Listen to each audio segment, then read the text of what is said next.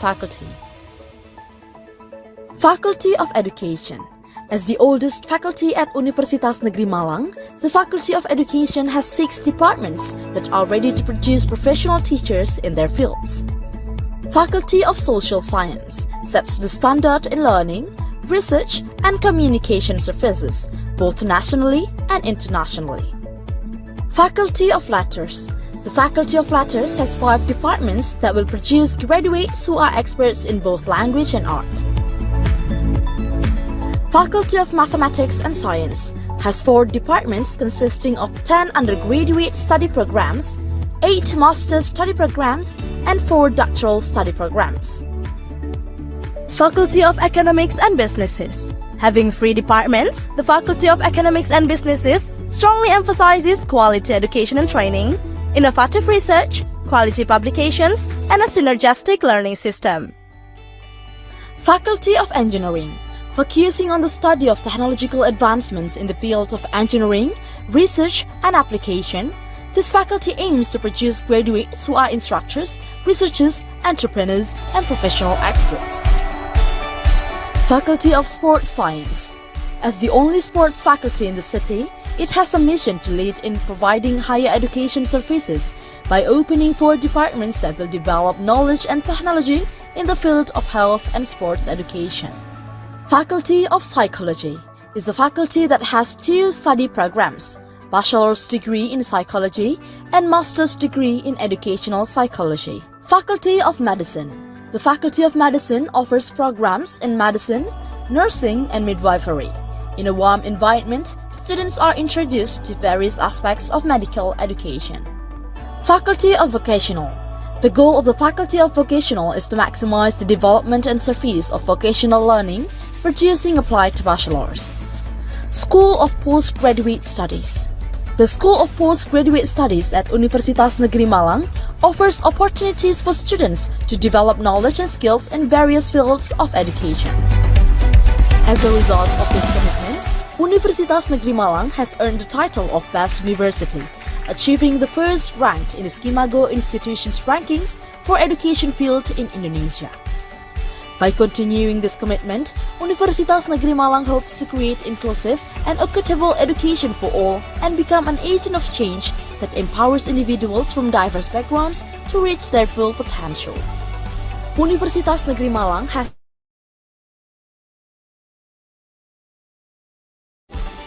with a determination to reduce its environmental footprint, UM adopts various environmentally friendly practices throughout the campus. UM also actively organizes environmental awareness programs for students and the surrounding community, enhancing understanding of the importance of environmental preservation and motivating real action. Because UM will continue to be a place where ideas are discovered and implemented to create positive change in local and global communities. UM excellent in learning innovation.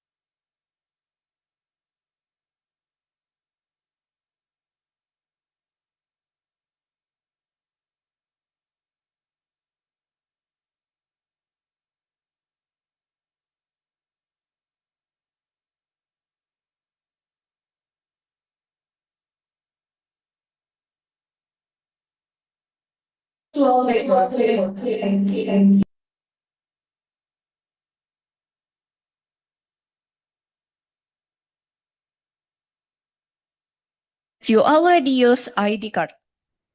Before we proceed, I'd like to inform our participants about health, safety, and conference regulation to ensure that the event runs smoothly, safely, and comfortably for everyone. The restrooms are located behind the conference hall. You may exit through the nearest left side door and proceed to the back of the room. The emergency staircase is located at the right corner after the main entrance. This venue also has several fire alarm stations. In the case of the emergency, please remain calm and follow evacuation sign to the nearest emergency staircase. Conference regulation for all on-site participants. Please switch your mobile phone to silent mode. Only avoid unnecessary conversation during presentation. Please wear your conference ID card at all time. For all online participants, please keep your microphone muted as invite to speak. Use your full name and invitation as your display name. Question may be submitted through the Zoom chat or during the question and answer session.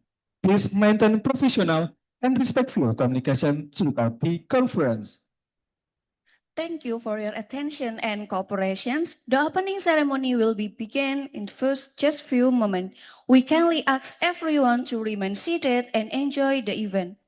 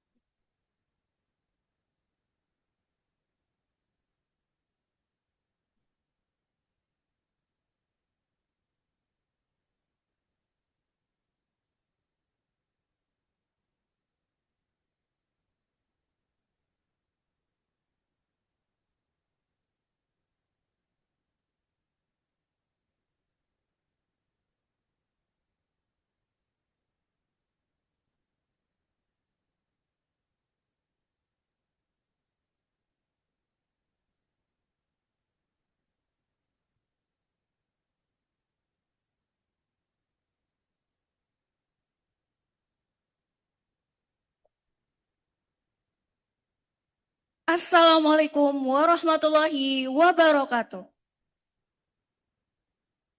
A very good morning to everyone.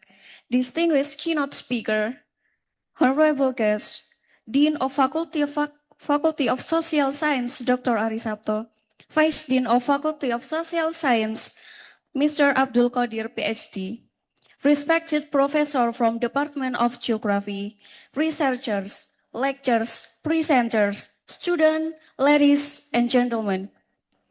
Welcome to the 5th International Conference on Geography and Education 2020.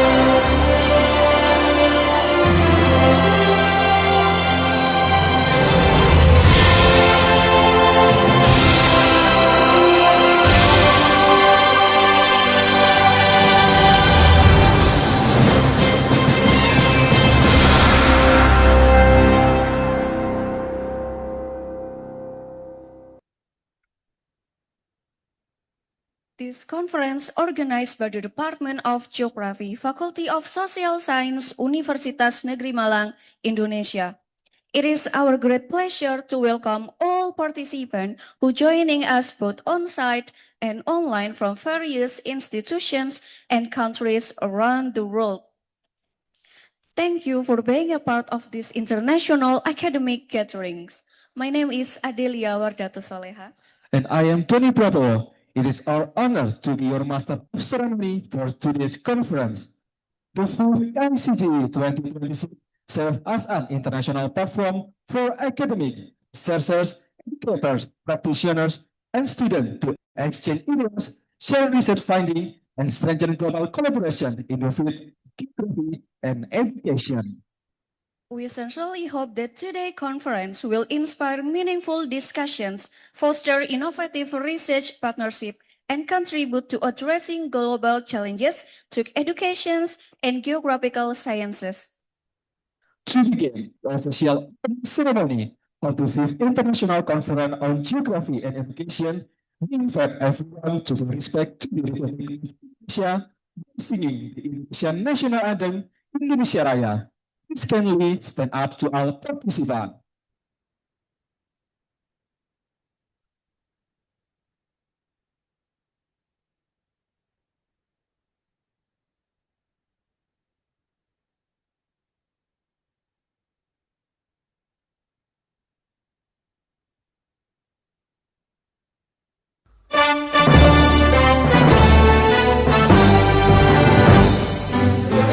Indonesia tanah air, tanah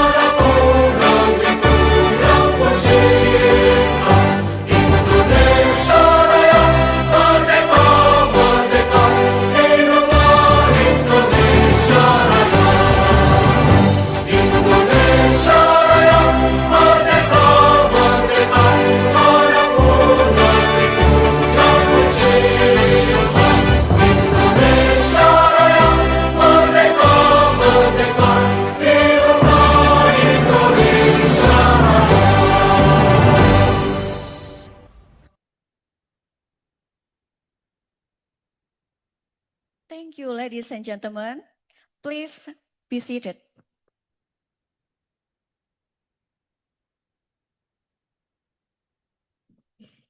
It is now our pleasure to invite the chair of the 5th International Conference on Geography and Education, Mr. Rifandi Pranandita Putra, Master of Science, to deliver his welcoming remarks.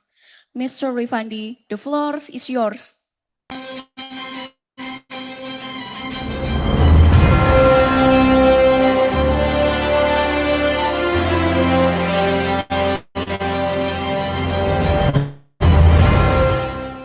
Tes. Assalamualaikum warahmatullahi wabarakatuh. Good morning, everyone. Dear distinguished Dean of the Faculty of Social Science, Universitas Negeri Malang, distinguished keynote speakers, distinguished invited speakers, honored guests, presenters, and participants joining us both on-site and online, and all ladies and gentlemen.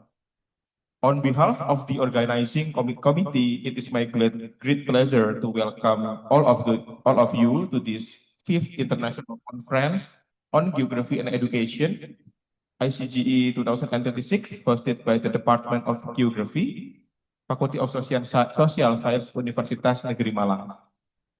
Thank you for joining us today, whether you are here in Malang or participating online from different parts of the world.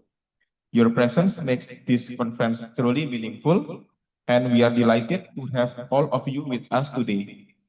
This year's theme, Bridging Science and Society in Geography and Education for Sustainable Development, reflects our commitment to connecting research with real-world challenges and promoting sustainable development through geography and education.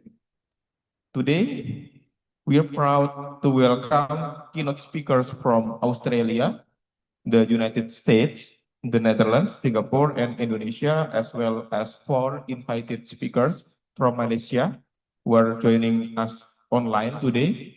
We sincerely thank them for sharing their expertise and valuable experiences with us.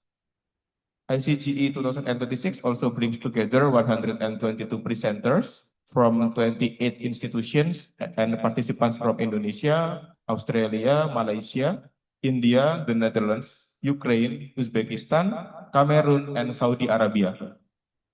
Our participants represent universities, government, and research institutions, including BRIN and the Ministry of Forestry of Republic of Indonesia, as well as the private sector. We hope this diversity will encourage meaningful discussions, new friendships, and future international collaborations. I would also like to express my sincere thanks to our reviewers, sponsors, organizing committees, volunteers, and everyone who has worked hard behind the scenes to make this conference possible.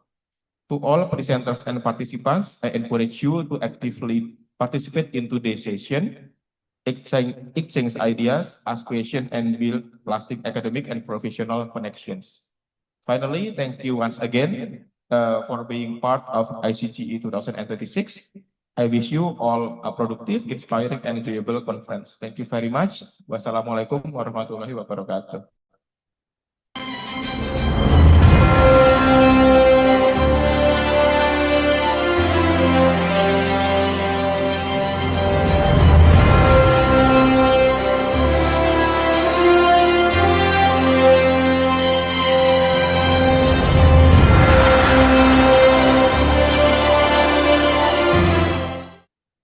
Thank you, Mr. Rifandi, for your warm and inspiring welcoming remarks. Ladies and gentlemen, it is our great honor to invite the Dean of Faculty of Social Science to deliver the opening speech. For Dr. Arisato, the floor is yours.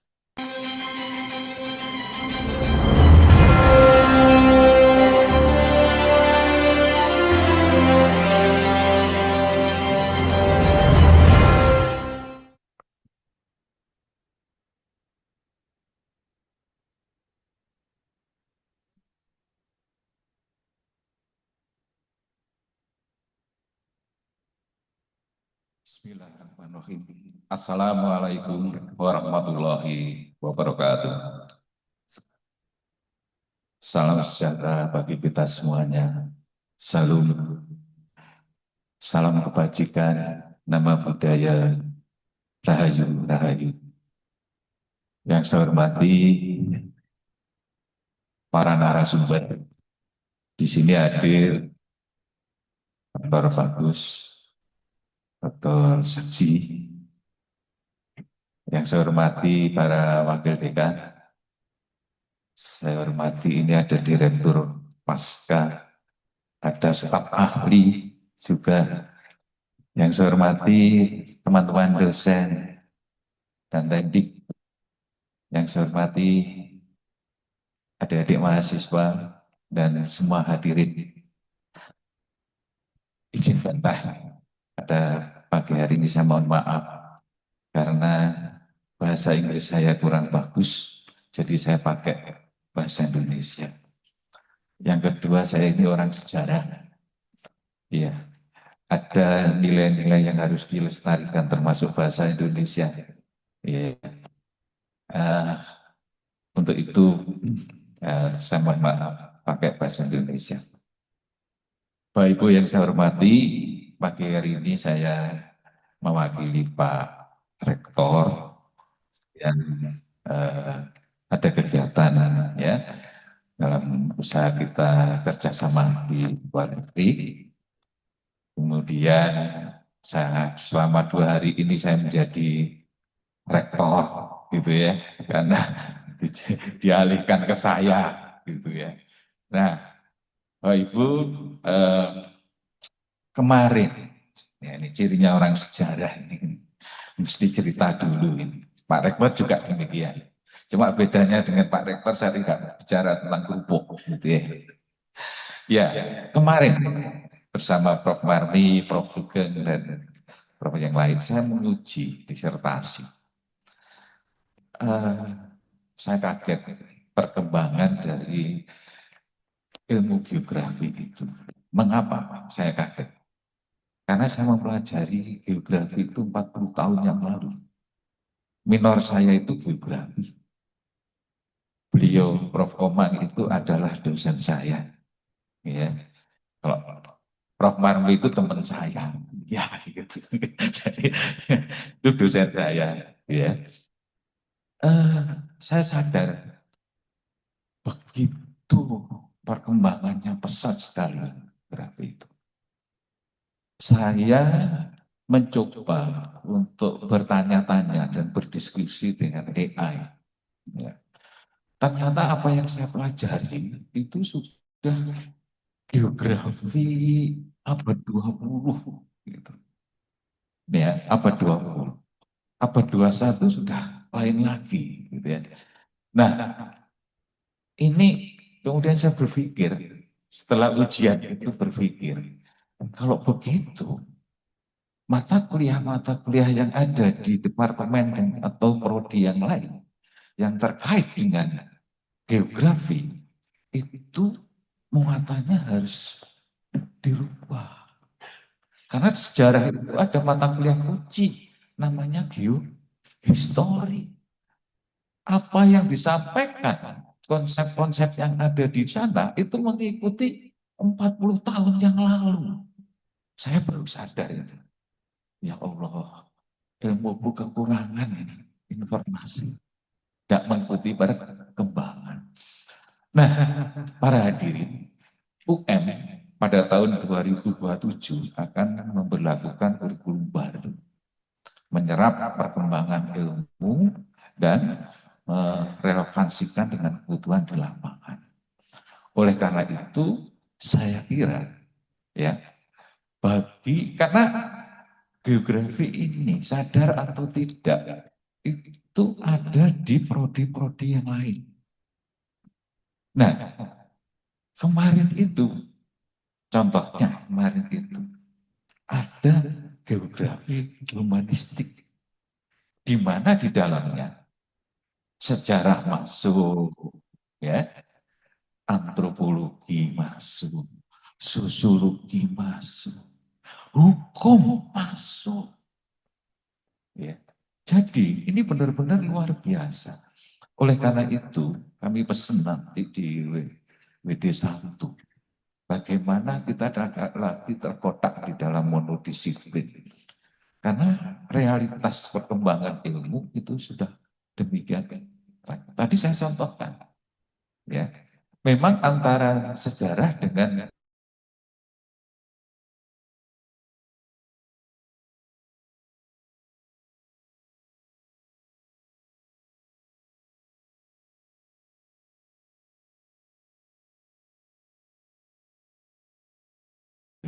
konsep teori masih menggunakan yang lama, itu yang tidak nyambung.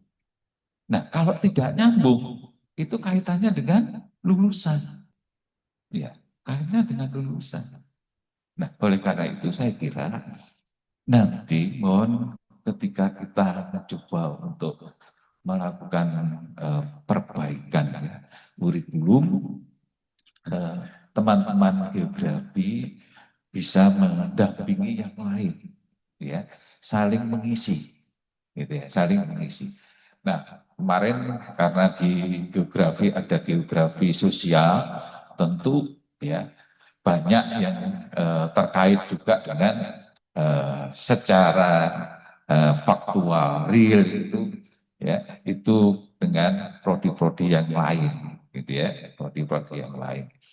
Jadi saya kira tema kita hari ini itu sangat relevan dengan program UN ke depan, ya, bagaimana revitalisasi kurikulum itu, ya, baik di yang ilmu murni maupun yang di pendidikan itu bisa terkait ya dengan problem-problem dan kebutuhan-kebutuhan nyata, menjawab itu, ya. Nah, itu sesuai dengan harapan kita di UM bahwa kurikulum yang dikembangkan tetap ya yang pendekatannya kapabilitas berbasis kehidupan dalam programnya itu akan sangat relevan saya kira untuk dilaksanakan, ya. Nah, jadi saya kira kita jangan melihat hari ini pemakalahnya, tapi bagaimana ide-ide yang berkembang pada hari ini bisa dikaitkan dengan kebutuhan UM sekarang ini, di mana interdisiplin itu ya dalam bahasanya kurikulum itu kan transdisipliner, itu menjadi kebutuhan yang tidak boleh tidak sekarang itu, ya, nggak boleh tidak, ya. Nah, dengan demikian nanti saya kira kita akan menghidupkan kembali transdisipliner dan geografi harus siap menerima mahasiswa-mahasiswa dari luar program studi atau departemen geografi, ya, geografi, karena sangat-sangat relevan itu untuk itu, ya. Baik yang saya hormati, saya kira ya untuk perkembangan ke depan itu dan untuk peningkatan sumber daya manusia, apa yang menjadi dampak dari seminar internasional ini, saya kira sangat nyata ya, yang tadi sudah disampaikan bahwa kebutuhan untuk peningkatan diri, pengembangan diri itu sesuatu yang memang diharapkan oleh lembaga ini dalam kerangka bagaimana kita bisa mengimplementasi program internasionalisasi. Saya kira begitu dari saya, mewakili Pak Rektor dan atas izin dari para hadirin seminar internasional untuk geografi ya pada hari ini secara resmi kita buka dan kita mulai. Mohon maaf jika di dalam penyambutan pelaksanaan dari acara ini mewakili teman-teman geografi ada yang mungkin kurang kurang berkenan. Dan ini satu momen yang luar biasa karena FIS pada tahun ini ada 4 seminar internasional, ya. Karena keinginan saya ya untuk bisa FIS ini bergaung di tingkat internasional sesuai dengan visinya menjadi rujukan dan perguruan untuk tingkat internasional dan nasional. Saya kira wassalamualaikum warahmatullahi wabarakatuh. Thank you, Dr. Arisapto. Please stay on the stage.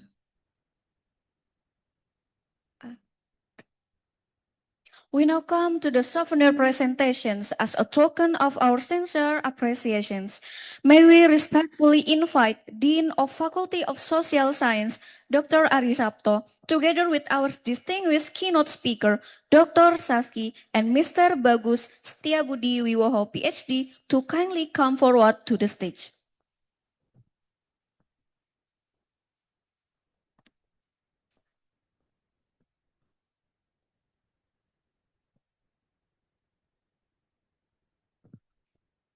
For the first souvenir, Dr. Arisapto, please deliver souvenir to Dr. Saski.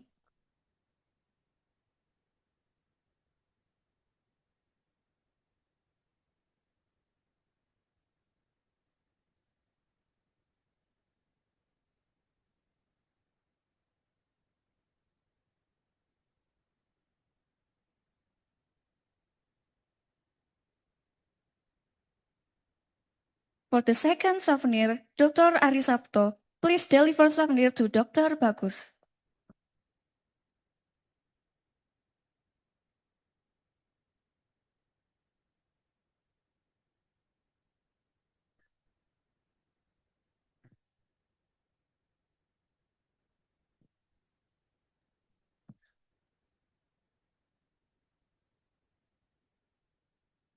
Dr. Arisapto, please stand on the middle of the keynote speaker for the documentation sessions.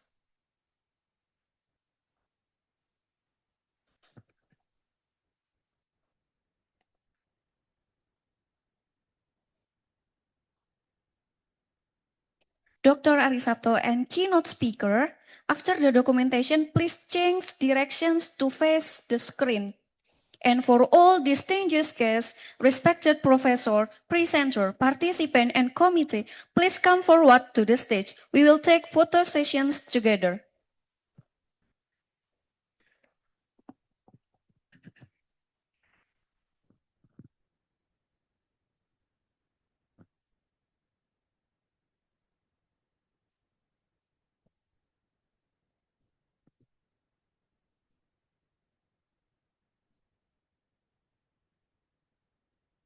For the online participant, please turn on your camera and use our official virtual background.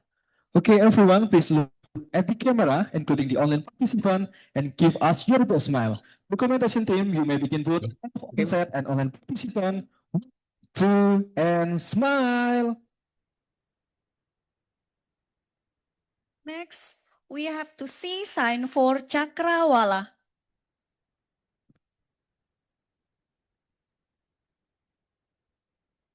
And the last one is one side for the the only one.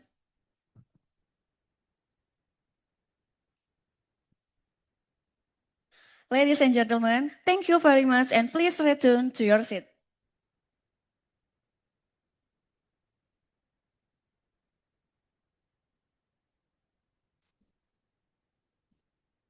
To conclude the opening ceremony, let us invite Dr. Fahri Ahwan Ihsan to lead the prayer. Dr. Fahri, the floor is yours.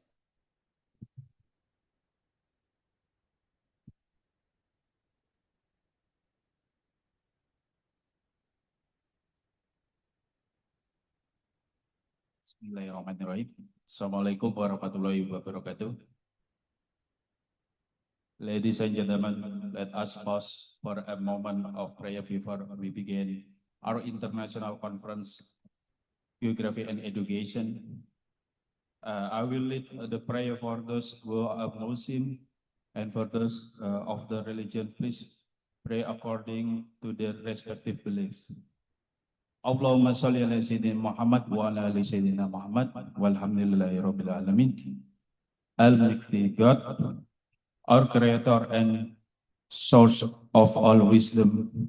People all heads in gratitude as we gather here from diverse nation and background for this international conference.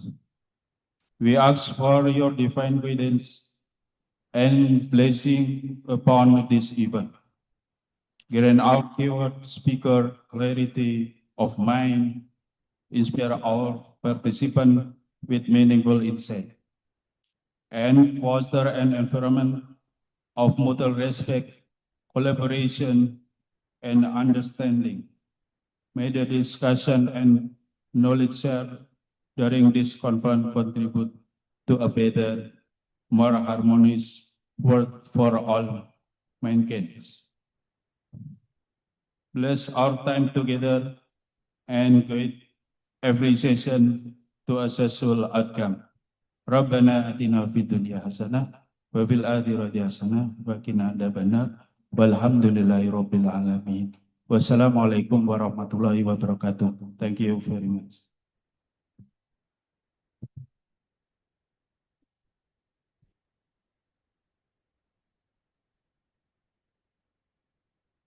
Thank you, Dr. Fahrudi, for leading us in praying moment.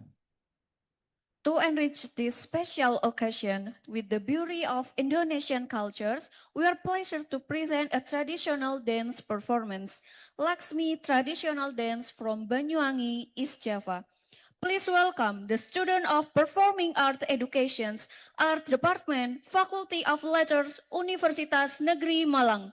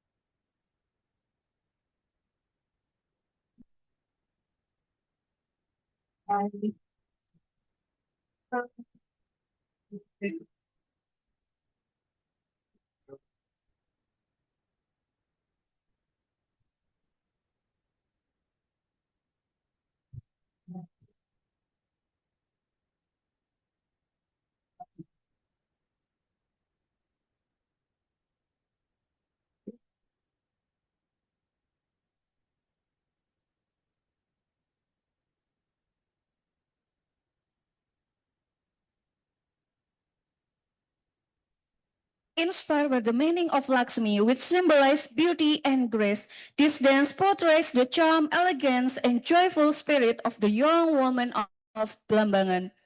Though its graceful movement, Lakshmi dance reflect inner beauty, harmony, and positive energy that bring peace and happiness to those around them.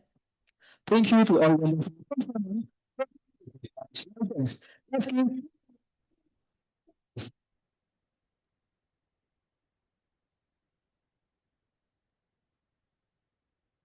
Ladies and gentlemen, we now move to the main presentations, question and answer sessions with our online keynote speaker. to moderate session. We'd like to invite Mr. Adia Azam PhD to session. Dr. Adia, the floor is yours.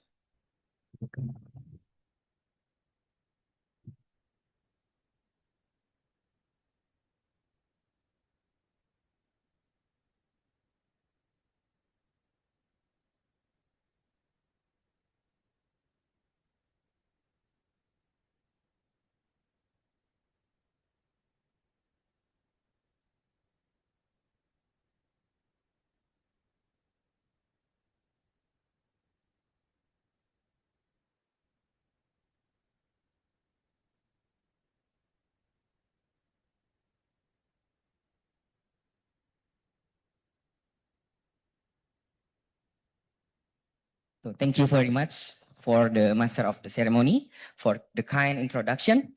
So Assalamualaikum warahmatullahi wabarakatuh. Selamat pagi, salam sejahtera bagi kita semua. Om Swastiastu, Namo Buddhaya, salam kebajikan. So before we begin, may I first ask everyone here in the conference hall, can everyone hear me clearly? Thank you very much. So it's wonderful. And for our participant joining online, if you can hear me clearly as well, please feel free to give us the thumbs up reaction or type yes in the chat. Yes. Is that Yes, clear. okay? So excellent. Thank you very much for the reaction. And good morning once again, distinguished keynote speaker, honored guests, respected colleagues, ladies and gentlemen. So it is a pleasure to welcome everyone joining us here in the conference hall at the Universitas Negeri Malang, as well as participants attending virtually from around the world. So My name is Adi Azhar Fauzan, and it's my honor to serve as the moderator for this keynote session. So during the next 90 minutes, we will have the privilege of hearing from two distinguished international scholars whose expertise will undoubtedly enrich our understanding of geography, climate, and environmental sustainability. So, before we begin, allow me to briefly explain the flow of today's session. Each keynote speaker will have 30 minutes for presentation and followed by 15 minutes for question and discussion.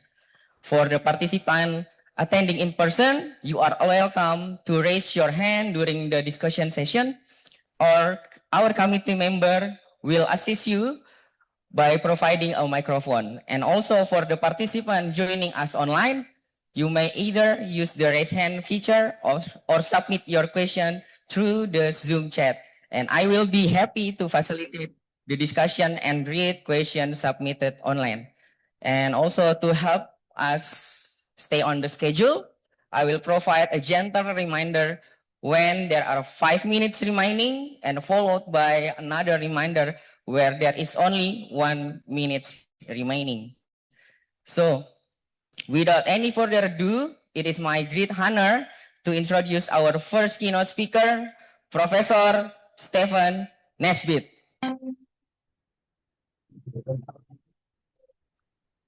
Okay, well, can you hear me okay?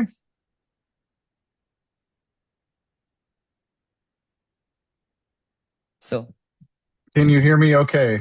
Give me a thumbs up if you can hear. Okay, we can clearly hear you, Professor Nesbitt. Perfect. Thank you very much. Well, greetings, and I thank you very much for the invitation to speak to your conference today. Greetings from the University of Illinois in the United States. And today I'm going to be talking about an important topic in urban climate and talking about how to make cities more resilient to climate extremes. And in particular, I'm going to be talking about understanding and building resilience to flooding in a city that is close to our hearts here in the United States, Chicago, but a city that provides a template to hopefully build climate resilience across the globe in cities that have issues with water extremes. So I'm Steve Nesbitt. I'm a professor here in the Department of Climate, Meteorology, and Atmospheric Sciences here at the University of Illinois. And I want to acknowledge funding for this project from the United States Department of Energy, who, under the previous administration, funded a set of 6 different projects to study urban climate extremes and impacts on people within the cities. So where we're going to go in this talk, I'm going to talk a little bit about the importance of urban climate studies, and then I'll talk about our project, which is called CROCUS, stands for Community Research on Climate and Urban Science.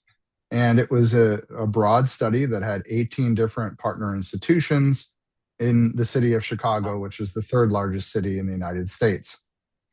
Then I'll talk about some specific measurements that we took in different field campaigns to try to understand extreme climate and impacts on the city.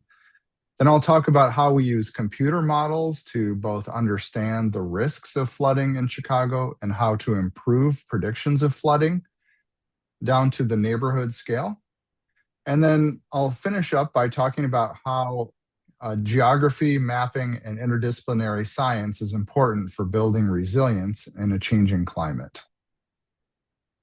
So, in the United States, we are a very urban country, even though when you think about the United States, you think about agriculture, you think about mountains, but our cities are also very important.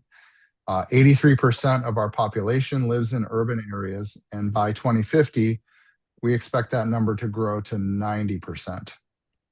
Now, climate varies significantly, and extreme weather impacts very significantly across the cities. This is both due to the infrastructure that exists across the city. We have cities in the United States that are very dense in their core, and then become less dense in their outer regions. Some people call this a suburban region. But even within cities, you have variations in income, in infrastructure, in protection from civil authorities. And that means we need to understand the risks at a very small scale.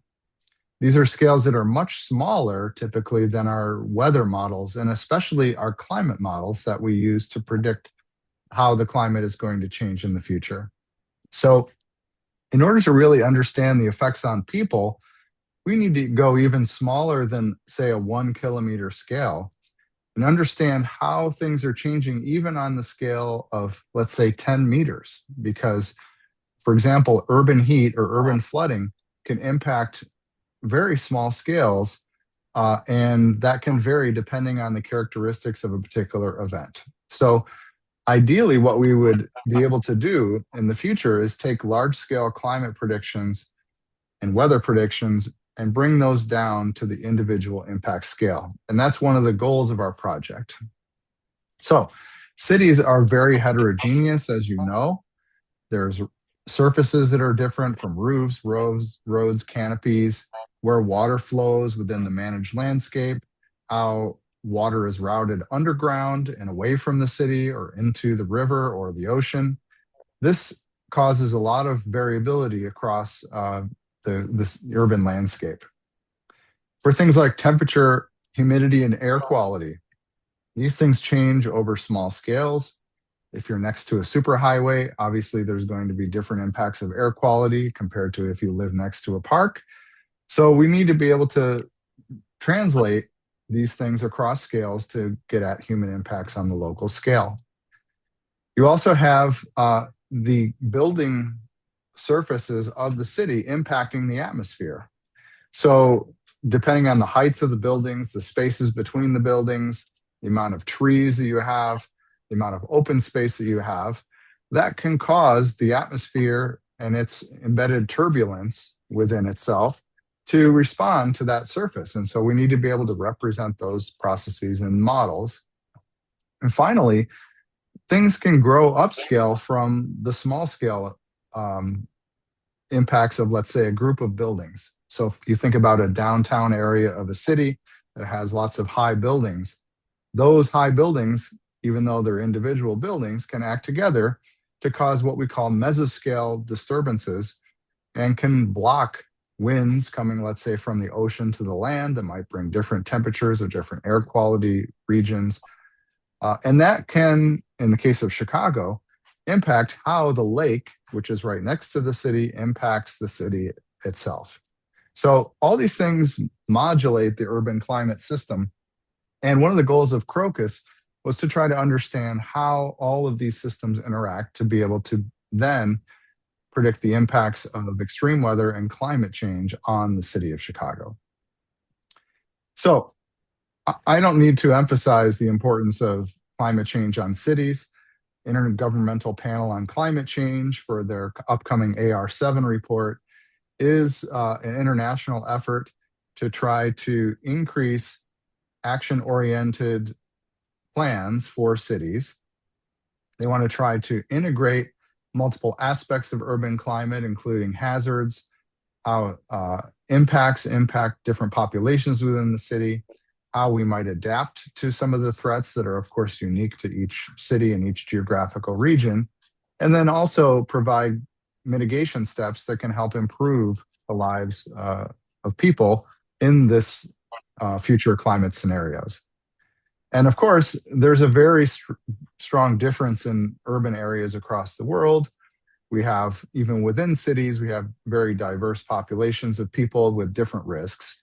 And we want to try to ultimately create scientific knowledge that is going to be applicable across these different diverse types of cities across the world. And so this group is currently working on their next version of their report. There's a lot of impact assessments going on right now, taking the new versions of the climate models that are being run for the next AR assessment report, and then using the knowledge of urban climate to hopefully provide better guidance for stakeholders and governments to build a more resilient global system. But what do we have to deliver here? Well, really, I'm an atmospheric scientist, I'm a physical scientist.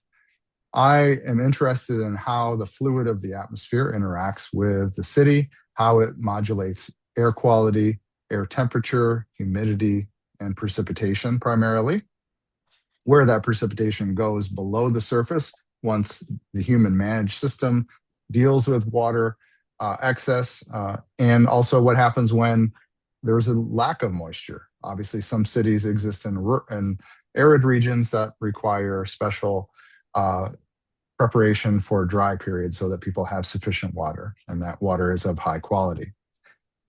In addition, there's interdisciplinary science and risk assessment to understand how the climate extremes impact humans, infrastructure, and the economy. And what mitigation and what preparation can cities do to make sure that the interventions that we invest our money into can help people across the entire spectrum of our population, right? So not only is what I'm doing important, the physical science, but also understanding the hazards, plus the exposure, plus the vulnerability, so that we can really start to reduce risk across the world for people in urban areas.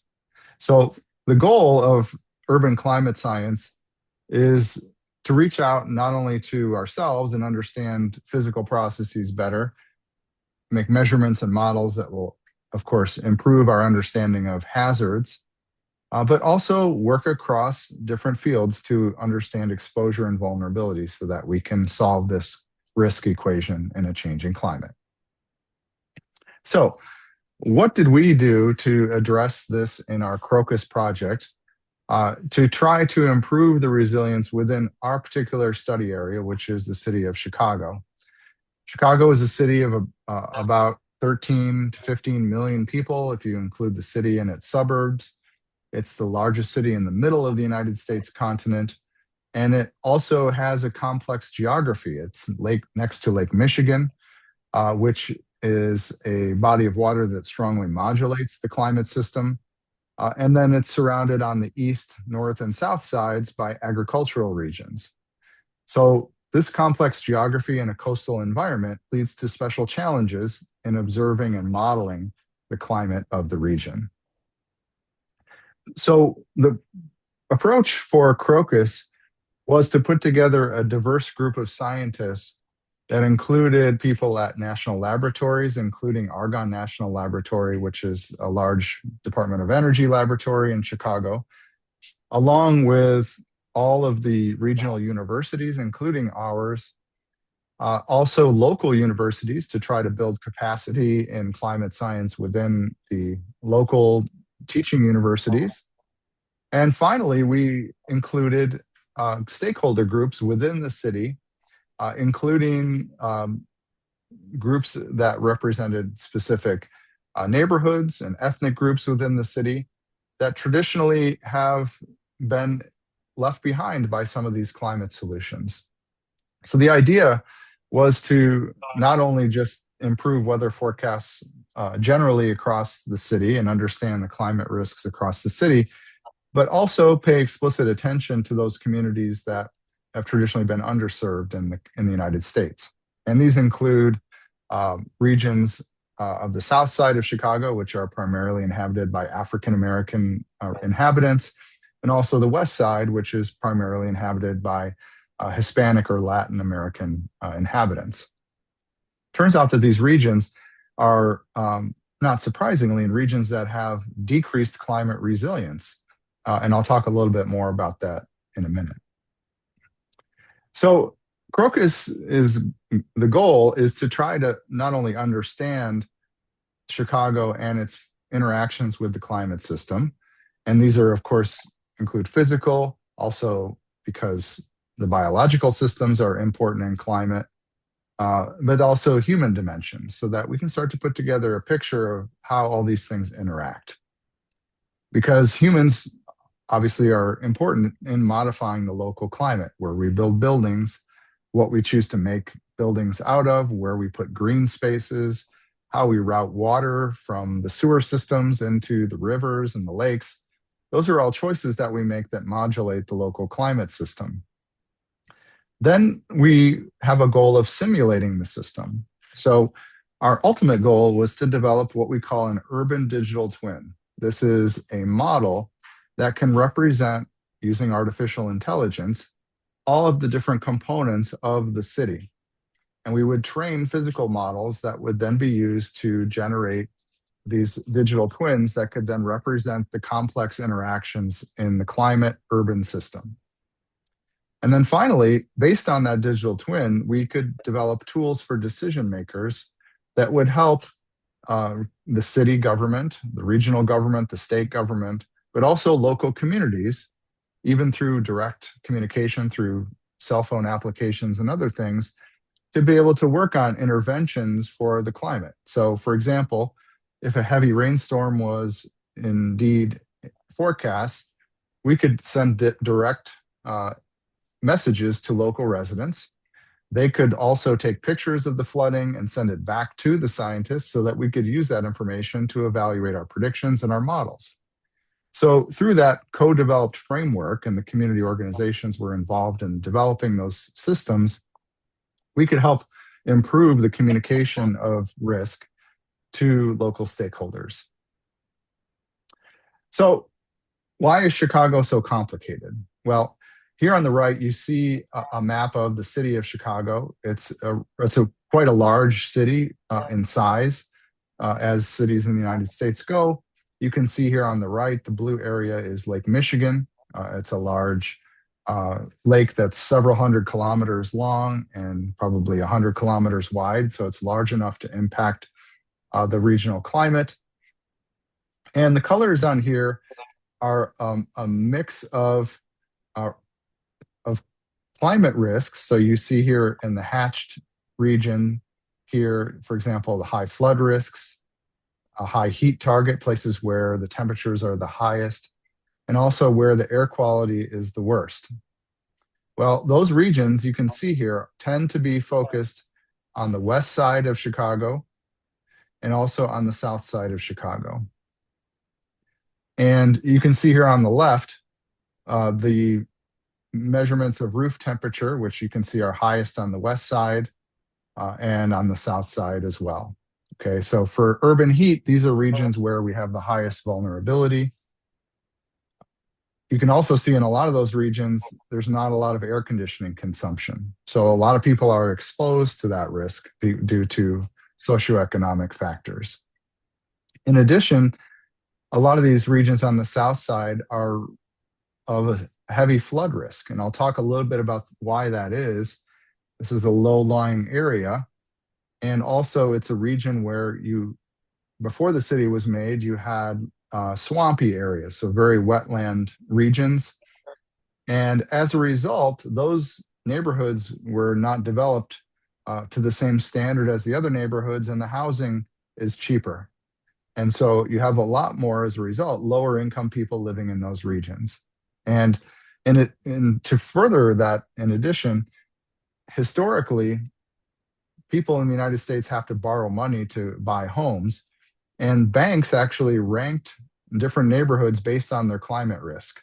And it turns out that these very regions that were deemed hazardous due to climate risk were the ones where people had trouble getting money to borrow to purchase a home. So socioeconomically, that led to poorer groups moving into those neighborhoods, and you had those people exposed to the most climate risk. So in order to get at some of these risks, as I mentioned before, the risks are local. We need to take these large-scale models and bring them down to the scale where people can assess that risk from that coarse scale resolution. So we need to take all the input data that we get from, let's say, a weather model that's run at 3 to 20 kilometers resolution, or a climate model which is run at 25 to 100 kilometers resolution, and learn the knowledge to be able to take that information and bring it down to the neighborhood scale so that we can address the risks that I showed you on the previous slide. So in order to do this, we have choices that we can make. We can either run very computationally expensive models that take, for example, the meteorology and break that down to a scale on the neighborhood scale. That's very computationally expensive, but it can do the job. But now we have the option of actually doing this in an artificial intelligence framework. So we can take fine scale information and do things like use transformer models to take that coarse scale resolution and bring it down to the neighborhood scale. And that's the idea of the digital twin, where we take weather and climate information on the coarse scale and bring it down to that finer scale. And we've done some of this, and I'll show you some of the results here towards the end of my talk. But in addition, we have to have observations as well to both drive the models that we run and evaluate the models that we run as well. And we have to be able to do this on a smaller scale than our traditional observing network in the United States, which is heavily distributed according to where we have airports. So as part of this project, we installed 11 weather stations from north to south across the city of Chicago. We also introduced new stations around the outside of the city. These were relatively low-cost weather stations that you can see a picture here in the upper left, where we instrumented these sites with traditional weather information, measuring temperature, humidity, winds, also air quality and precipitation. And by taking this detailed information, we can start to look at how the climate varies across the city. To get even at farther or smaller scale and get additional information, we conducted 2 field campaigns that brought both precipitation and temperature sensing and air quality sensing to fixed and mobile deployments across the city.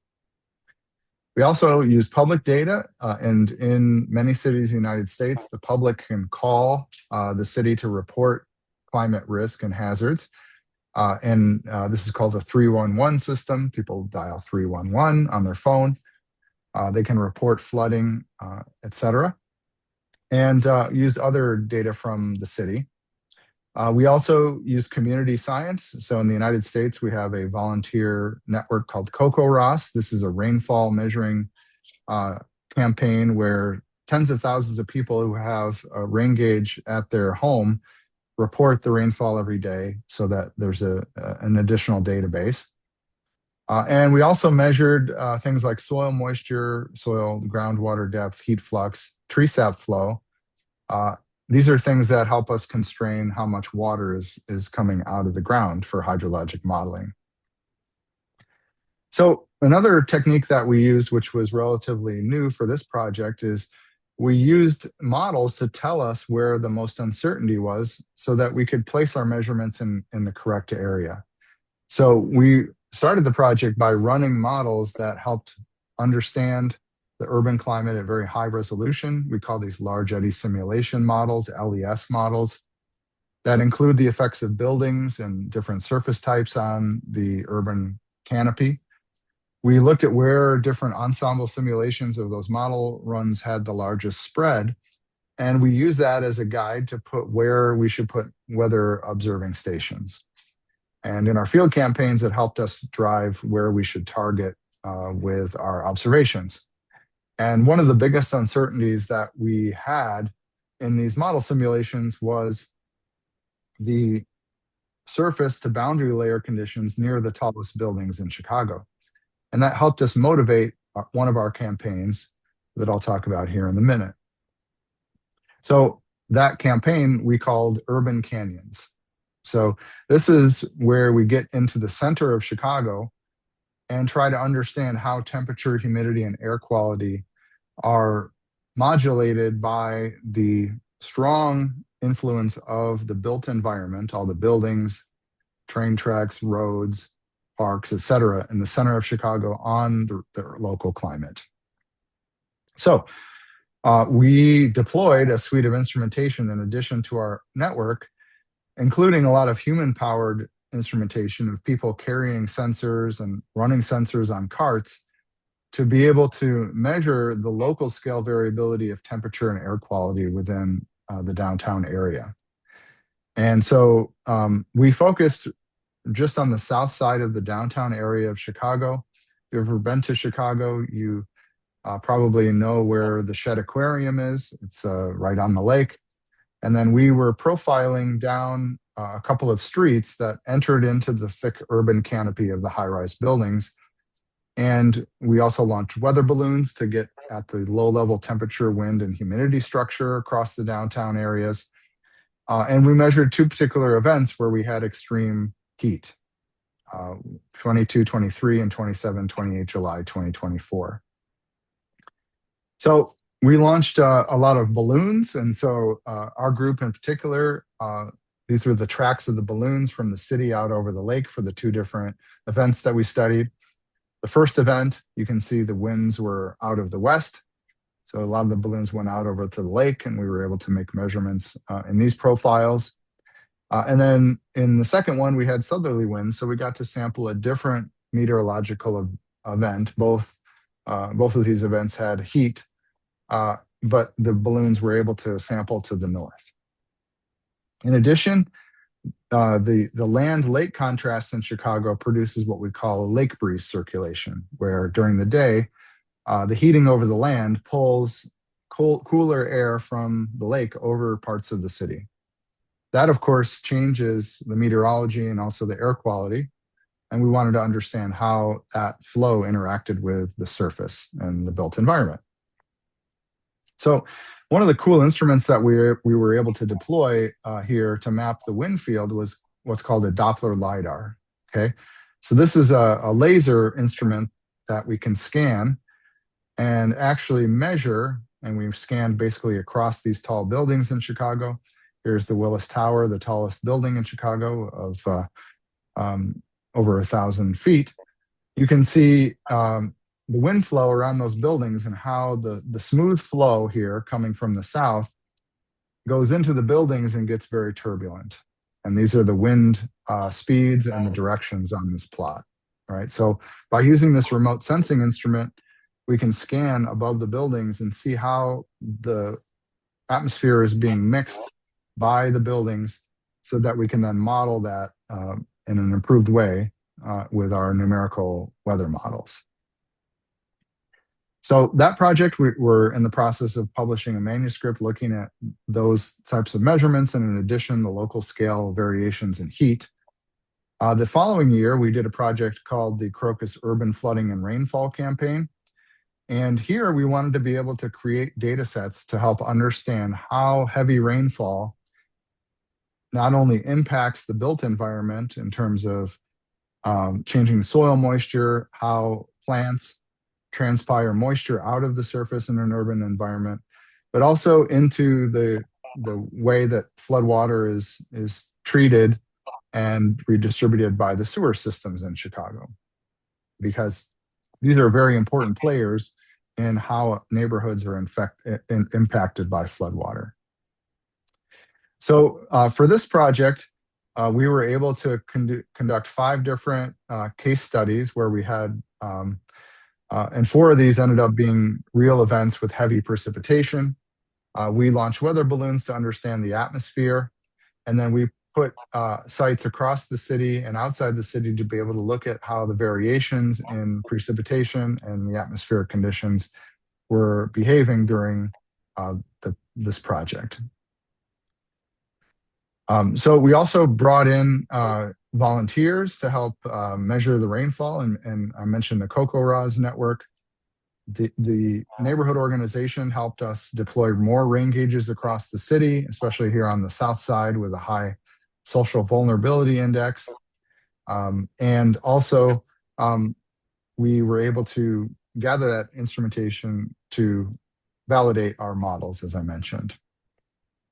So what did we get during the project? Well, unfortunately, as sometimes happens, we had a relatively dry period for the first part of the project.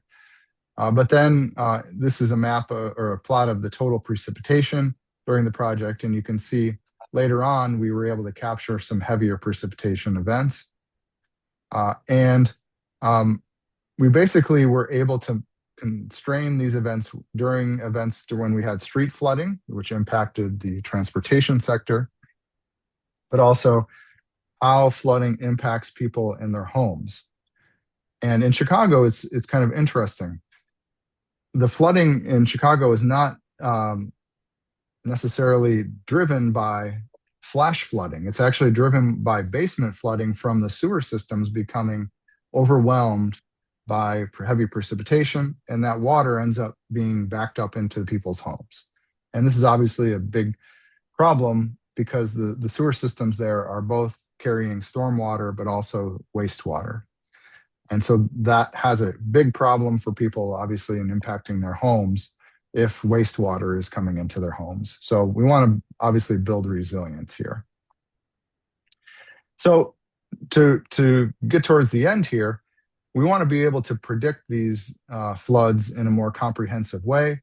But the challenging part is the urban landscape is very complicated, right? A traditional hydrologic model will represent natural flows into a river, and a flood is modeled knowing the physical characteristics of the river. But in the city, you need to understand how water is routed through the built environment and interacting with the infrastructure.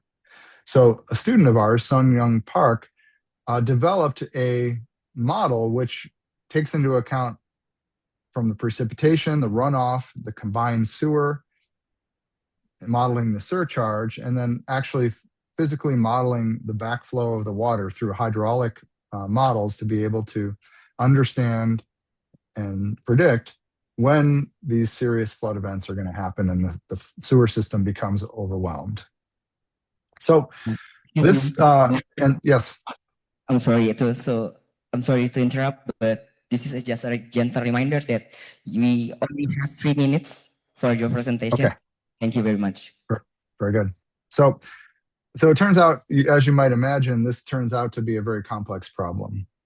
And so if we were to run a traditional model, this would require, and run it on an ensemble so that we have robust uncertainties.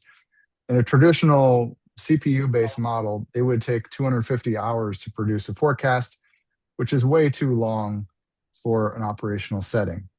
But you really only have 1 to 3 hours of weather predictability. So we were able to do this by simplifying the problem and, first of all, understanding the differences between the street flooding and the basement flooding, basically being able to predict these things with the correct lead time. Understanding how different weather patterns and antecedent soil moisture impact the likelihood of flooding. And we were able to show that different types of storms, whether they're isolated or widespread or long-lived, impacted the flood prediction in a significant way. So we need some meteorological knowledge to be able to improve our risk forecast. And then also trying to understand the impacts of soil moisture before the event and after the event.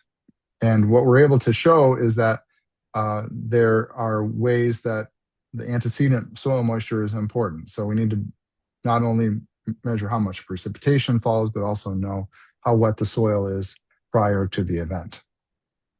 And then we were able to develop a digital twin that used artificial intelligence to speed up our forecast by 40 times. And so we can run operational forecasts now in 20 minutes instead of 200 and some hours. So this really shows the power of artificial intelligence by generating a simpler model that uses AI. We can operationally warn people using a relatively sophisticated approach. So just to wrap up here, I'll just say a few words about the importance of interdisciplinary science on urban climate. And I've talked about all of these inputs into how one raindrop can impact all of the people in a city. But in order to do this the right way, we need to work with people across disciplines, including the stakeholders and the people in the city, share all the information with people, and also build the academic environment so that we can work together and integrate all of our knowledge instead of staying in our individual silos. And we wouldn't be able to do this project without a strong component of geographic information science and the history and the human dimension of how Chicago came to be today as it was impacted by its history. And hopefully by using that information, we can better predict its future. So for summary items, risk is a product of exposure, hazard, and vulnerability. Models are important for understanding the risk. By putting our technology together, we could solve the operational forecast problem for flooding, and we were able to validate that with specialized measurements. So with that, I'll thank you. If you would like further information, we have several websites that you can use to access our publications, our data, our code, and I'll leave it for any questions. Thank you very much. So, thank you very much, Professor Nesbit, for your very valuable presentation today. So, but I would like to ask you how is doing in the evening in Illinois, because in Illinois it's evening, right? That is correct. Great. So it's still right now. It's summertime. I would say outside it's about 28 degrees Celsius and very humid. The agricultural regions around us are the corn and soybeans are very mature, so they're pumping lots of water in the atmosphere, and it probably feels a little bit like the tropics where you are. Yeah, it feels like a sauna might be, right? That is correct, yes. Yeah, but okay, thank you.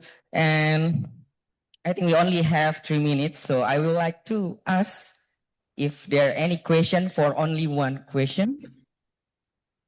Is that from the Zoom might be, or in this hall? So, okay, so I think there is no question. So I would like to ask,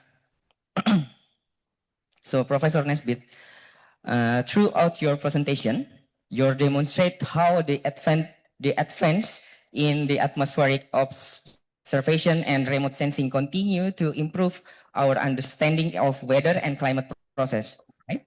So in your opinion, what do you see as the most promising research direction in atmospheric science over the next decade, and particularly for early career researchers like me? Thank you. Yeah, that's a great question. I think everybody that I know of is talking about the future of artificial intelligence and how its potential strengths, weaknesses, and possible dangers could impact everyone. And of course, this is a very complex topic that could probably be an entire hour or more to talk about. But I think the interest and the possibilities of artificial intelligence are exciting and both scary at the same time. So I think we need a lot of smart people and young people thinking about this problem and how we can use it for societal benefit.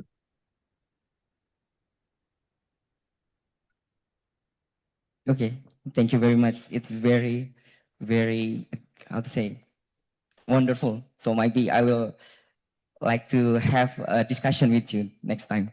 So yes, yeah, thank you, Professor Nesbit. But I see in the commentary chat there is a lot of question, but unfortunately the time is limited to us.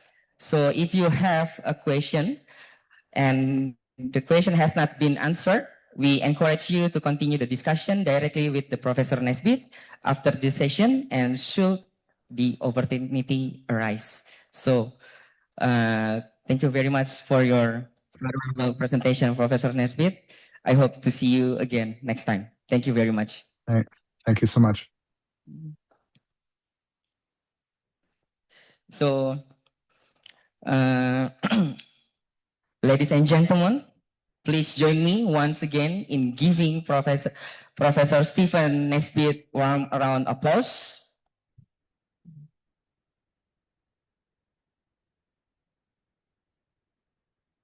Okay.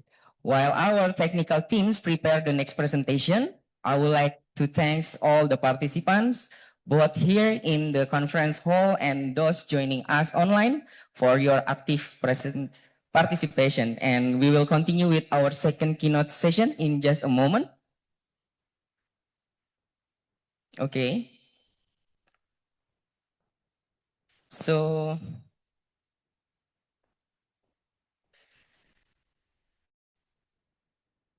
we will wait for the team to change to the second presenter. Okay, so this is now my pleasure to introduce our second keynote speaker, Dr. Nevanka Bulovic.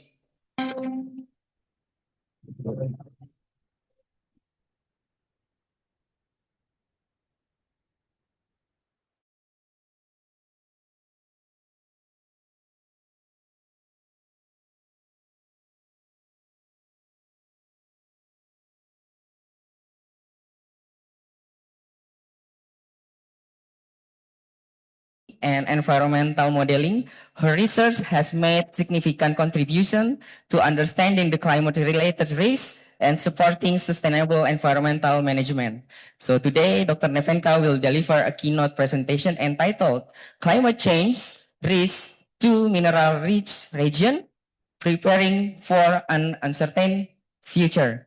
And before we begin, I would like to share a brief update with all the participants because Dr. Nevanka was originally scheduled to join us here in Malang and deliver her keynote presentation in person, but unfortunately, shortly before her departure, she received medical advice to not travel.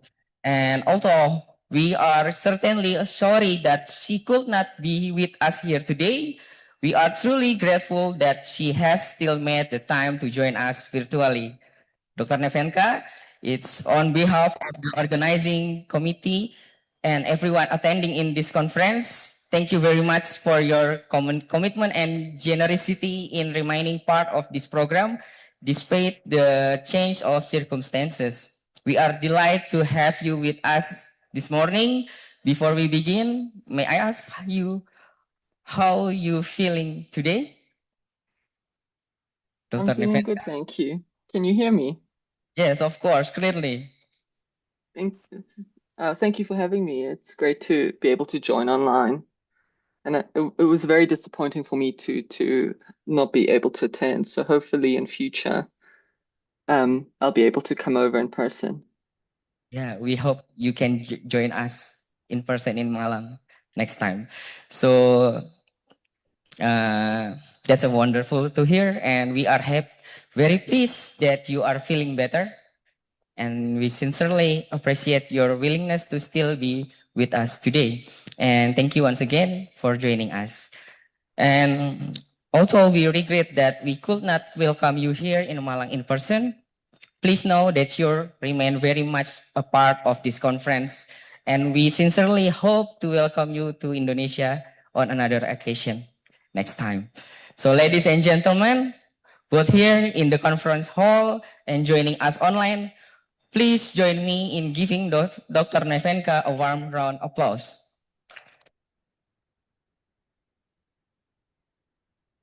So, Dr. Nevenka, whenever you're ready, the floor is yours. Should I share my screen? Is that how it works? I think our team will share the presentation. Okay, so I'll wait. Yeah.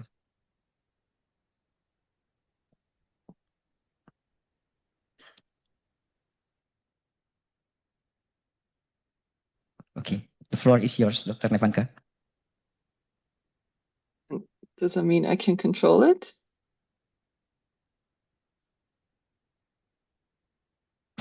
Just say next and you can control it? I'm not sure. Not sure? I'd like to go back. Please go back to the first slide. Okay, thank you. Just say next and our team will be direct the presentation. Is it not possible to get access to click myself? So you want to share by yourself? Oh no, it's not. I can normally get maybe a control. Okay, we're working in here. Please wait. Is that possible to control? Oh, okay. Please wait, Dr. Nevanka. Thank you. So what time is it in Australia right now? 20 past 12, lunchtime. 20? Past 12. Okay, 20 plus 12. It's Oh. lunchtime now, more or less. It's still summer in there or already going to? Not yet? No, we're in winter. Okay. But winter in Australia is not that cold, depending where you are. How was the temperature? How 20, 30? No, where I live, maybe 15 maximum, and about 0 at night. I see. So, is Aha, I think I have control. you can control Thank that? you very much. I think so. Okay. So the floor is yours, Dr. Nevanka. Okay, thank you very much. Thank you for that kind introduction.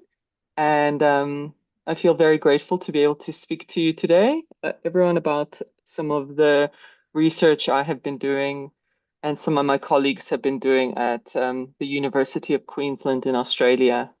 And something in particular, I guess, to note here is that I work at the Sustainable Minerals Institute. So that's a research institute at the university that has a very strong focus on mining and the mining sector and trying to ensure environmentally responsible resource development.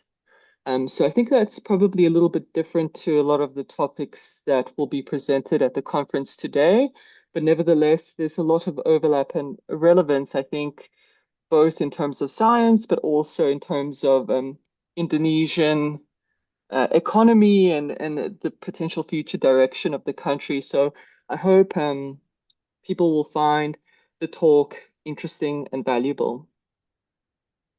So yeah, today the topic I'll be presenting about really is going to look at this intersection of mining development, how it fits in terms of the climate change risks that we'll see into the future, and also in terms of the shifts towards decarbonization and the regional impacts that will be felt by the communities where all of this is happening.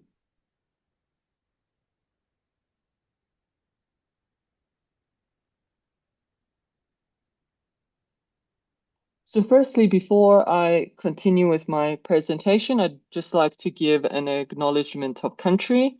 The University of Queensland acknowledges the traditional owners and their custodianship of the lands on which we meet, and we pay our respects to their ancestors and their descendants who continue cultural and spiritual connections to country. We recognize their valuable contributions to Australian and global society.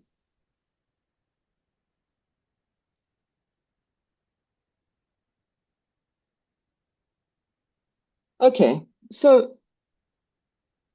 I think we're all very familiar generally with climate change and the importance of reducing greenhouse gas emissions to try and mitigate impacts and move towards a more net zero kind of future.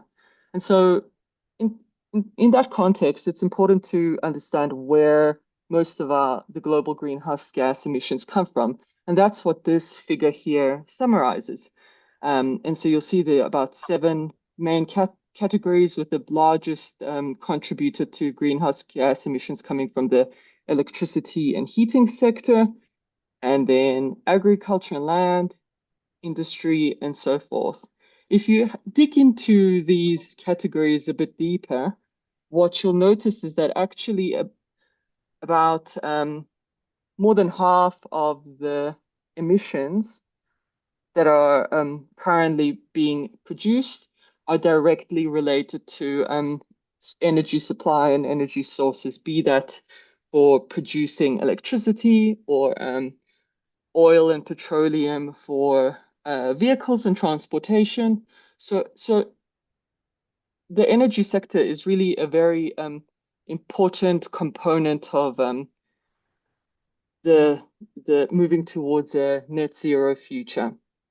And so if we want to, as a society, really move towards that future, what that means is that we'll have to move towards more low emission renewable technologies. And that is things like solar panels and wind turbines, electric vehicles, battery storage, things that have been in the media a lot and things that many of us are quite aware of. But that comes with its own challenges because the resources that we need to develop these sort of clean energy technologies are quite different and quite intensive to what we've been extracting up till now. And so that's what this plot here shows. This is a plot generated by the International Energy Agency that's trying to project mineral demand for a clean energy future. And so here what it's showing you is the typical mineral demand for these clean energy technologies from 2010, what that looked like in 2020, and what they're predicting it will look like in 2030 and 2040, depending on the ambition of our transition. And so this figure is really showing us that the demand for these minerals that we need to make wind turbines, to make solar panels and so forth will go up by 2 to 4 times to even 6 times by 2050 if we move into this sort of low emission energy technology world. And that's just talking about the total mineral demand. If you dig a little bit deeper, there's certain minerals that come up that are especially important, things like copper, lithium, cobalt, nickel, and so forth. And some of these, the demand for them will go up by 40 to 60 times in the current day, right? And so what that really means is that we will have a large, if we want to move to the future, we will have a large shift in terms of the kind of extraction that will be necessary to supply those minerals that are required. And so here is a nice figure that's trying to show that. And this is particularly targeting 3 metals, so lithium, cobalt, and nickel. And these are 3 that are especially important to build battery storage and electric vehicles. And the top plot shows us what that picture looks like at the start of this decade in 2022, and where the major producers are of those different metals.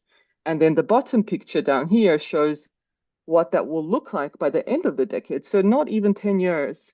And what you can see is the number of bubbles has gone up. You can see that especially in Africa, even the Americas. And another really interesting point is the importance of Indonesia and how much the nickel industry is expected to grow in Indonesia to meet these demands for low emission technologies.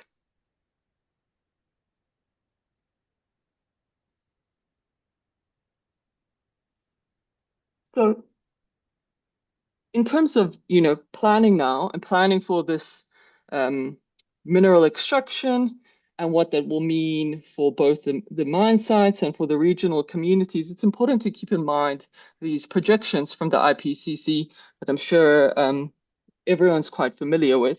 But there are a few things here that I particularly want to point out. So if we look at, we're currently sitting around here on this plot, and you can see the approximate global surface temperature that we have in the current day. And then based on the projections, these temperatures will continue to go up even under the best sort of emission scenarios. So what I'm talking about are these scenarios of light blue, dark blue to orange. These are low emission scenarios to moderate emission scenarios. So that's really important to keep in mind, because what that says is that we'll have potentially a ramp up of industry to try and deal with the greenhouse gas reductions. But in the meantime, global warming will at least continue in the near to medium future. And so all of these industries and regions have to be prepared both for the impact of climate change and for the impact of this development.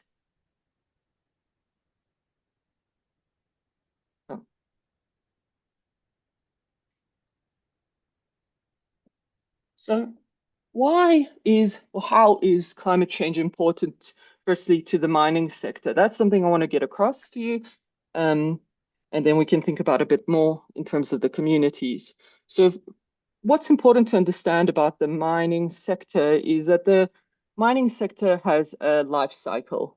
So mines typically will exist from 50 to 100 years, some are a bit shorter, and they'll take this trajectory, most of them. So they'll start at exploration. This is when they're looking for the metal. If there's enough metal or a resource that's been found, oh, oopsie.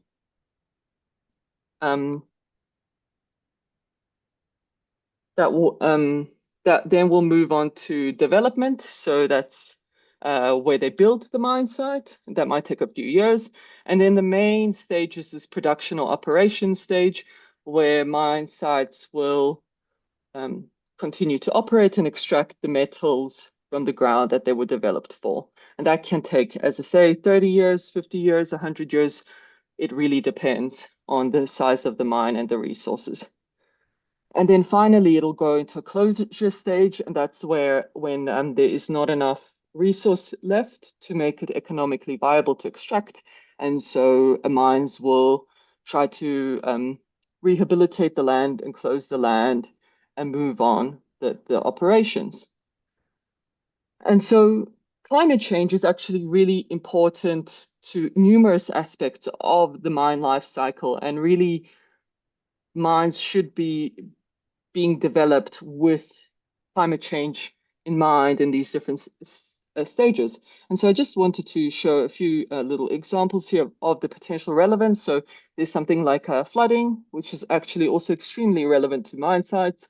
And that's because if we have, let's say, changes in flood frequency or increases into the future, if mine sites are more likely to have some operational outages where they get shut, and so then they lose financial income because they can't operate during those periods.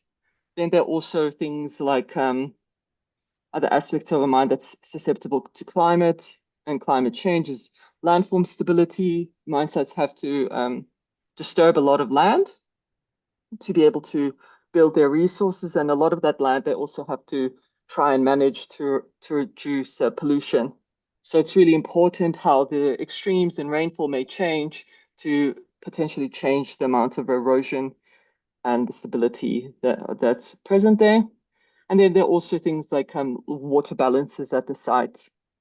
And that's important both in terms of water supply for them, making sure that they have enough supply, but they don't have too much water to become a source of pollution to the surrounding environment.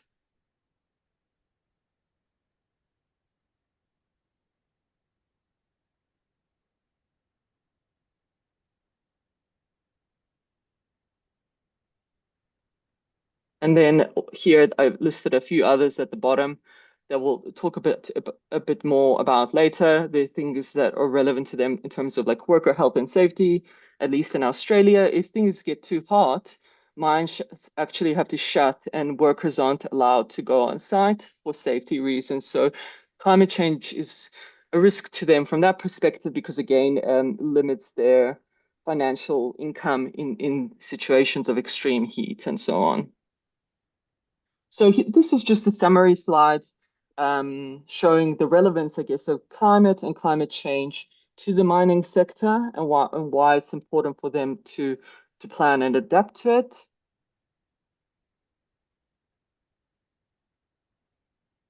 But just as importantly, and even more importantly, I'd argue is, the surrounding communities where these mine sites will particularly be developed to help fuel our net zero future, they're going to be left to contend with both the impacts of mining development on its own, and then the additional impacts that may come from climate change in addition to that mining development.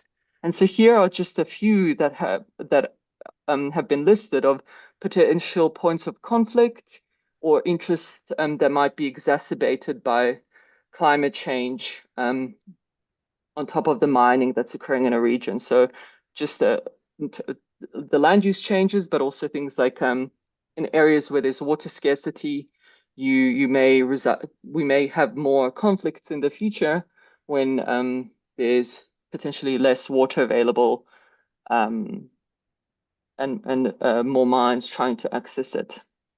So some of the work that we have been doing at SMI has really been trying to help inform some of these conversations, both informing the mining sector in terms of what will happen in their future and what they need to prepare for, but also informing governments and communities to understand the potential future scenarios that they may face. And that's the first piece of work that I'd like to present to you today. And with this work, the aims of doing this kind of regional climate change hazard analysis was, for both informing the sector, but also giving a talking point to the other stakeholders as well that can help hopefully influence the role that mining has to play if it has to play in the future development of their regions. So this is a relatively it was a project that went over a few years that we worked with the Queensland government on, and also the International Council on Minerals and Metals, to try and look at find ways to do mapping of climate change hazards to inform these risk assessments in mining regions. So this is where it kind of started. I've spoken a little bit about this already, but first we thought to consider where is climate change actually really relevant to the mining sector and surrounding communities. And we would map out a whole bunch of different attributes. This is not all of them, but these are a few that we did think about. So we have things like revegetation, where land has to be revegetated after being cleared and it's no longer in use. That will be susceptible to climate variability and climate change for sure. The water balance is mentioned, worker health and safety, and so on. So we mapped a few, and from there on we thought we had to develop a method to try and show this in a simplistic way that will be accessible to the different stakeholders. So this is the general approach we followed, where the first step of that was to identify what the relevant, climate sensitive factors were. So this is the kind of thing I already mentioned, the land stability, water balance, and so forth. So figure out which are the main ones we want to consider that are relevant for our case study, and then to find appropriate indices that we can measure from, or that we can calculate from the climate data that we have available to us that will capture that reasonably well, that hazard, and then calculate that with the climate projections, and then summarize that information for the different mining regions that are of interest to us. And ideally that will form a kind of baseline knowledge on the climate change that's expected to happen in some of these energy transition development regions.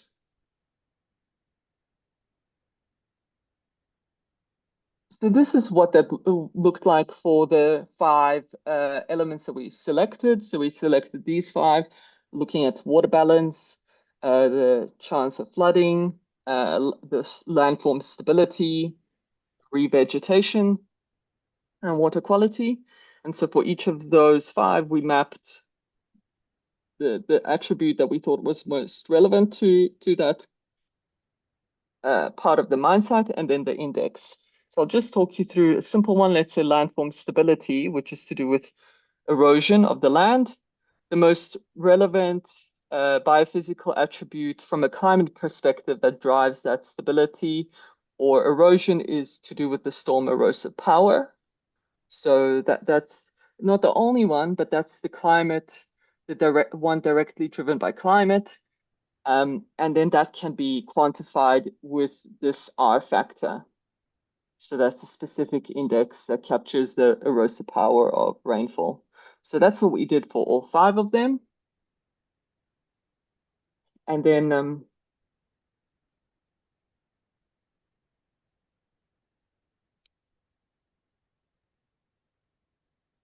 what was really important to us with this work was to try and use the best available climate data we had for the region. And we're very lucky, actually, in Australia.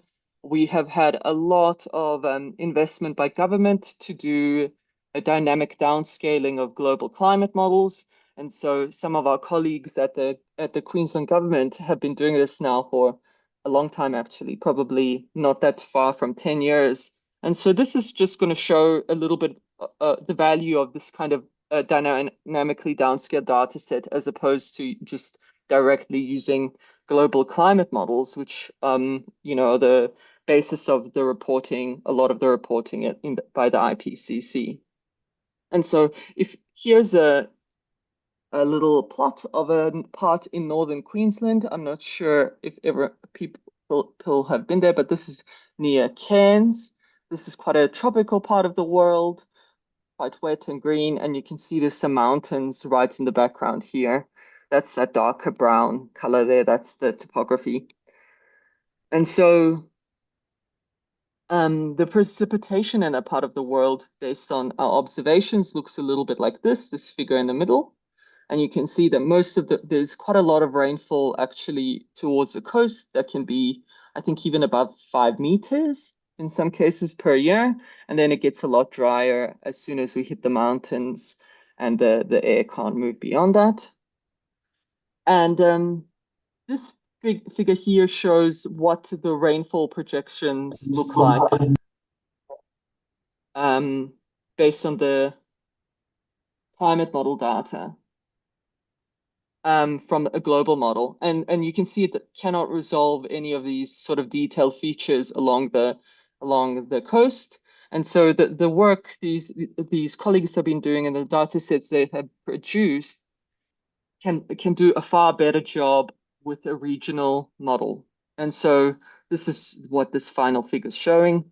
And that has been a key, a very important consideration in this work is to make sure we use really good projections to give a reasonable and good estimate, I guess, of what is possibly likely to occur in the future.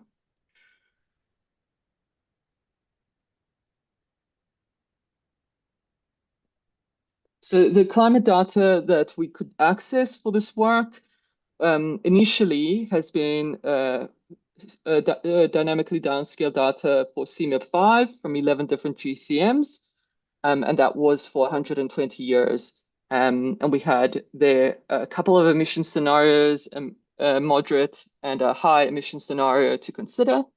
And we've actually updated this work to look at CMIP6, which I'll talk about in a few minutes.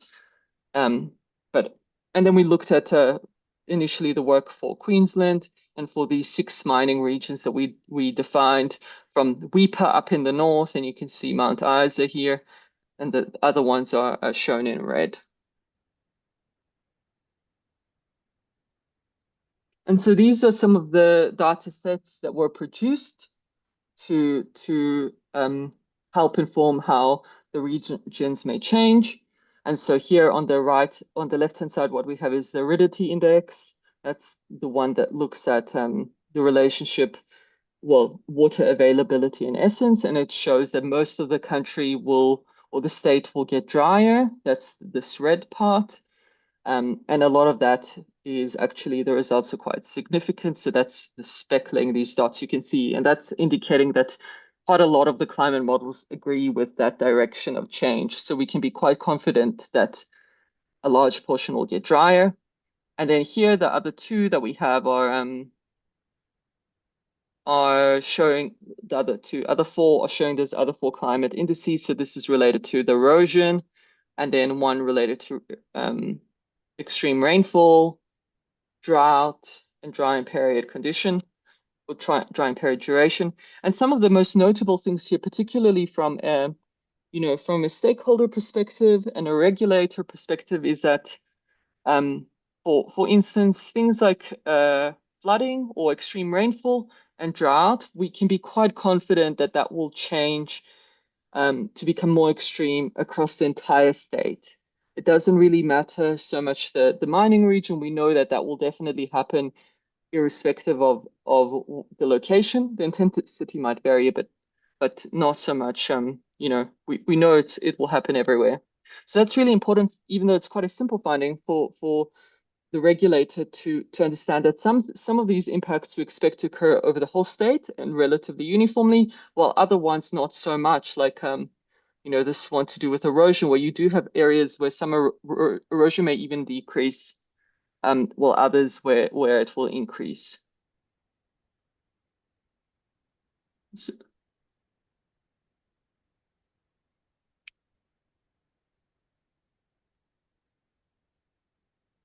and then here also we then dug a little bit further into the data to try and show the kind of variability that these regions may expect in terms of the projections. And so this figure here is just showing how these values for erosion vary between the different mining regions. And that's what I have here on the x-axis. So you can see some of them might go up a little bit, some of them might go down a bit, and the little individual points to the mine sites that we have in that region. So there's a bit of variability, but often not that much. But on top of that, then we looked at how does that look like if you do these measurements for each individual climate model. What I showed before is the climate model average.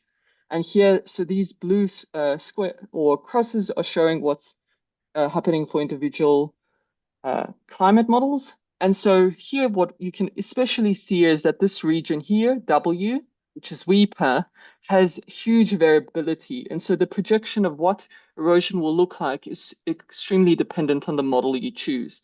And that's a critical takeaway here, because especially for, regulators and even the industry where climate science isn't their, it's not their bread and butter, it's not their expertise. They need to often be given advice on how to implement this kind of data in a trustworthy way that's not oversimplifying our knowledge and really considering the kind of risks that should be taken, that should be managed for. Well, a little Excuse side me, like this. Can you hear me? Yeah. And it's a gentle reminder that we only have 3 minutes from now for your presentation. Thank you. Okay, no problem. I think yes, I'll have to speed it up a little bit. So let me just continue. So if you're interested in looking at this work a bit more, we have published it. You can find it here. And the most important takeaways that I've already partially mentioned, particularly from a planning point of view and for stakeholder point of view, that we wanted to get across is that some of these risks are relevant to all mining regions and will change in a similar way, while others may not. And there's the importance of that nuance of understanding what will happen in a specific area, and also really important to consider climate change uncertainty in areas where that's significant, like the northern monsoon. Okay, and this is just in case people are interested. We actually built a case study, an online case study. That's a bit of an educational piece, both for the general public, but also the mining sector, where you can explore some of these projections and learn a bit more about how climate is relevant to mining. And this is hosted on the Queensland government website. They have a fantastic website where they have all their climate information. So this is just a QR code here that can be scanned to access that info. And now we've been working on updating this information, not just to represent Queensland, but also to represent all of Australia. And that's what I'm showing here. We ended up having to pull out the most important mining regions across Australia, and then we repeated that exercise with newer data from CMIP6 and more climate model ensemble members, and updating also the website to be more interactive and able to better explore the projections for different regions. And I won't go into too much detail about this, but during this work, we also played around in a bit more detail with some of these projections. So here, what we try to do is get a better understanding of what the different emission scenarios and CMIP6 phases meant for erosion projections. So we did that for Queensland, as you can see. And what we found, which was interesting, is that most of the projections were relatively consistent, where we expected the erosion to get worse actually in drier climates, but maybe better in the wetter climates. And that overall the data from the CMIP6 tended to have a more smaller change. They were projecting more narrow changes into the future than what was projected by the CMIP5 models. So if you wish, you can, again, this work has been published and you're welcome to look at it online and read a bit more about what we found. And then I think I'll just skip through this part and just go to some concluding remarks.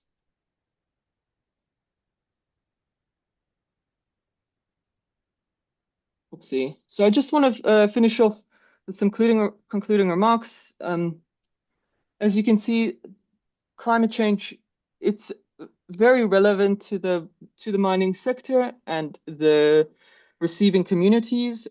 Actually, in many ways, the sector is still a bit of in its infancy in terms of adaptation. There's been a lot more focus, I guess, on mitigation, which is not a bad thing. But it does mean there's still a lot more work to do in that space, and really trying to make sure that we have a positive outcome both for the sector, but also our surrounding communities.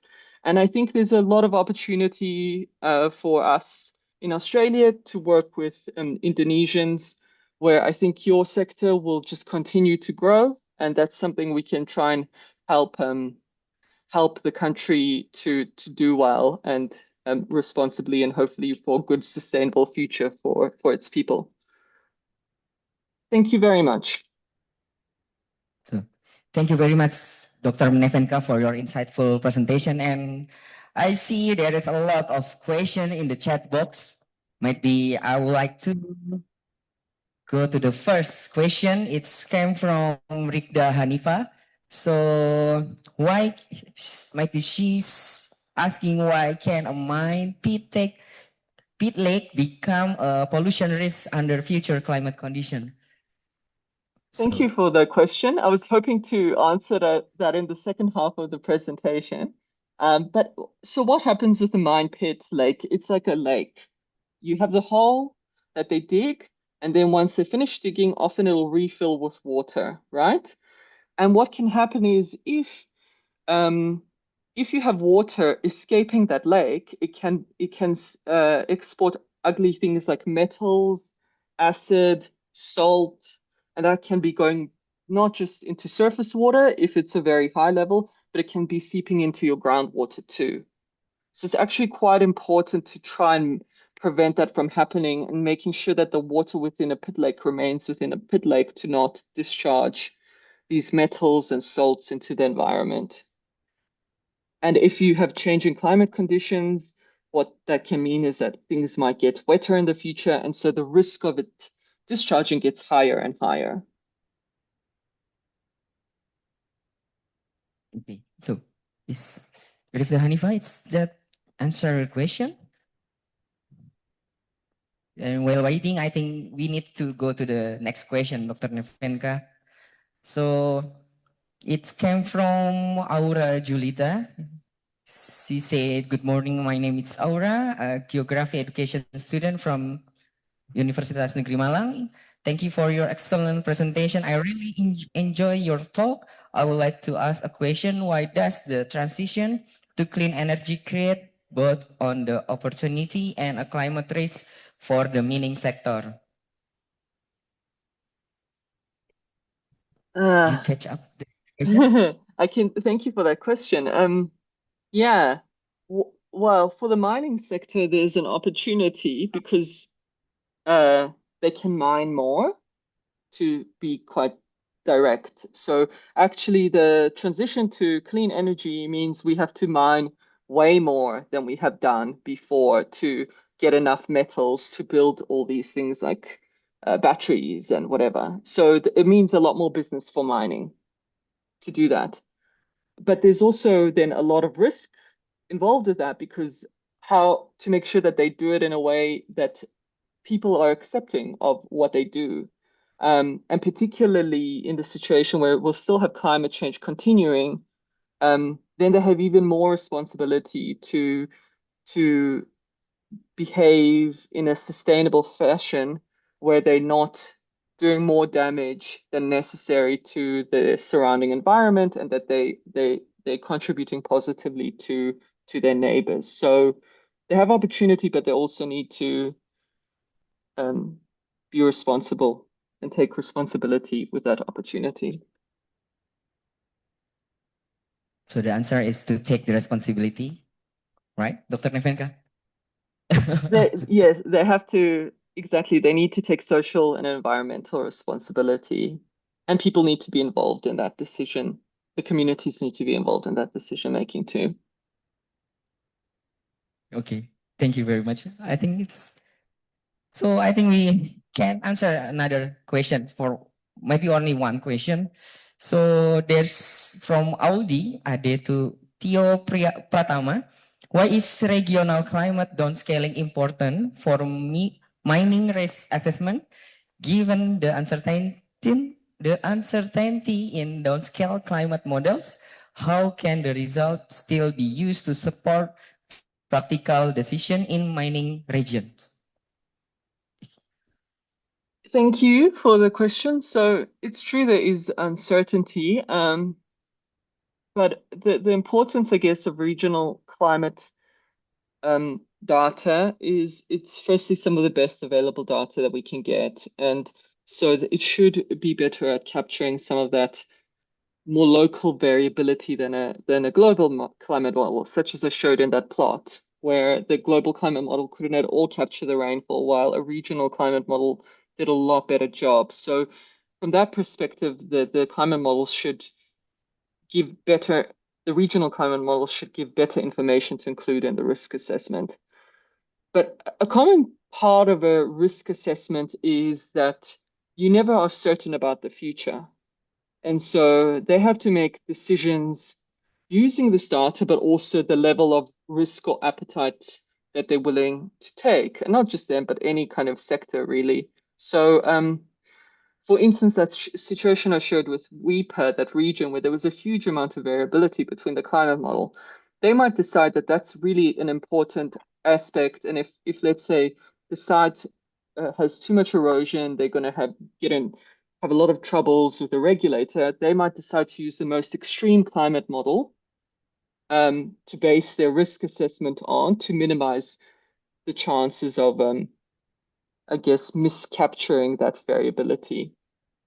So uncertainty is just always a reality, I guess, in any kind of risk assessment. And these models can try and help inform the level of certainty companies are willing to take. Okay, yeah, I agree with you, because the life sometimes it's about the uncertainty. Yeah, but the time it's running out for us. So thank you very much for Dr. Nevenka for your thoughtful response. We truly appreciate your time and valuable discussion. So Dr. Nevenka, before we close the session, there are still few unanswered questions in the Zoom chat box. So if you have a few moments after the session, we would like to be most grateful if you could kindly respond to them in the chat, and we believe our participant will greatly appreciate your additional insight. And thank you very much. Of course. Thank you very much. It's been a pleasure. So Ladies and gentlemen, we have now reached the end of our keynote session. On behalf of the organizing committee, I would like to express our sincere appreciation to the Professor Stephen Nesbitt and also Dr. Nevenka for their inspiring presentation and for generously sharing their expertise with all of us. And we also extend our heartfelt thanks to all the participants attending both on-site and online for your active engagement throughout this season. And I hope the discussion this morning have provided valuable insight and inspire new ideas for all of us. And the conference program will continue with the next online session. And we hope you will enjoy the remaining presentation and discussion throughout the rest of the conference. Once again, thank you very much. It's been my pleasure to serve as your moderator. At this point, I would like to hand this session back to our Master of Ceremony to continue with the program. Thank you very much. Wassalamualaikum warahmatullahi wabarakatuh.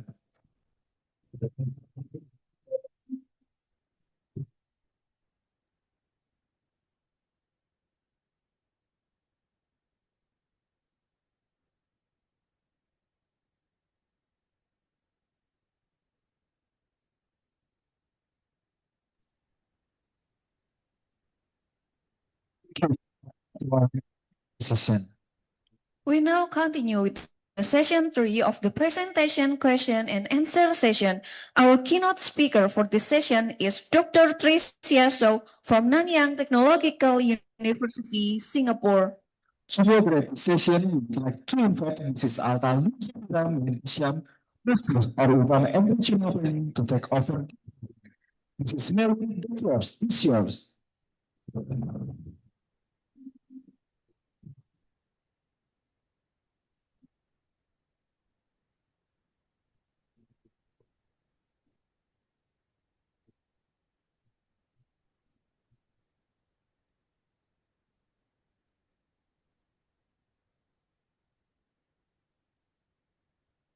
Thank you, Master of Ceremony.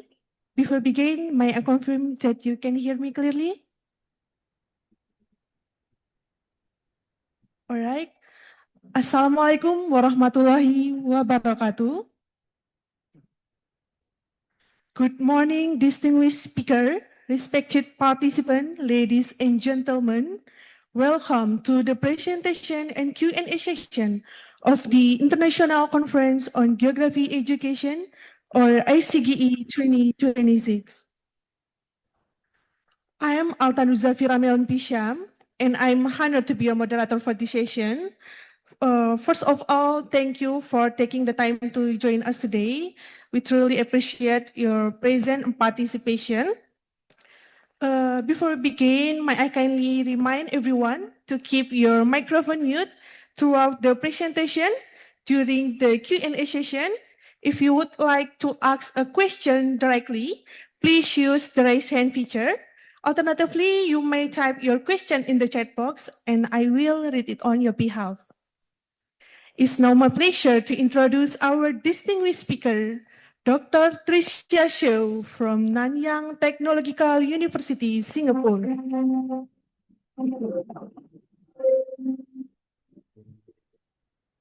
Hi, can you all hear me clearly? Dr. Good morning, Tricia, can you hear me?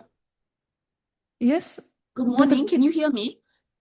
Yes, I can hear Dr. Tricia. Okay, excellent. So I will be requesting help from the organizers to show my slides for me. So once the slides are showing, I'll be ready to begin. Our organizing committee will share your presentation, Dr. Tricia. Thank you. Okay, Dr. Tricia is a lecturer and researcher specializing geography education and sustainability education. Ladies and gentlemen, please join me in welcoming Dr. Tricia. Dr. Tricia, you will have 30 minutes for your presentation and followed by 15 minutes for Q&A session. Dr. Tricia, time is yours. Thank you. If we could go back to the first slide, please.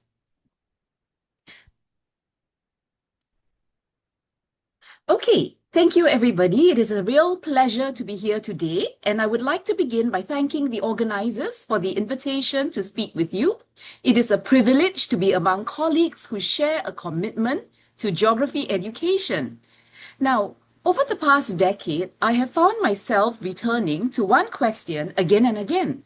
How do we move students from understanding the science of climate change to genuinely caring about climate issues? Next slide, please. The question is important because in many countries today, the problem is no longer one of ignorance. Thanks to the work of scientific bodies like the IPCC, we have better science and better models than ever before. Yet, despite this growing body of knowledge, action still struggles to keep pace with what science tells us is necessary. Next slide, please. Next slide, please. Yes. Today, I would like to explore how geography education research can contribute to this shift from climate science to climate care. Drawing on examples from my research in Singapore, I will argue that geography is well positioned to connect scientific understanding with lived experience, emotional engagement, and ethical responsibility. Next slide, please. Let me begin by introducing the context from which these ideas have emerged. As you know, I am from the Nanyang Technological University in Singapore, and Singapore's geography also makes us very vulnerable to climate change. Unlike countries blessed with extensive hinterlands or mountain ranges, Singapore has limited room to retreat from rising seas. We're a very small island, and much of the island is low-lying, with an average elevation of only about 5 meters above sea level. These physical characteristics mean that sea level rise is a very real planning consideration that influences national infrastructure and long-term urban planning. Next slide, please. Our political leaders acknowledge that climate change is not a distant possibility. Our senior minister last year observed, climate change is no longer a future threat. It is already here with us. The timeline to respond and adapt is being set not by us, but by nature. Next slide, please. To reach Singapore's net zero goals and prepare for climate change, the Singapore Green Plan 2030 was rolled out to the public in 2021. It represents a whole-of-nation movement that seeks to integrate sustainability across multiple sectors. In this discourse, climate action and environmental sustainability are seen as deeply intertwined. Next slide, please. Singapore has established the Climate and Weather Research Alliance, bringing together researchers to strengthen tropical climate science and improve our understanding of weather systems affecting both Singapore and Southeast Asia. This year was designated the Year of Climate Adaptation, accompanied by a comprehensive review of national adaptation strategies. This reflects a recognition that some impacts of climate change are now unavoidable and we must be prepared accordingly. For instance, we have begun the Long Island project, which is underway to protect our low-lying coastal areas. Next slide, please. Yet, the question I would like to ask is, despite national policies, what are public attitudes towards climate change in Singapore? Surveys suggest that almost everyone has heard of climate change, and the vast majority recognize that it is already happening. Singaporeans, however, show declining perceptions of climate change as an immediate threat. Perhaps this is a good thing. It may reflect confidence that the government will manage the problem. But what is worrying is that Singaporeans believe their personal actions have little impact on addressing climate change. A recent study showed that only 39% believe that they could take any action to address climate change. Next slide, please. Educationally, these findings are important. If individuals believe that their actions make little difference, they are less likely to adopt sustainable behaviors, participate in collective action, or support broader societal change. However, the IPCC's sixth assessment report suggests that individual actions help establish new social norms, and these social norms influence political priorities. The challenge, therefore, is no longer simply one of climate science. Increasingly, it is one of developing a culture of climate care. Next slide, please. So let us now turn to the role of education in developing a culture of climate care in individuals. Young people must not only understand the science of climate change, but also develop the desire to build a more sustainable future. Next slide, please. Let us look at how education in Singapore has tried to develop an ethos of care in students. In 2021, Singapore's Ministry of Education launched the Eco Stewardship Program. It is organized around what are known as the 4 Cs: curriculum, campus, culture, and community. At the level of the formal curriculum, sustainability education, including climate education, is infused across all of the subjects in the curriculum. Use of campus features like environmental sensors, rain gardens, solar panels, etc. are incorporated into the teaching and learning of these curricular subjects. Schools are expected to develop a culture of sustainability by developing sustainable habits through their co-curricular programs. They are also encouraged to work with community partners for more learning opportunities about sustainability as well as green jobs. Next slide, please.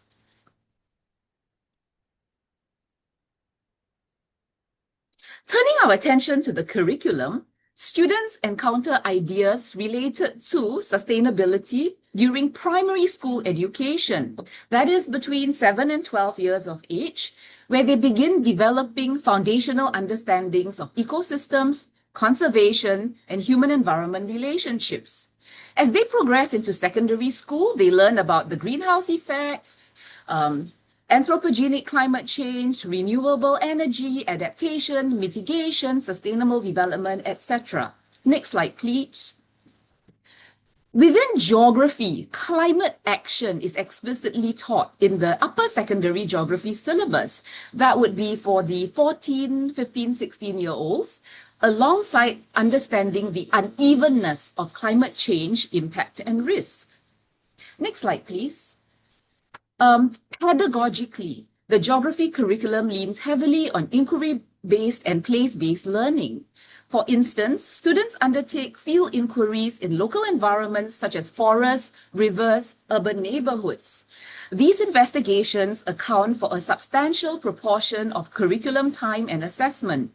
Students collect primary data, investigate environmental issues, evaluate human activities, and develop evidence-based recommendations for improving sustainability. Now, I suspect many of you in this room who are geographers and geography educators would agree that these kinds of learning represent geography at its very best. Next slide, please.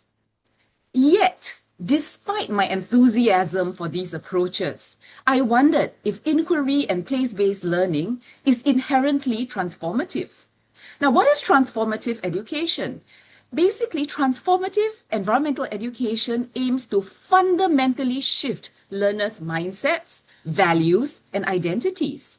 This type of education empowers individuals to become proactive change agents who tackle systemic environmental challenges. But research has reminded us that places carry cultural meanings and assumptions. Simply taking students outdoors and telling them, let's inquire, let's do place-based learning, does not automatically transform how they think. If anything, existing assumptions may simply be reproduced within new settings. Next slide, please. I wondered, therefore, whether the issue was not whether students understood the environment or whether students understood natural processes or ecosystems. Perhaps the issue was whether they felt connected to it and saw themselves as part of the natural world. Next slide, please. Research from environmental psychology suggests that an individual's sense of connectedness with nature is strongly associated with environmental concern and pro-environmental behavior. People who feel that they are a part of nature rather than separate from it are generally more willing to support conservation, adopt sustainable lifestyles, and participate in environmental action, including climate action. Nature connectedness involves recognizing that human beings are embedded within ecological systems rather than existing outside of them, and appreciating their intrinsic value of ecosystems, not merely their instrumental value. So it's not just about how, we use nature and therefore must protect nature, but rather that we are part of nature. So this insight prompted me to rethink an assumption I had probably taken for granted. Perhaps the purpose of inquiry, the purpose of place-based learning, the purpose of geographical education is not simply to improve environmental understanding, but to foster nature connectedness.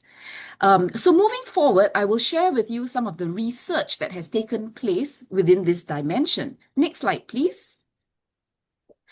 But then the problem is, if you've never been to Singapore, you'll know it's a highly urbanized country. It's basically just a big city.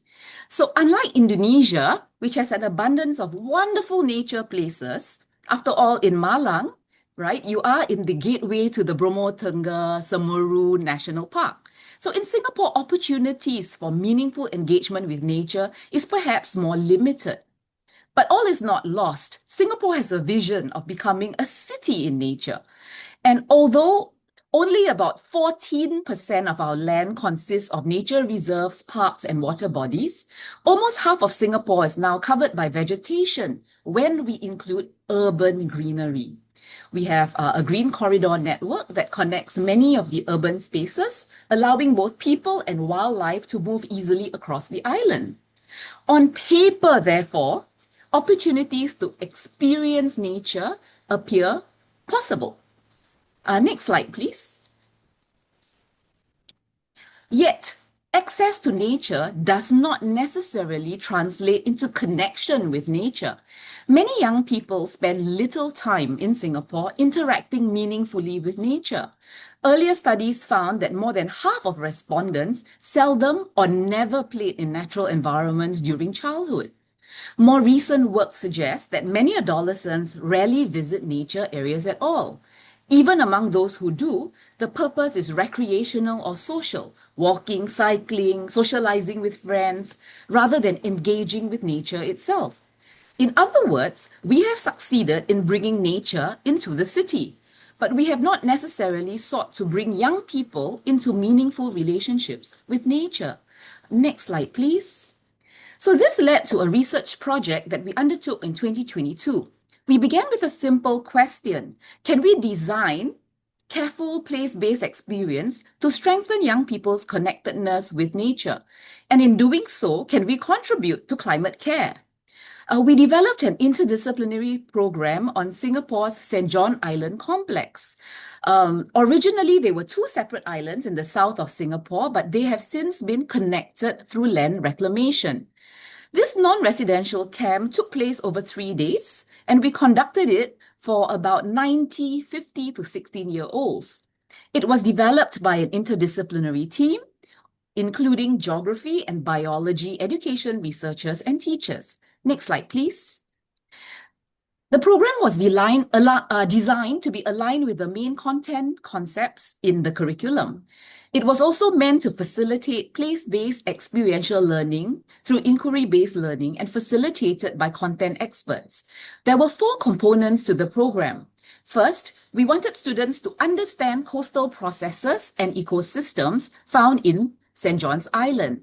We wanted them to understand how actions like land reclamation have affected the social life and environment of the islands, the efforts put in place to restore the marine life, as well as to evaluate and propose alternative development plans for the islands. Next slide, please. So we introduced students to coastal ecosystems, coral reefs, and restoration efforts.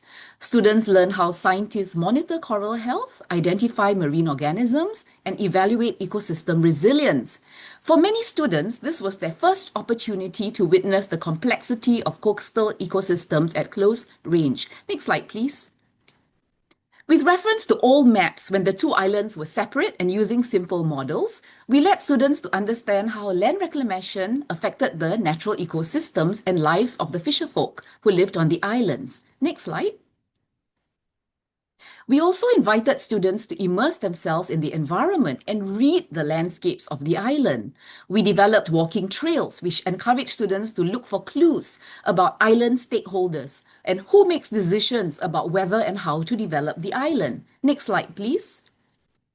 Qualitative data collected in the form of focus group discussions suggested that students went beyond just learning about ecosystems, but also started to care about human impacts on the environment.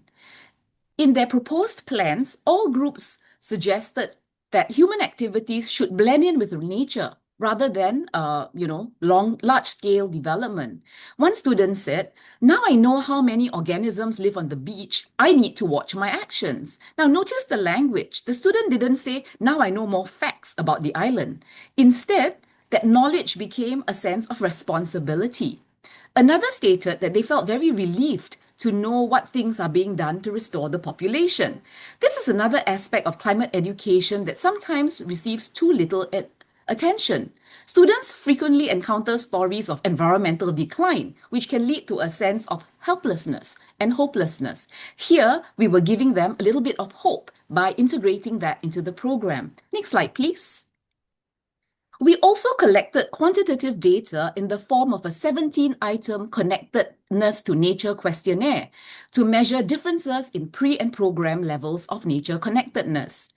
And then using the 4 phases of interest development by Heidi and Reniger as a framework, we found that such programs could indeed trigger situational interest. For instance, students' connectedness to nature index increased from 4.06, which was very low, to 4.27, which was, okay, not bad, improved. However, we found that after 4 months with no additional stimulus, the CNI dropped to low levels again. Next slide, please. So this decline after 4 months reminded us that relationships with nature cannot be built through occasional experiences. So then we had to ask another question. Do we always need to take students out to spectacular natural environments? This is important because most schools cannot organize multi-day camps on offshore islands because they require financial resources and planning, and it's difficult to sustain. So what if we could bring meaningful learning closer to home? Next slide, please. So what if a neighborhood park or an urban green space could become equally powerful places for cultivating nature connectedness and climate care? So this became the starting point for the work of my PhD student. Instead of taking students to St. John's, she worked with students in Yunnan Garden, a 9-hectare urban green space located on the NTU University campus. At first glance, it's a very ordinary space. Many visitors walk through it, they don't give it any thought. But because it is ordinary, it presents us with an interesting opportunity. If students can learn to notice and care about nature here, perhaps they can connect with nature almost anywhere.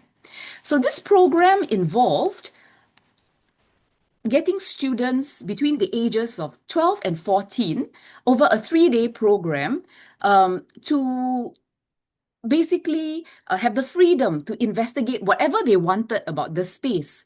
We gave them a lot of freedom and agency, and working in groups, they then selected sustainability topics related to the space that would interest them. Next slide, please. So we wanted to see how students naturally perceive nature when given absolute freedom to explore it. What did they notice? How did they frame environmental issues? What assumptions guided their thinking? To answer these questions, we analyzed multiple sources of data, including focus group discussions and student artifacts. Next slide, please.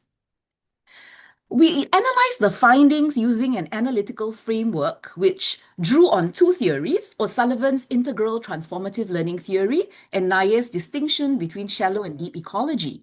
Now, some of the findings were encouraging. Students reported a growing sense of sensory experiences in nature. They spoke about the smell of rain after a storm. They spoke about finding certain nature places peaceful and calming. These suggested an emerging openness to nature. Many groups also demonstrated a genuine desire to act. However, as we looked more closely at the data, another pattern began to emerge. Although students cared about environmental issues, nature was still viewed primarily as something that serves human needs. This is not surprising. After all, these ways of thinking are deeply embedded within modern societies. So this led us to think about the way we conduct our place-based lessons as geography educators. And perhaps the questions that we were asking students unintentionally reinforced these human-centered ways of thinking. Next slide, please. So in later iterations of her program, my students started to reframe her questions to position students within rather than outside of nature. So for example, instead of asking, how might we manage nature? We asked what nature might teach us about resilience, cooperation, or adaptation. Or consider another question. We asked students whose voices were missing from the solutions they were coming up with. Was nature's voice missing? Now, we're still looking through the data collected in more recent iterations, but the results appear to be more encouraging as students were starting to identify more and more with nature. Next slide, please. Now, in the final part of my talk, I want to extend the idea of climate care beyond nature. Climate care is not just an environmental issue, it is also a human issue. If our students are to become environmental stewards, they must therefore learn not only to care for nature, but also to understand people who have relationships with nature that may differ fundamentally from their own as situated in modern societies. Next slide, please. Now, UNESCO and many international organizations emphasize skills like critical thinking, so on and so forth. But they also emphasize interpersonal competencies like empathy, collaboration, and communication. Similarly, normative and cultural competencies are also important as they encourage learners to recognize that there is rarely only one way of understanding sustainability. Different societies hold different values and have different relationships with nature over centuries. Next slide, please. Therefore, it is important in climate education to teach students to recognize how other people see the world, including the ideas, concepts, values, and beliefs that ground their lives and lie behind their actions. So in a recent book chapter that was published in the Handbook of Geography Education, my co-authors and I have called this cognitive empathy. Next slide, please. Let me give you an example of how cognitive empathy matters in climate action and climate care. So in the Batasan Island in the Cebu Strait in the Philippines, many island communities are highly vulnerable to rising sea levels. Now, this island is submerged during high tides, during the monsoon, during typhoons, and it causes a lot of problems. Next slide, please. The government has offered to move the population to a new farming settlement on a hill and nearby island. Now that makes sense, right? This solves the problem, it makes them safe. But the residents did not want to move. Now this may appear irrational at first, but the proposed solution did not take into account the economic, social, and cultural identities of the fishing community who have a great attachment to the sea. So instead of brushing off their point of view as stubborn or reckless, it is important to realize that people's social and cultural identities are important when thinking of solutions to climate change. Okay, I'm going to rush through the next couple of slides. The next slide, just leave it. Thank you. Instead of moving communities away from where they have lived and worked, adaptation strategies can be used to help them to cope with climate change and sea level rise. In the Batasan Island case, residents have raised their homes with coral stone and stilts. They built a 54-hectare mangrove plantation in front of the island to protect the community from strong winds and waves, as well as to provide resources for foraging. The important lesson here is that sustainable solutions emerge only when we exercise cognitive empathy and genuinely understand the people whose lives are affected. Next slide, please. Now, in the Amazon forest, many indigenous communities understand forests as communities of living beings. So they see nature as a collection of subjects, each with souls, power, and an owner. Trees are treated like humans and are the source of life. Now, while they continue to use the resources provided by the rainforest, they have learned to value the entire ecology of the place rather than focusing on just the value of timber or land for cattle grazing. I'm certain you know of many indigenous communities in Indonesia who do the same. Next slide, please. Modern science has recognized the wisdom embedded within these worldviews. Indigenous lands show lower deforestation rates than other forest areas. Today, indigenous stewardship of forests are influencing funding priorities, with more money being spent to strengthen indigenous cultures and protect their rights and unique knowledge. So indigenous views are being increasingly integrated into laws in countries like Bolivia and New Zealand, granting rights of nature to trees and animals to prevent the allocation of all of a river's water to human users without leaving a share for trees and animals. Next slide, please. Last two slides. As educators, it is important to provide students with examples of how other cultures view nature. There are many strategies we can use to do this. For instance, we have to use compelling and engaging first-person points of view in lesson materials. We have to use images, videos, and other materials that show other cultures and environments as part of other people's lived experience, and provide authentic experiential examples if possible through place-based learning. Next slide, please. In addition, we need to provide students with opportunities to discuss alternative approaches to sustainable development using case studies from their own societies and then comparing them to those from other cultures. Regular use of questioning frames like the development compass rose shown in this slide could help to develop habits of mind in students that encourage them to view climate action not only from their own perspective, but from the perspective of others. And for my final slide, next slide, please. I would like to end by stating that climate science remains indispensable in helping us understand and respond to climate change. But science alone does not tell us why places matter. Climate care encourages us to explore both our relationship with nature and our relationships with other people, cultures, and communities. If we want young people not only to understand climate change, but transform mindsets to develop thoughtful environmental stewards of the planet, then we must focus on values as well as relationships. Values with nature, relationships with nature, and relationships and values of other people. Because when these relationships deepen, knowledge of climate science can extend to climate care. Next slide, please. Well, thank you very much. I'm very happy to be here and I look forward to having a discussion with you. Okay, thank you very much, Dr. Tricia, for insightful, inspiring presentation. We will now begin the question and answer session. If you would like to ask question directly, please use the raise hand feature. You may also type a question in the chat box. I will read it on your behalf.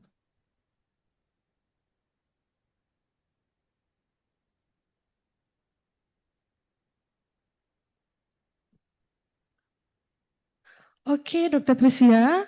Next question from Miranda Islami. Miranda Islami, question is, place-based learning emphasize learning throughout student, local context. However, geography education also aim to develop student ability to understand spatial relationship and issue beyond their immediate surrounding. How do you ensure that students can transfer what they learn from their local place to other geographical contexts, including global environmental and sustainability issue? Thank you. Well, that's a fantastic question, and it's a question that I often think about as well. One of the things I think that geography can do very well, right, is to look at spatial patterns and relationships. And an indispensable tool in our toolkit is also the idea of place and scale. So what I like to do is that I like to begin with our students' own place-based learning in local context, like you have mentioned. And from there, the question then would be, to ask them things like, okay, that's great. So we've understood how, climate issues and possible climate solutions apply in this place. But if we were to then change focus our attention on a different place, would these solutions still apply? Are the causes of the problems still the same? Or are they different? And by then giving them information about a different place, they can start to have a conversation about whether or not what they've learned in their own local context applies somewhere else. If so, why? If not so, what is different about that place? And therefore, what has caused and what causes this difference, and why the solutions therefore have to be modified. Another important thing would be to understand how people who live in other places also view this problem. What is important to them, and therefore what are the climate actions that would be appropriate and caring towards people in other places and nature in other places. So I think that we always begin with our own, but then we encourage them to think about what is similar or different in other places and what can be transferred and what can be learned from what's happening there, and then how do we innovate better solutions. I hope that answers your question. Okay, Dr. Tricia, thank you for insightful answer. Next question from Aura Julita. Question is, the 3-day coastal program increased student nature connectedness, but the effect decline after several months. What does this suggest about environmental education program? I'm sorry, can you repeat the question? I couldn't hear it. Okay. The 3-day coastal program increased student nature connectedness, but the effect declined after several months. What does this suggest about environmental education program? Thank you. Yes, I think that's a great question. And this was something that we also, after the research, thought was, wow, this is a real problem, right? We put in all of this effort, all of this care to develop this fantastic, we thought, program. And then it worked, but only for a while. And that actually, the implication of this was pretty clear to us. If we want to increase students' nature connectedness, one-off programs do not work. It has to be sustained. And therefore, if we are thinking about environmental education programs, I think that they cannot be one-off. They have to be sustained. They have to happen frequently, and then hopefully from there we move from a situation of situational interest to one of sustained interest. And therefore that led us to thinking about, okay, taking our students to, like an offshore island. That's great. It triggered situational interest, but it really wasn't great for sustaining it in the long term. And that's why our research then started to focus on the Singapore mainland itself and in everyday spaces that students walk through every day, like, neighborhood parks, so on and so forth. So environmental education programs need to be sustained. They cannot be one-off. Spectacular field trips to spectacular landscapes can trigger interest, but to sustain it, it has to happen frequently. Okay, thank you, Dr. Tricia. Next question from Aldi Adetio Pratama. Question is, why should geography education include the perspective of climate vulnerable and indigenous community? Thank Okay, you. I think that is a very valuable question. And the reason why geography education should include these perspectives would depend on whether or not what you think the purpose of geography education is. If the purpose of geography education is to learn about the world, right, then the world includes vulnerable nature, right, as well as climate vulnerable people. So if we're thinking about, okay, we want students to learn about what's happening in the world, like climate change, so that we can develop people who can come up with good climate action, or in the future come up with climate solutions that can actually solve problems, then we also not only have to think of ourselves, right, but also about people who are affected by climate change. And that's because we live in an interconnected world. If climate vulnerable people's knowledge about the world is lost, then we lose certain types of knowledges that are useful to us. We also have a moral and ethical responsibility to care about people who are either distant from us or socially distant. Now, in this case, what I mean is an average student in Singapore sitting in an air-conditioned room, right, in a comfortable setting, has to understand that our actions perhaps do have consequences for people staying somewhere else. That would be one. And these people and people sitting in the Philippines, for example, in flooding classrooms, or when I was in Vietnam recently, classrooms also flooded.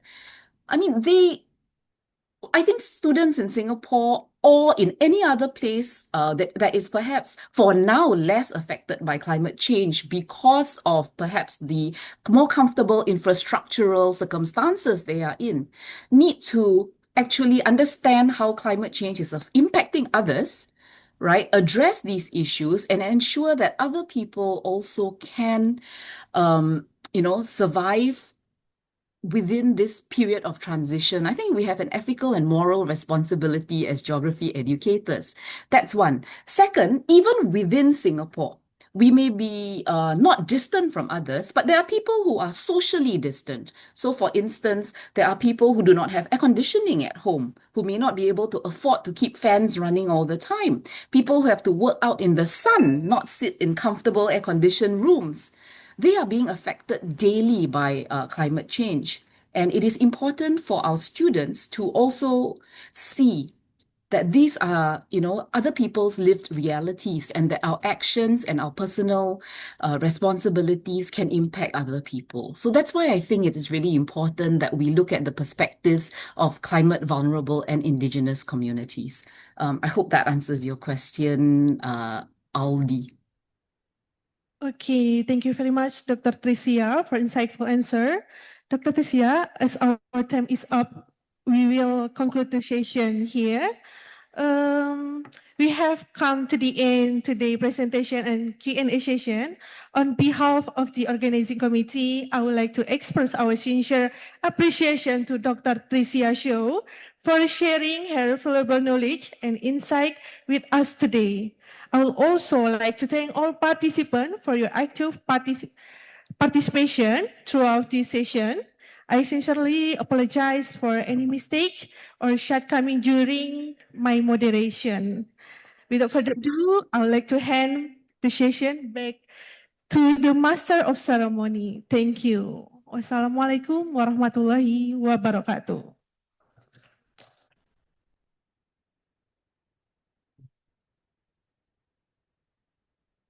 Thank you, Mrs. Melun, for the decision.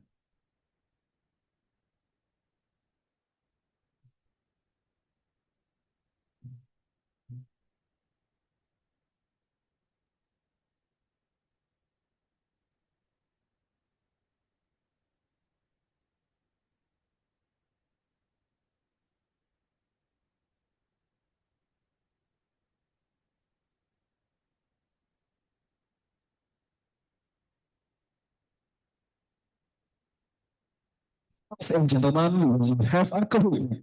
Please enjoy the refreshment and take this opportunity to develop with participant. Coffee break durations around 15 minutes. We will continue with the next session. Please return to this venue by 11 a.m. Enjoy your break and thank you.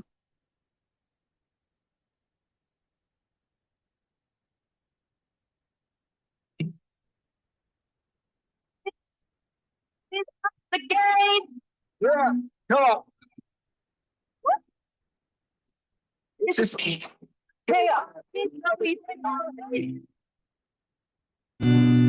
Malang State University. People say that the world won't orbit around you, 'cause it's so hard to look up when you're feeling down. Ain't nothing in this world, paper just how you like it. So don't stop, won't stop till you make yourself proud. Let's just keep on moving. Nothing's gonna stop us, no. Let's prepare our future. Nothing's gonna waste. Let's make our way brighter. Gotta let it shine. We'll be up in the sky. Come on, baby, step inside my world. See how now we're turning and won't stop. 'Cause we ain't dreaming, we make it real. It's time to make a change. See, you're trying to get the number one, but don't forget what you want. Keep your hope high, make every time count. Get the confidence build up and know what you are for. There'll be bumps on your way, 'cause perfection is so quick to pour. Nothing's gonna do it if we ain't. The art of achieving is when we are learning all day, learning all night. We'll shine, and you'll see me rising. Let's keep on moving. Nothing's gonna stop us now. Let's prepare our future. Nothing's gonna wait. Let's make our way brighter. Gotta let it shine. We'll be up in the sky.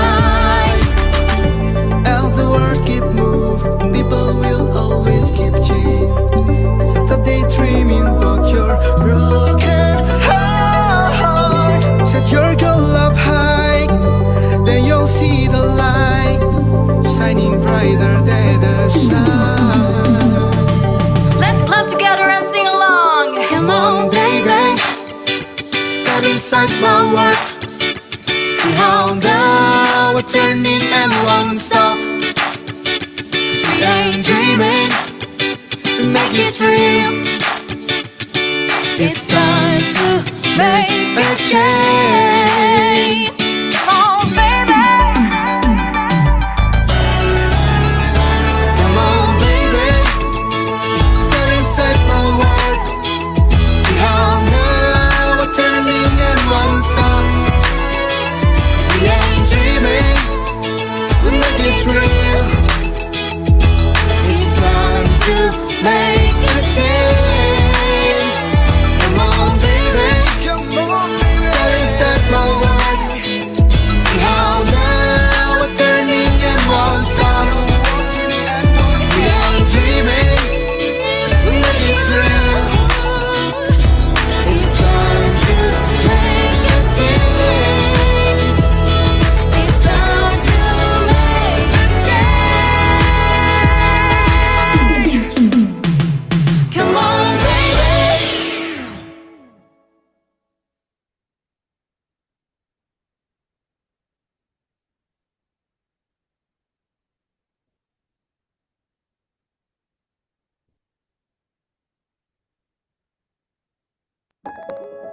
Education is an adventure. Education is an exploration of knowledge, creativity, and innovation. The adventure story of Universitas Negeri Malang began in 1954. With high dedication and perseverance, it has now transformed into an integrated university committed to achieving the Sustainable Development Goals and community service, demonstrating its important role as an agent of change in realizing sustainable development. Universitas Negeri Malang currently has 3 campuses: Malang Campus, Campus 2, and Campus 3. Universitas Negeri Malang remains faithful to its intellectual and cultural heritage, with various facilities and curricula that support the maximization of potential within it. It also plays an important role in achieving global sustainable development goals by providing excellent and quality education and learning. As an educational institution, Universitas Negeri Malang views education as a universal right that must be accessible to all individuals, regardless of social, economic, or geographical background. As part of this commitment, Universitas Negeri Malang continuously strives to improve campus accessibility by providing disability-friendly facilities and developing services that facilitate student learning processes in various fields. Universitas Negeri Malang has also collaborated with many companies in providing educational services, offering various scholarship programs that cover different levels of need and talent.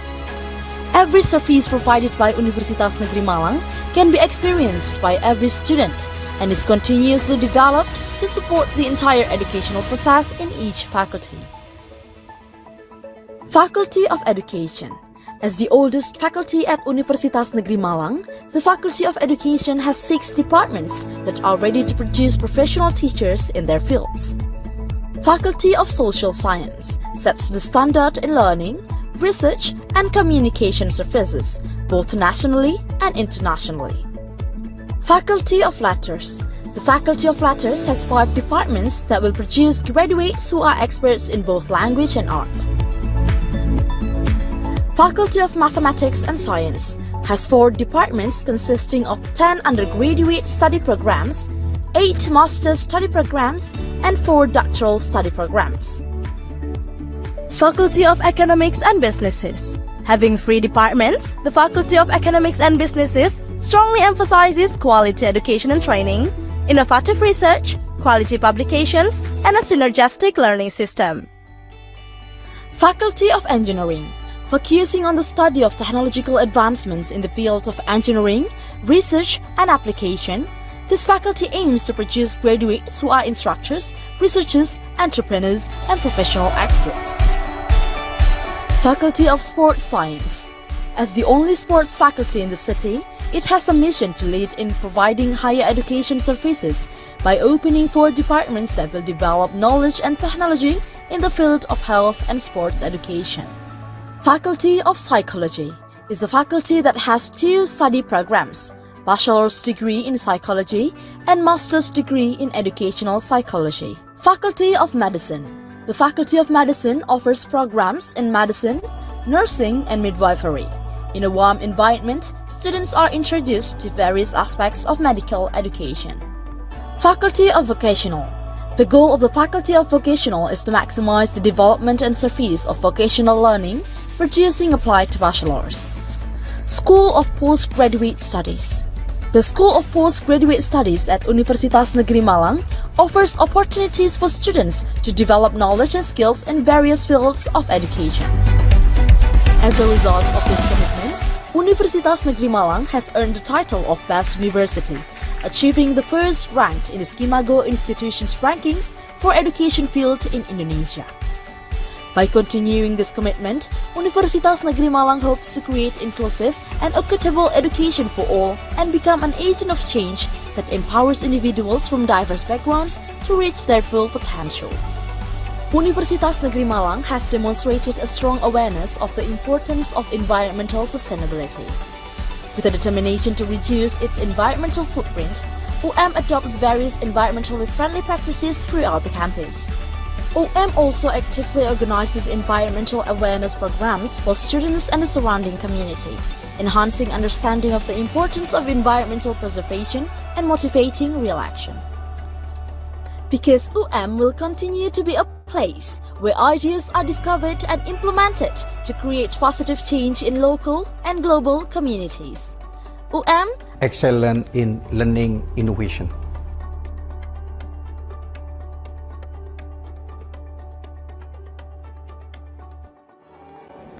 Why are we doing this? We'll never do this.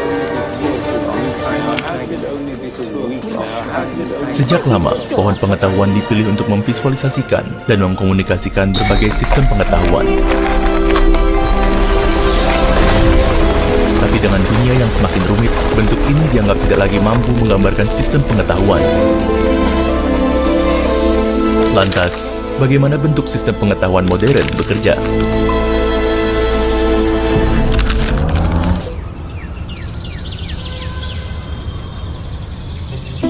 Ini adalah Fakultas Ilmu Sosial.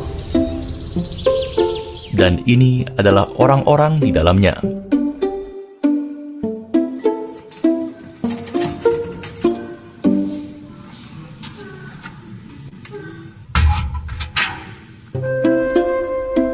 Tapi Fakultas Ilmu Sosial bukan hanya gedung atau orang yang sedang belajar. Namun ada perbedaan antara sosiologi ekonomi dengan ilmu ekonomi itu sendiri. Iya, kalau misalnya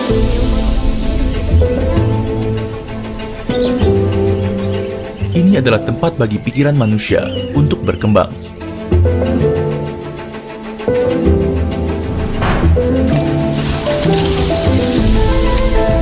Perkembangan dari yang sederhana menjadi lebih kompleks dan maju. Setiap orang di sini datang dengan pikirannya masing-masing.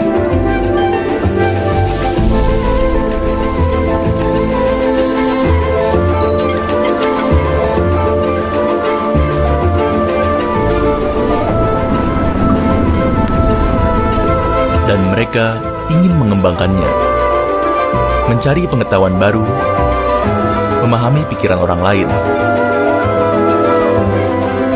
dan menemukan perspektif baru. Pengetahuan terlalu luas untuk dikekang, seluas alam untuk dipahami.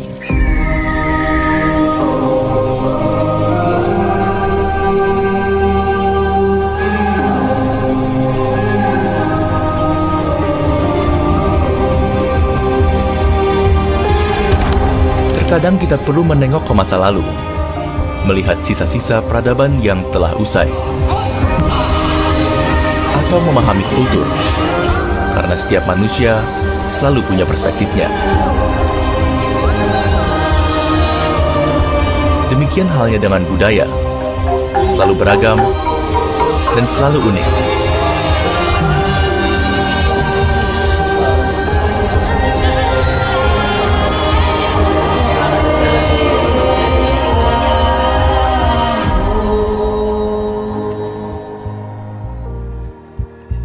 Kita juga perlu melihat etika dan aturan bekerja. Baik, jaksa. Namun faktanya, para peserta telah menunggu terlalu lama dan mengalami kerugian. Saya tidak memilikinya. Dia hanya mengalami kesulitan dalam pengelolaannya. Mulia, saya tidak. Karena manusia hidup dengan aturan dan etika yang selalu melekat. Klien kami akan bertanggung jawab yang mulia, tapi klien kami harus membutuhkan waktu.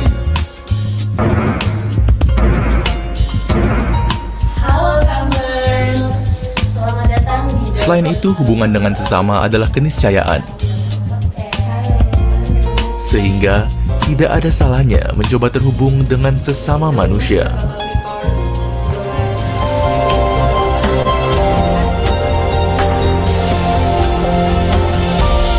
Dengan begitu, kita bisa melihat alam dan manusia begitu indah, mengekstraknya menjadi pengetahuan dan meneruskannya. Ilmu pengetahuan adalah jaringan luas yang saling terhubung. Setiap penemuan di satu bidang menginspirasi bidang lain. Kekuatan ilmu terletak bukan hanya pada kedalamannya, tapi juga pada kemampuan untuk berkolaborasi dan menyatukan perspektif yang berbeda. Karena itu, komunitas ilmiah bekerja secara transdisipliner.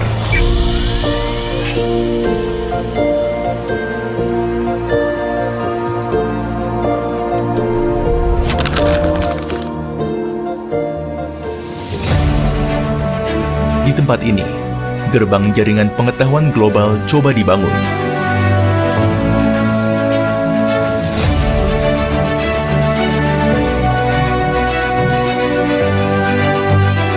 Jika kamu siap berkolaborasi dalam jaringan pengetahuan global, maka ini adalah tempat yang tepat.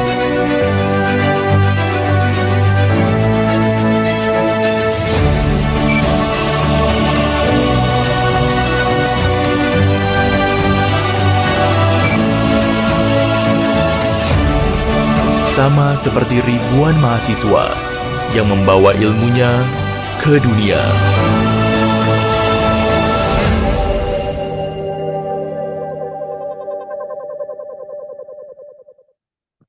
Ladies and gentlemen, please remain seated and we will move to the next sessions.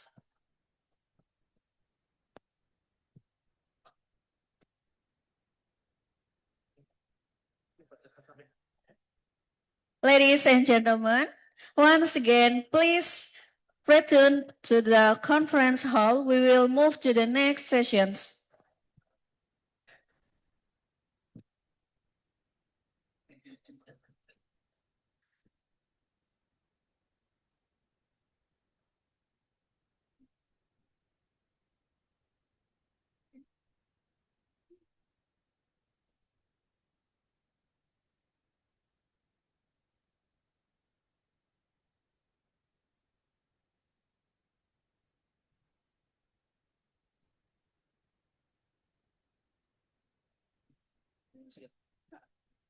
Ladies and gentlemen, come back.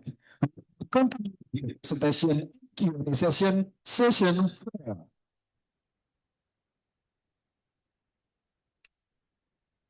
To moderate these sessions, we would like to invite Mrs. Melati Julia Rahma, Master of Environment, to take over the program.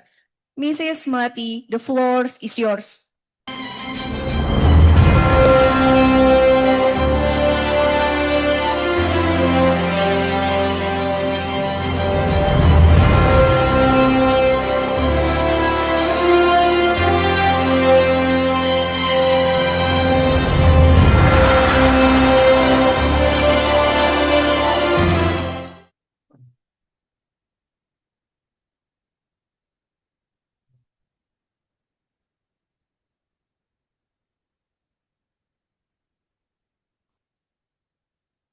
Good morning, distinguished guests, keynote speakers, researcher, and participant.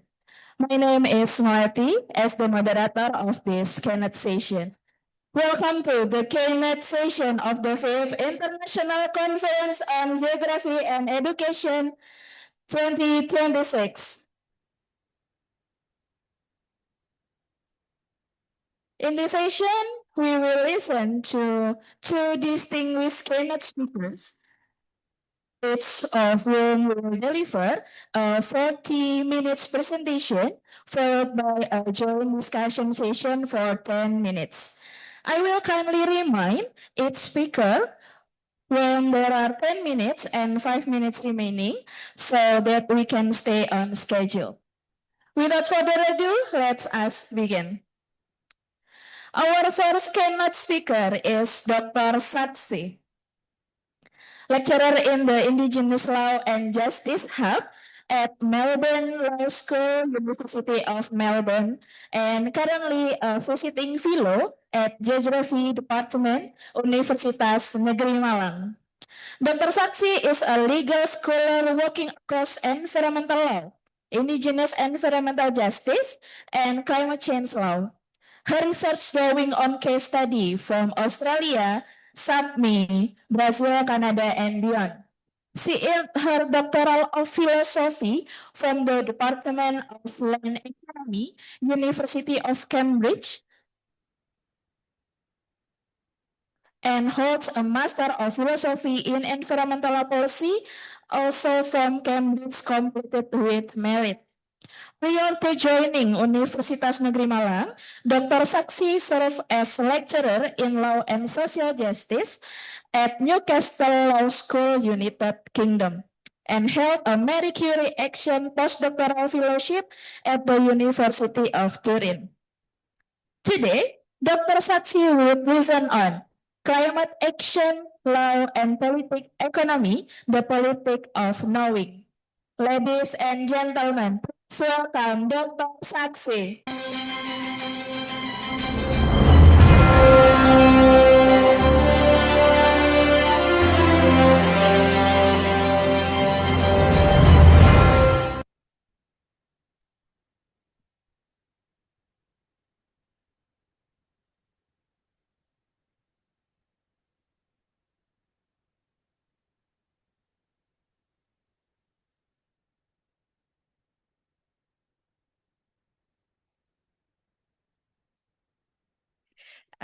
Good morning, everyone. Thank you for having me here today. I just plan to go back to that seat and speak to you because I usually tend to overshoot my speaking time, so standing for that long might be a little bit difficult.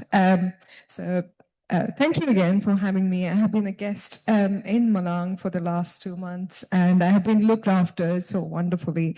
The treatment has been more than I deserve, but certainly something I would like to indulge in very much. So first off, I would like to thank all the excellent colleagues of the Department of Geography here at UM. I can vouch for the fact that the hospitality, humility, and generosity of the Global South is neither hypothetical nor exaggerated.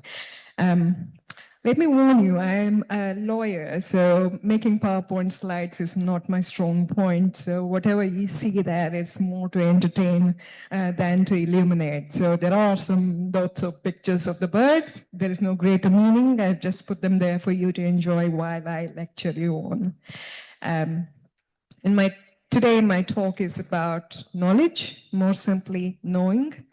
The ability to know things and what does it mean to know things when it comes to climate change. So knowing things, knowing places, ontology, which is a term for how we relate to things around us, nature, environment, land, and so on. I'm going to acknowledge how much of the new ecology, socio-environmental relations, and everyday politics I have learned and brought into my own ongoing work in the last few weeks. If I have learned anything from my work in Australia in this past 10 years, the phrase that to know the country, you must be on the country, holds true to all places. But 2 months is not long enough to know anything in detail, so I have to steer clear of speaking about Indonesia or Indonesian environment, but I will take you back to my strong point to talk about Australia and more comparative knowledge about global environmental politics. Can we have the second slide? It's just a picture of a bird. I've been tasked to speak about everything in general and nothing in specific, primarily because I'm a lawyer, not a geographer. So lawyers tend to avoid being specific unless we can live by the hour. That aside, I'm incredibly pleased to be making this address about the few things that I know. Blending of various knowledge towards climate action, climate literacy, and so on. I have passing interest in all things geography and plausibly can claim to have an understanding of human geography, but truly today's talk is going to be about law and society. And in that process, I'll take you through various examples around the world on what that means for climate advocacy.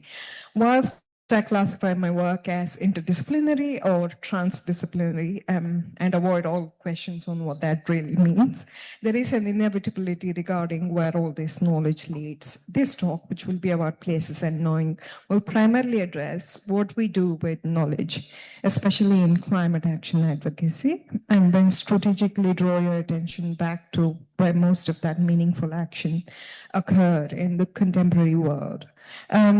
Before we even begin, there is some common ground that we share. There's a consensus on the fundamentals of climate change, a very minimal one, but a significant one nonetheless. The same cannot be said of the larger world, because in universities and conferences like these, we share an understanding of a common ground about climate change, what that means, or how action should be guided, but the same cannot be said out everywhere. Personally, I work on climate politics. I have looked at race, coloniality, indigenous sovereignty, and environmental guardianship, land back, and have returned back to look at the nexus between colonialism and capitalism.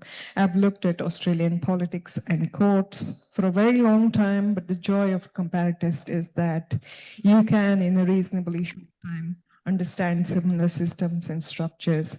In this case, settler colonial nations or other cases of ongoing colonialism and colonial institutions. Regarding race and colonialism, it is fairly easy to arrive at an obvious conclusion that Australia is doing abysmally badly in all sectors, but it has been a fascinating realization that when it comes to climate action, everyone else is doing just as well or just as Here, we must address the contentious point as to what climate change means to a lot of people and nations, and what implications it may have for climate action or climate literacy. Again, climate literacy offered to who, etc. Since this conference is being held in the global south, so to speak, I see the next slide is already on.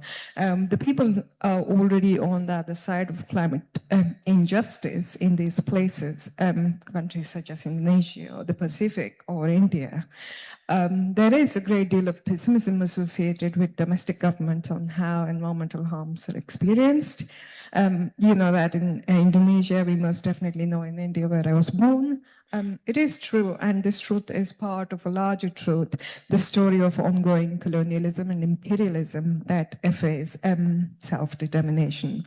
Raising seas, sinking islands, plantations, native forests being logged, they are not self-contained narratives, but comprehensive, interconnected stories that start with human activities, hyper-industrialization, etc., but truly consolidate with colonial expansion and imperial conquest.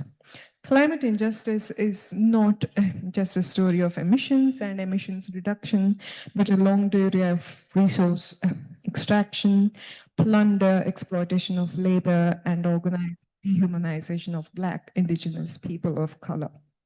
When Europe stirs to vaguely talk about climate change, as you see in the example here, and it's not even accurate, when deadly heat waves ambush their summer, in Asia or Africa, the experience is already familiar, more intensely felt even. In the global south, it has been a matter of survival, territorial integrity, continuity of culture, tradition, ways of life that the imperial core has failed to comprehend, let alone include in its definition of climate change. Next slide, if you can. Yeah. When former colonies talk of reparations, not just climate reparations, which is gaining traction in the climate politics and climate negotiations, the true coloniality of world order is revealed. I don't know how much of the UK politics you follow, but this is a kind of unfortunate comedic response we have when someone talks of reparations for colonial harms and consequently climate injustice. It has become the norm for prospective far-right populist parties to place economic growth first and promise rolling back all sorts of climate goals in order to get to power. We know that of Nigel Farage or Pauline Hanson on this side of the world, if you were allowed to Australian politics. If you don't follow UK or Australian politics, keep it that way. Life is much, much happier, more enjoyable. Next slide, please. Irrespective of how much we claim knowledge is neutral, climate change politics clearly unpacks the fundamental inequality of not just climate impacts, but the epistemic complexities of climate change. Rarely does this idea get mainstream attention. One such rare instance was when the International Court of Justice was called upon to give its advisory opinion on the obligations of state in respect of climate change. Last year. So the hearing was held in December 2024, and the judgment was out in July. Advisory opinion was out in July. Without yielding into the temptation of lecturing you on the proceedings and outcome of the advisory opinion, the court was asked to answer the following questions. So what are the obligations of the state under international law to ensure protection of climate system and other parts of environment from anthropogenic emissions of greenhouse gases, both towards other states and present and future generations? What are the legal consequences under these obligations for states where they, by their acts or omissions, have caused significant harm to the climate system and other parts of environment? With respect to states, in particular, and this was very important, in particular towards small island developing states, which due to their geographical circumstances and level of development are injured or specifically affected by or are particularly vulnerable to adverse effects of climate change, and equally important towards people and individuals of the present and future generations affected by the adverse effects of climate change. Next slide, please. I don't know how much you can read the font. It's quite small, but it is a chunk of submission from Cook Island, which was perhaps one of the very few countries to have taken a very radical stance, did not hold back in its submissions before the court. Even the questions are quite open, so they're not very clinical or doctrinal questions as one might find before courts. In posing these questions, stakeholders from small island states were pushing the discourse of climate change and climate justice. The whole of the oral proceedings and written submissions by parties was an interesting exercise in revealing who really cares for the climate and the people. The nuance in reporting about the ICGE proceedings was absent from most of the mainstream media, as it highlighted only the superficial contentions around whether there are more obligations than those elucidated under the Paris Agreement or the broader UNFCCC framework. Some showed a little more insight by pointing out the human rights obligations and the impact on developing nations. But at the core, this was a battle between colonial knowledge production that defines climate action in the narrowest possible way that minimizes specific obligations of a capitalist colonialist nexus, and the knowledge production that seeks anti-colonial global order dedicated to repair and restoration.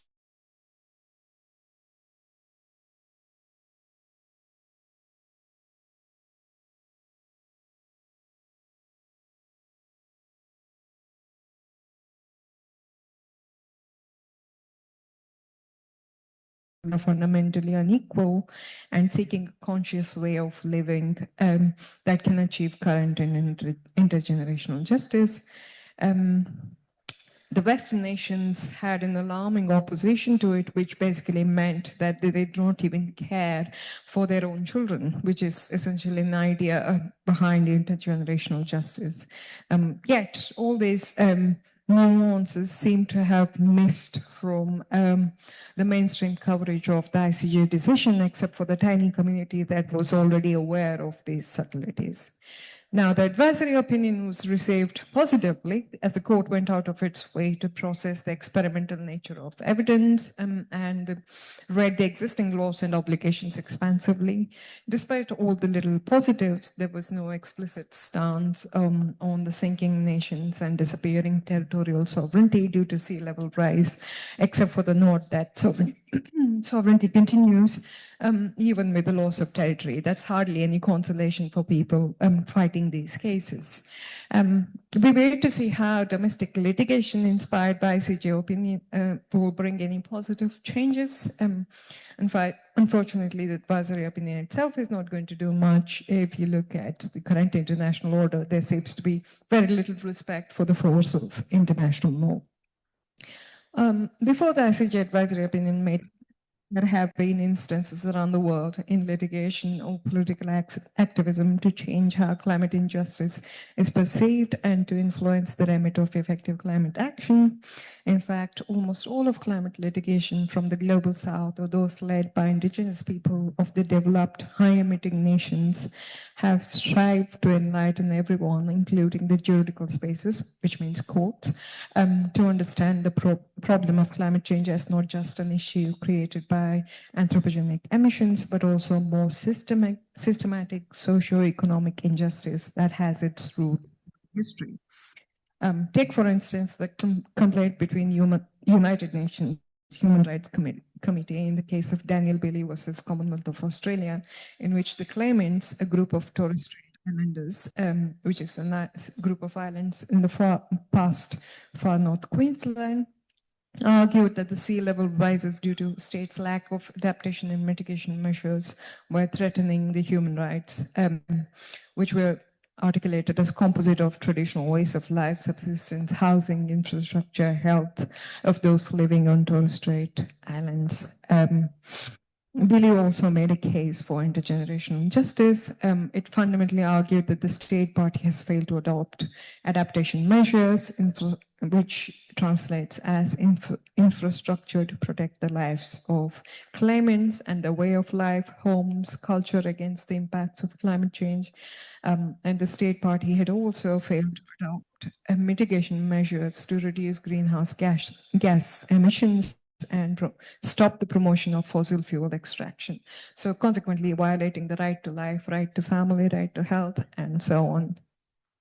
Similar cases have come since. So there's a more recent case of another Indigenous woman scholar from Western Australia, Anne Paulina et al.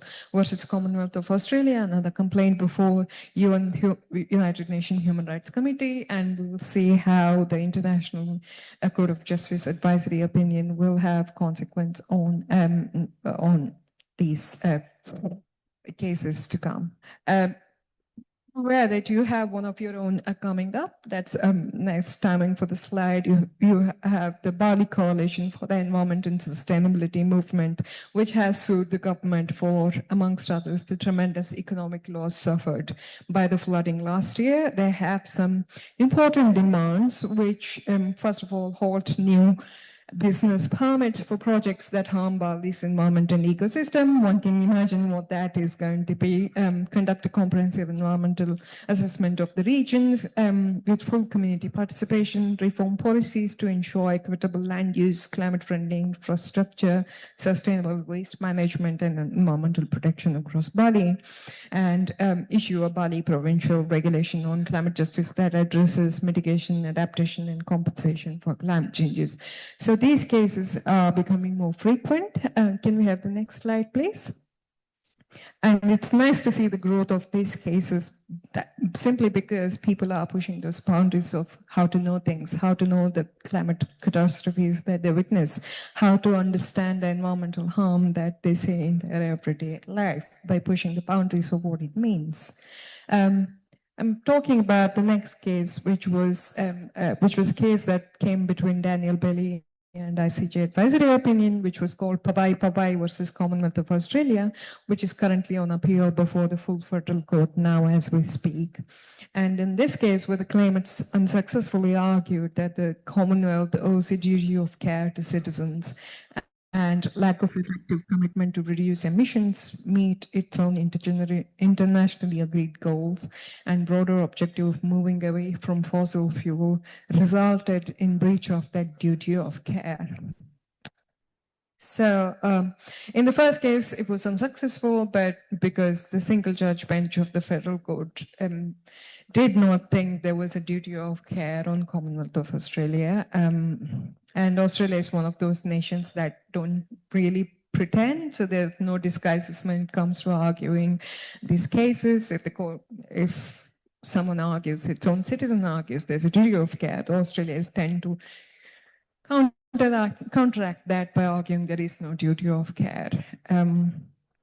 Why Pabai, cases like Pabai fail to make their claims known, that the disappearing food systems, inability to practice their culture and pass their knowledge on to the future generations, losing ancestral griefs and associated memories, having disproportionate health impact, are all rooted in colonization, and also part of the ongoing climate injustice is because of the huge knowledge gap between what is perceived as climate injustice or climate change and its impact on people and how narrowly it's been defined in mainstream knowledge system.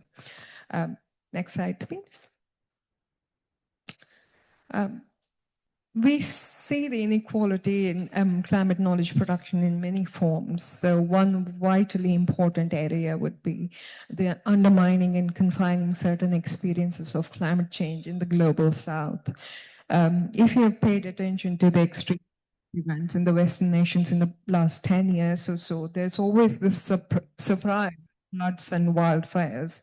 Some have admitted on popular media that these things so far were only happening in poor developing nations and then don't seem to fathom why it happens in nations like Germany or the UK.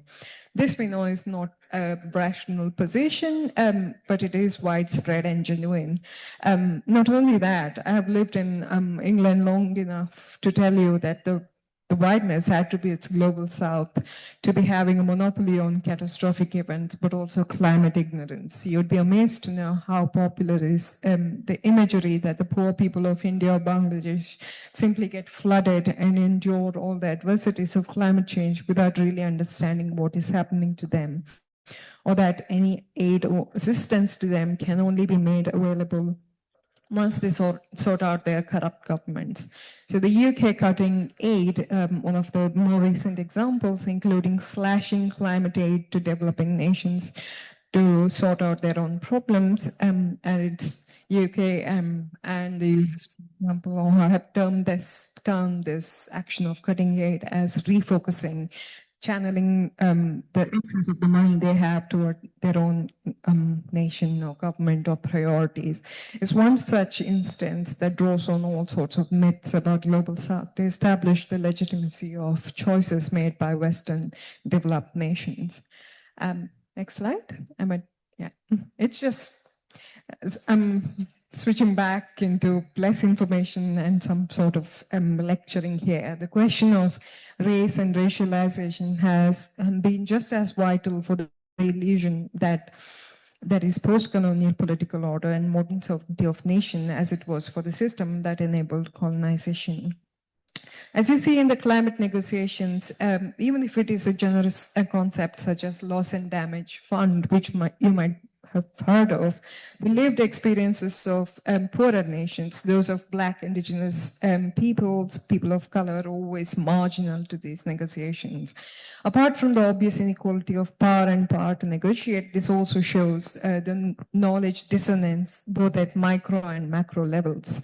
The reason why superficial climate action goals and commitments get loaded in the international level is because imperial colonial nexus that drives world political, economic, and social order. It's not so obvious to the outside world, outside of a niche political cultural space. If the domestic politics is failing people in the global south, that is not because they brought it on themselves, but the only acceptable political existence for most of this nation is to participate in the extractive capitalism and imperialism that keeps them poor, that keeps them entangled in dependency and selling out the illusions of development while destroying their environment.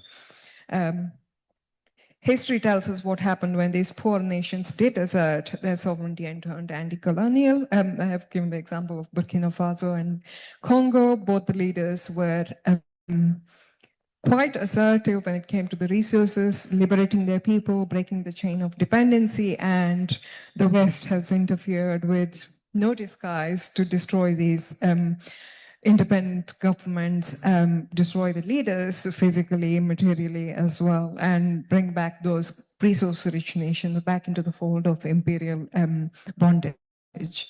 So no crisis draws attention of the West like the crisis that threatens imperialism. There are, of course, hard to explain lifestyle choices that are fundamentally toxic to the ecological harmony, but the greater evil of climate injustice lies elsewhere. And so should the answer of climate literacy lie elsewhere. Which is why all the perfunctory, exotic geoengineering solution to claw one's way out of the crisis, such as solar radiation modification or dimming of the sun in common parlance, refreezing the Arctic, these solutions simply does nothing to change the human foolishness that has brought us at the doorstep of environmental catastrophe. So climate change was never merely a scientific problem, and hence its solution cannot be merely scientific. Brings us back to the primary message of this talk, and hopefully with all our work to know and to know fully when we work towards positive climate action. Our task before we go about demanding climate action and work towards climate literacy is to make ourselves aware of the history of inequality and then climate inequality more specifically. And that requires transdisciplinarity in spaces where academic knowledge production takes place. It's probably too much to ask ordinary people striving for their everyday existence to decode complex political economy for the oppression that they're subjected to, but more often than not, they have a better idea than all of us combined at universities. Those in the middle of wars or ongoing genocide will have more to tell you about international politics than all of us in privileged positions. The people that are living through changing climate need a coping mechanism, measures of adaptation, mitigation, loss and damage compensation, etc. That is a different kind of literacy. There is an imminent need for those in the business of research and knowledge production to open their minds to all disciplines that deal with environmental transformation. By which I mean scientists need to understand history, sociology, politics of power, and social sciences need to understand science and how scientific community with all its knowledge can be deployed to achieve the social revolution that we're seeking to achieve. We were just, a bunch of colleagues, we were joking the other day that we love to read history, but they would enjoy it even as long as there is no exam at the end of it. Fortunately, the good news is we are out of school, there are no exams, but the humanity, unfortunately, is now being forced through an ultimate test, and we need to deploy all knowledge possible to survive the test. We've been seeing the proof of what happens when we don't fully understand the grounded nature of the issue of climate change and climate litigation especially. I'm a lawyer and can tell you about the ignorance of my own discipline. We are no longer at a stage where we can afford to say fulfilling due process and complying with procedures alone can redress the mammoth of a problem that we are facing today. Courts have been hesitant to take the leap that is expected in the climate litigation, deferring much to political and policy choices, despite the decades of the proof that none have been made or made correctly. And this is not just a third world problem. Governments that are most aggressively stealing indigenous people's land, threatening the health and freedom of their citizens, brazenly refusing any form of responsible civilized governance, recklessly permitting new open-cut coal mine shale gas exploration, inaugurating offshore oil and gas projects, logging native forests are found among the global north, the Western nations that hold all the political and financial power at the climate negotiation. I'm not even talking about countries that have no respect for international law and order. I'm talking about those countries that pretend to be champions of liberal democracies and sit on the fence.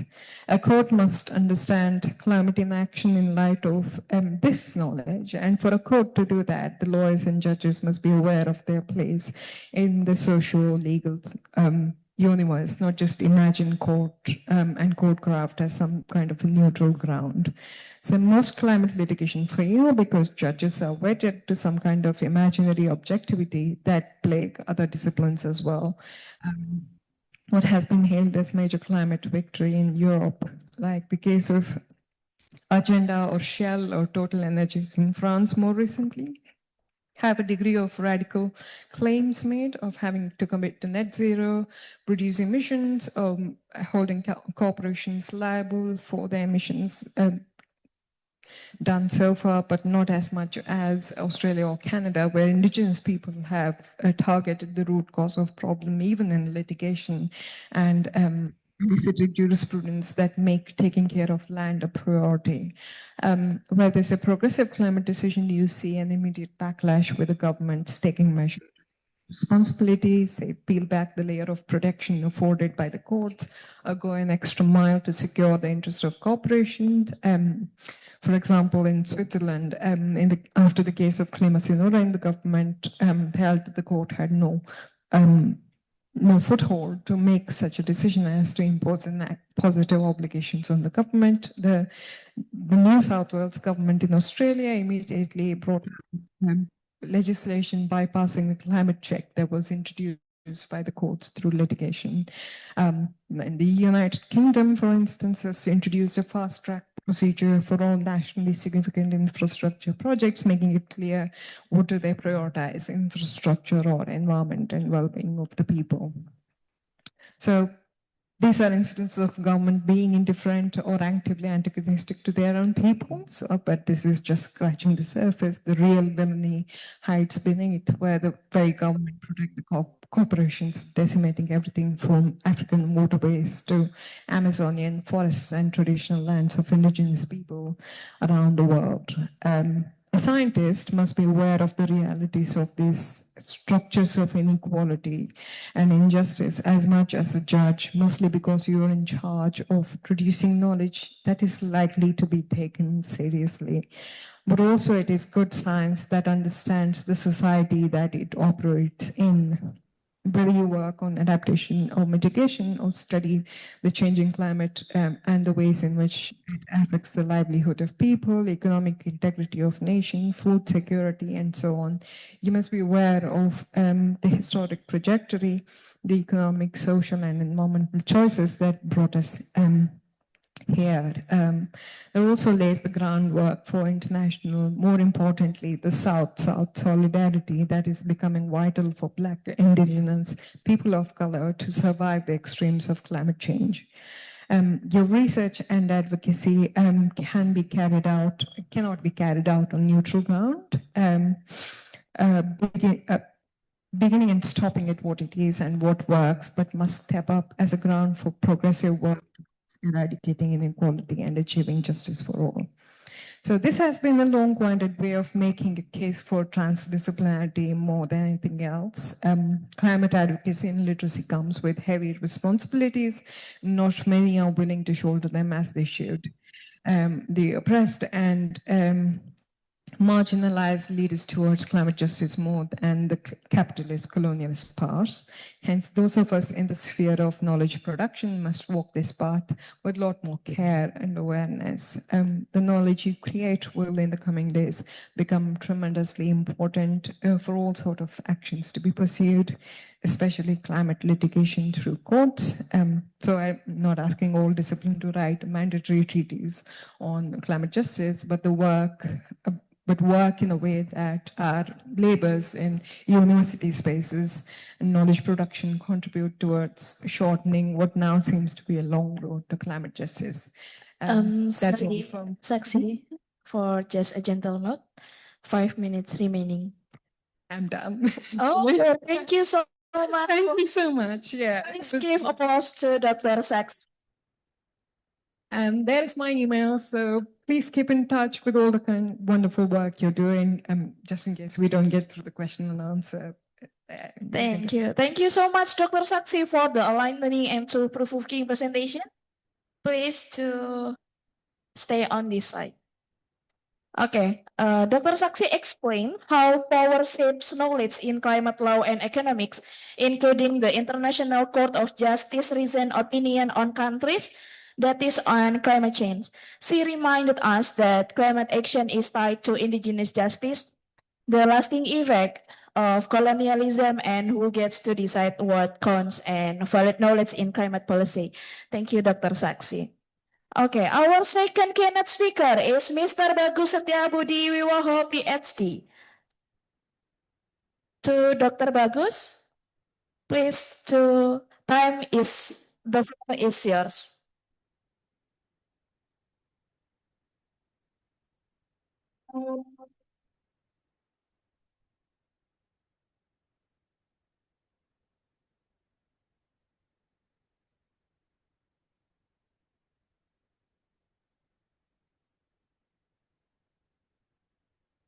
Mr. Bagus Setiabudi Wiwoho as an associate professor and researcher in the Department of Geography, Universitas Negeri Malang.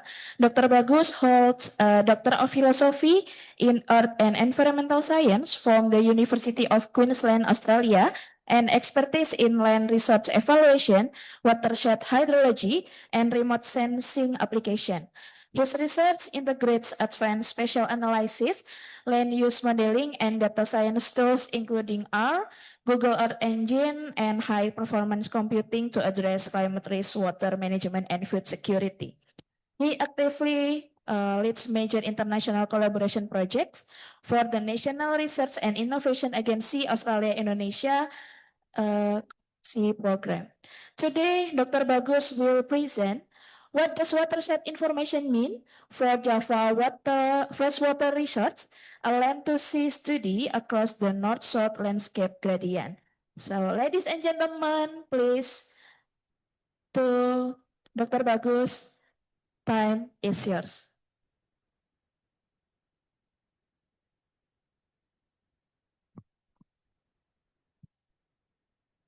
Thank you, Ms. Melati. Good afternoon, everyone. Thank you for joining with us and keep staying with us in this venue because most of us live from this venue. Today, I would like to present about our problem in Java Island, that watershed transformation, because many problems appear in this last decade because of fresh water resources. Next, please. Okay, there is a question about the Java Island. Do you agree that this island is the most urbanized island of the world? If yes, and then this research is focused on Java Island, and we believe that because of the urbanized island, it makes that Java is most a good ideal laboratory to study human impact on water system. In this study, we compare between a north and south watershed, and we use almost 70 watersheds in Java Islands. The dots, red and blue, represent the outlet from our watershed in Java. And then we arrive to our key question, is whether watershed transformation leaves a detectable signature in water quantity, climate sensitivity, and downstream water quality. That's our problem, and we try to answer this question through our study. Next, please. Yeah, we have a lot of questions here, and we start with research question 1. And for the answer this question, we have to know about the characteristic of Java watershed. Next. Next, please. Yeah. In this slide, we highlight about the strong contrast between the north and south watershed in Java. As we can see in that graph, the north is much transformed with about almost 6 built-up area or settlement and nearly almost 50% cropland, while the south watershed retains around 20% forest cover. These differences are reflected about the physical environment. At the northern basin, our listed state receive about 600 millimeters less annual rainfall and are generally drier. This shows that north-south divide is driven by both watershed transformation and natural physical setting, which together influencing hydrological responses. Next, please. And then we try to capture about the long-term climate trends across Java north-south watershed. As we can see in this slide, that we know for the left side that all watersheds have experienced very similar long-term climate trends for almost 60 years. We use 60 years data, and air temperature increased at the same rate, about 0.19 degrees Celsius per decade. At the same time, neither watershed group, north and south, shows a significant long trend in annual precipitation, despite year-to-year variability. This means both regions were exposed to similar climate forcing, allowing us to better isolate the effect of watershed transformation from those of climate change. Next, please.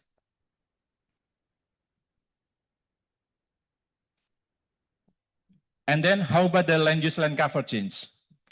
Based on this our graph here, we have 3 graphs. And then we can get some inside information about the watershed transformation in Java Island. All watershed have progressed between 2000 until 2020. The most striking change is urban encroachment in the north draining watershed, where build-up area increased about 1.7%, compared with almost no change at the left graph with the blue line. There is a minimum land cover land use change in the south watershed. Meanwhile, cropland decrease at the second graph, similar in both regions, and forest cover show only modest recovery. This result indicates that growing contrast between the 2 watersheds groups is driven primarily by a rapid urbanization in north, and that this transformation is still ongoing. Next. By using heat map, we can see how each watershed transform by the time. Mostly, we can see the red one at the heat map. They peak to the midpoint between 2005 and 2020.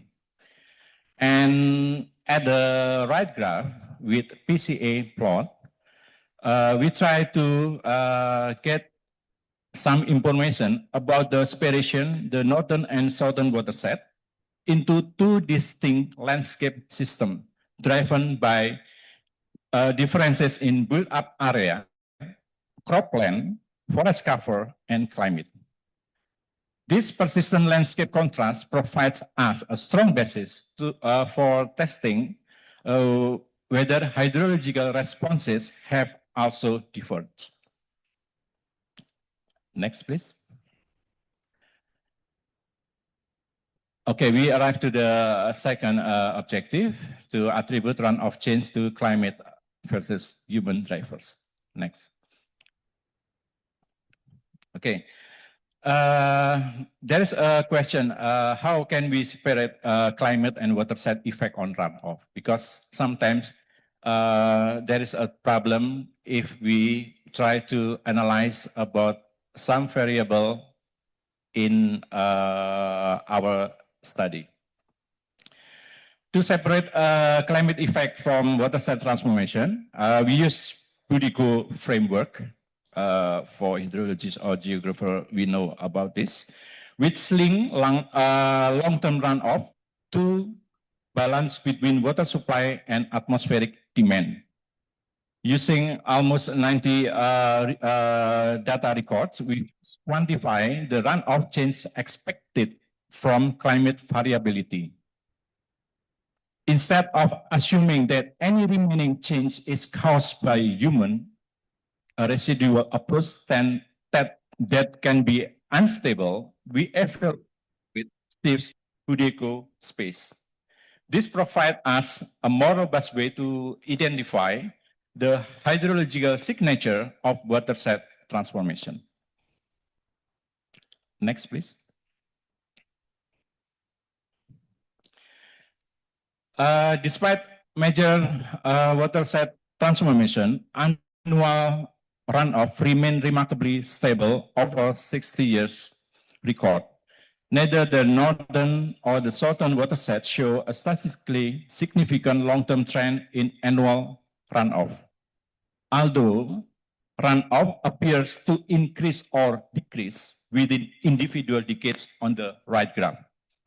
These trends reverse over time, and this highlights that short-term analysis can be misleading and emphasize the importance of using long-term records when assessing the hydrological impact of watershed transformation. Next, please.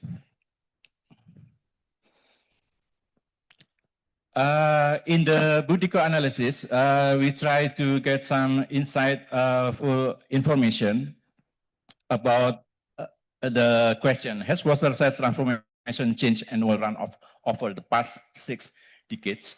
On the left, when we use a Budico framework, which describe how annual runoff is partitioned between evapotranspiration and runoff.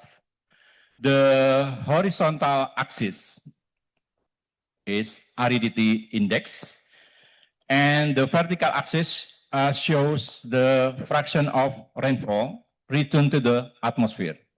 Every point represents 70 watershed that we have in Java Island. Two findings stand out that we have from this slide. First, all watersheds remain on the energy limit side of Budico framework, because all the dots lie on the right from the ratio 1:1 line. And second, despite substantial differences in urbanization, almost all watersheds occupy the same Budico trajectory with a similar value for the member. This suggests that land transformation has not produced a detectable shift in long-term water partitioning. And the histogram on the right reinforces this conclusion. Across 60 years, none of 70 watersheds show a statistically trend in annual runoff. Most trend cluster close to 0. You can see in the right graph, indicating that long-term runoff has remained remarkably stable despite extensive landscape transformation. Next, please. Now we have a third objective, identifying dominant control on annual water yield. Next. This slide shows that climate and watershed transformation have different spatial patterns across Java. Urban development, on the top map, follows a clear north-south gradient, which much greater build-up area in the northern watershed. On the other hand, climate forcing, represented by aridity index in the bottom map, varies mainly from west to the east. So this pattern are spatially distinct, and climate cannot explain much greater transformation observed in the north. This separation allows us to better distinguish the effect of climate from those of watershed transformation. Next, please. And now, if annual runoff has remained stable, the next question is, what actually controls year-to-year runoff variability? In the panel A shows that annual precipitation and atmospheric demand explain almost 93% of interannual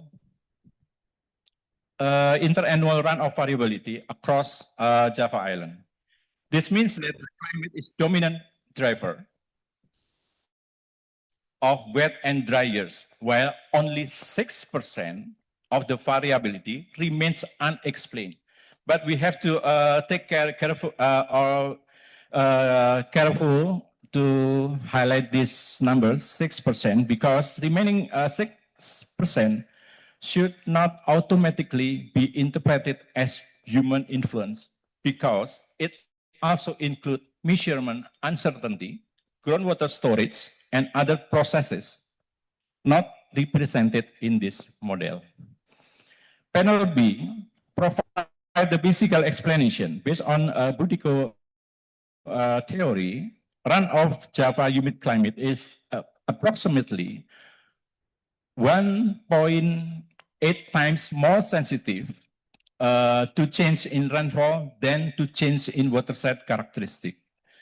This occurs because all of watershed lie in the energy limited regime.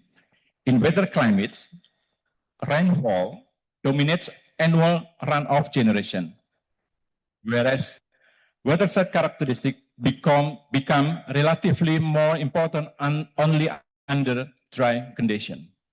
Together, this result explains why we detect a strong climate signal, but no measurable long-term change in annual runoff due to the watershed transformation. Next, please.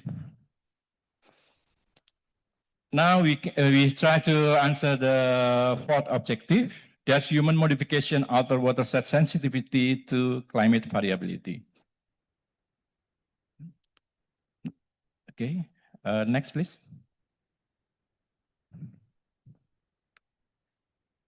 Okay, next. Okay. This slide brings together the main findings of our study. Although watershed transformation follows a strong north-south pattern, annual water yield instead follows the east-west aridity gradient, showing that climate is the primary control on total runoff. Human influence is expressed mainly through change in water partitioning, represented by the Butiko parameter, rather than changes in annual water yield. In other words, water transformation changes how water distributed within the catchment, but not the total amount of water produced over the long term. Next.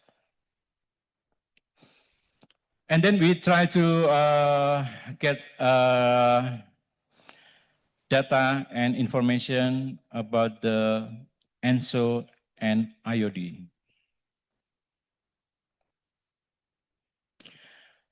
Based on this graph, we found that the runoff responds most strongly to the IOD during its peak on the left up graph. However, climate sensitivity follows the east-west aridity gradient rather than the north-south pattern of urbanization. In addition, there is no significant relationship between built-up area and runoff sensitivity. This result indicates that human modification has not fundamentally altered watershed responses to large-scale climate variability. In other words, we can say that climate remains the dominant driver of watershed behavior, even in heavily transformed catchment. Next. Now we get fifth objective, identifying the coastal indicators of watershed transformation. Next. Okay. Beyond the specific findings, we learned that three broader methodological lessons. First, spatial dependence matters. Neighboring watershed are not independent, so we explicitly accounted for spatial clustering rather than treating each watershed as an isolated observation. Second, control variables are essential. By confirming that our framework successfully detects known climate signals, we gain confidence that the null result truly reflect the system, not a limitation of the method. Finally, robust does not always mean significant. Consistent null results are scientifically meaningful because they help define us where watershed transformation is and is not detectable. Next. Now we try to get this signal to the other variables, that's chlorophyll. We found that the same indicator, chlorophyll, reflects different processes on Java on the North Coast during the wet season when it starts deliver nutrient to the sea. In South Coast, at the middle graph, peaks during the wet season. And on the other hand, they will give us some information about the coastal upwelling at the south. This shows that the same coastal indicator has different meaning depending on the dominant environmental process. So, interpreting coastal water quality requires understanding the local physical process, not just the indicator itself. Next.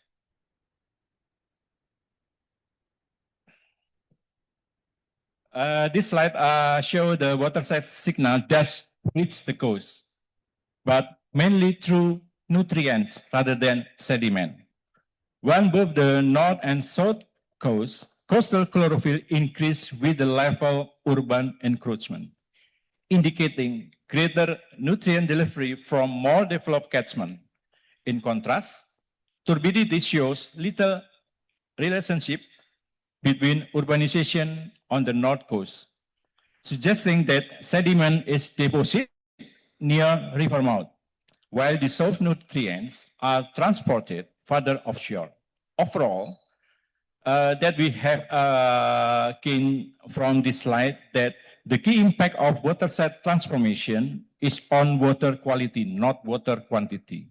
In other words, Java's rivers are not carrying less water, they are carrying different water with higher nutrient loads rather than more sediment. Next. Next. Finally, we have three conclusions that we get from this research. First, climate is the primary control on annual water yield and watershed responses to climate variability across Java. Second, human modification is expressed most clearly through nutrient delivery to the coast rather than the long-term change in runoff or sediment transport. Third, the clear signature of human modification in Java's water system is not found in its river, but in the coastal waters they feed. Thank you. This is the end of my presentation. Back to you, Ms. Melati. Thank you so much to Dr. Bagus. Please give applause to Dr. Bagus.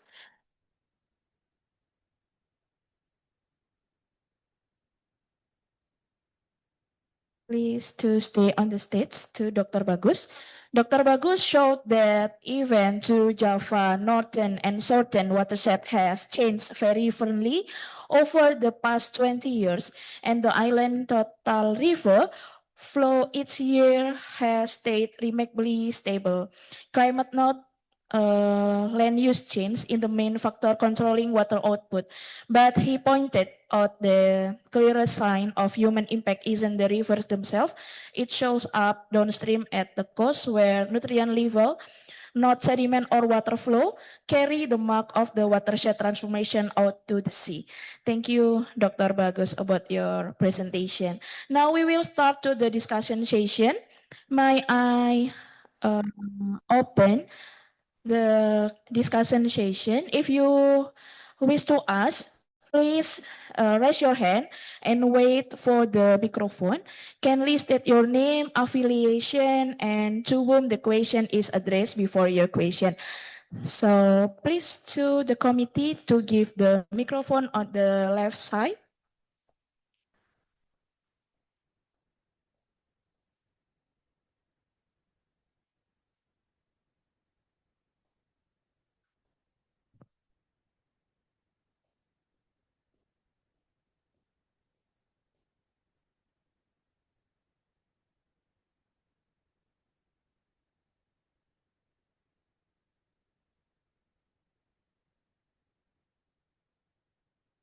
Dr. Saksi and Dr. Bagus. First of all, we would like to express our appreciation for the valuable presentation you delivered today. My name is Dani. I'm a PhD candidate researching coffee agroforestry and conservation. My question addressing to Dr. Saksi. In my research area on Mount Anjas Moro, 3 hours from here, a national policy for sugar self-sufficiency is pushing farmers to convert coffee agroforestry into sugarcane monoculture, which seems to reduce local climate resilience. We want our research to be part of environmental or climate advocacy, as you present today. But we don't know where to start. The question is, with our small research team, could you suggest what should we prioritize? Collecting scientific evidence, engaging local farmer, or documenting the policy itself? Thank you so much. Thank you for the question. To Dr. Saksi, please answer the question. I mean, this is a question all countries have, what should be prioritized, but it should happen in tandem, and that can be a lesson from all the global North nations where this contestations has already happened. So you cannot wait for the community to come on board. It has to happen simultaneously with the scientific evidence that you're already building. So your collection of scientific evidence is important for many reasons. One is for mainstream education, but also simultaneously if you want to pursue other avenues, because policy decisions happen alongside legislation, it happened alongside climate litigation. It also happened alongside bringing people on board who would otherwise be opposed to these actions. So scientific community is a small thing, but we are not in a position to actually prioritize anything now. We have to have these efforts have to happen simultaneously because we're soon running out of time. So when you talk about agroforestry and that ecological diversity being replaced by monoculture, it happens in accelerated speed elsewhere. So we can see that of palm oil, we can see that of decimation of native forests in British Columbia and Canada. So it's not just the more localized problem, but something that happens everywhere. So if these issues are coming up everywhere, that just means we're losing so much of ecology. So we are sort of running out of time. And so collecting scientific evidence must pass on to the stakeholders and the local communities at the same time as you're collecting. And your scientific evidence gets probably more legitimacy if you involve the same community that you're trying to engage, because local knowledge is still very underrated in the climate change advocacy and climate literacy. So you think it has to go from one end to another. But if scientists learn from local knowledge and the local knowledge holders learn from the advanced scientific techniques they have, I think both parties will benefit. So prioritizing, in a way, you need to prioritize, yes, collecting evidence, but also policy changes and legislative changes and probably even legal changes should happen together. So I'm more of a person that advocates things happen together than one after another. So I hope that answers your question. Thank you so much. Any feedback? Thank you. Okay, for the next question for the other audience. Okay, to the committee, please kindly give the microphone at the right side.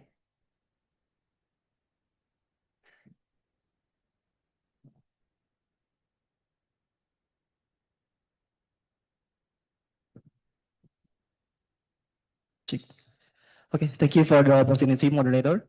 Good afternoon, everyone. My name is Dedi Zain Mokhtar Asri, and I'm from Geography Education, Universitas Negeri Malang. Thank you, Dr. Saksi and Dr. Bagus, for your insightful presentation. And I would like to ask to the Dr. Saksi.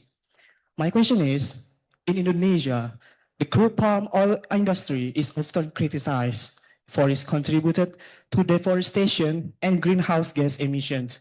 But at the same time, it have playing a crucial role in this national economy and local livelihood. In this context, what are the strengths and the limitations of using climate litigation to encourage more sustainable practices without undermining economic development? Thank you, Dr. Saksi.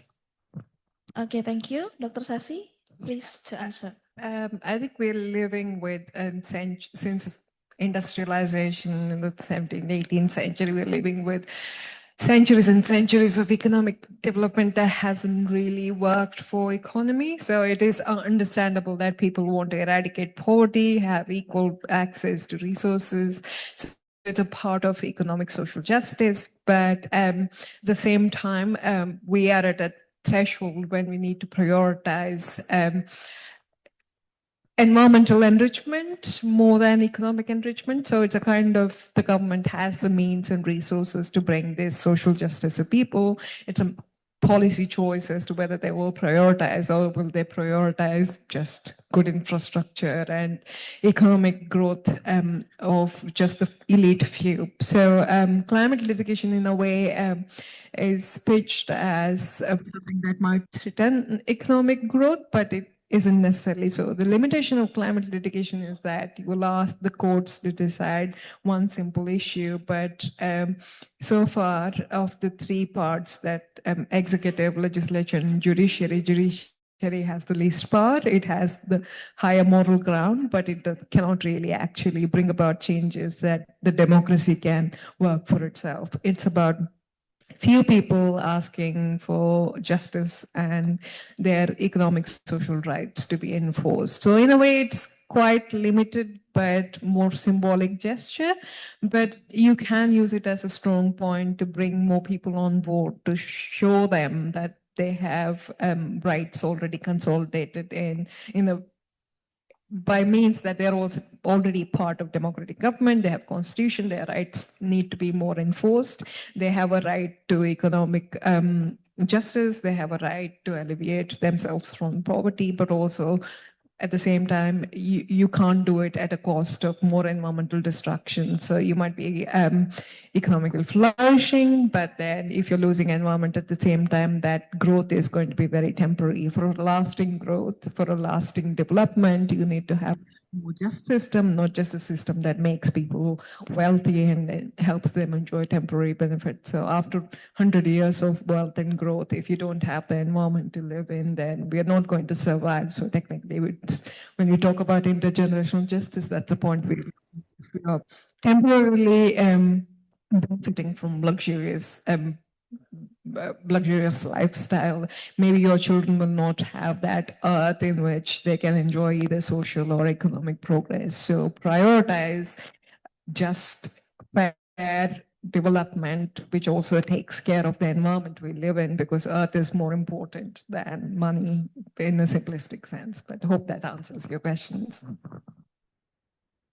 Thank you so much. Any feedback for the question? No, thank you, Dr. Saksi. Thank you so much. Move to another participant on the Zoom meeting. Maybe any question from the other participant on Zoom meeting?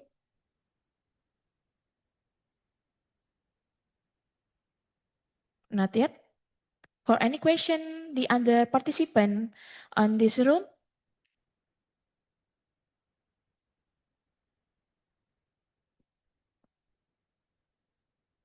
Any question?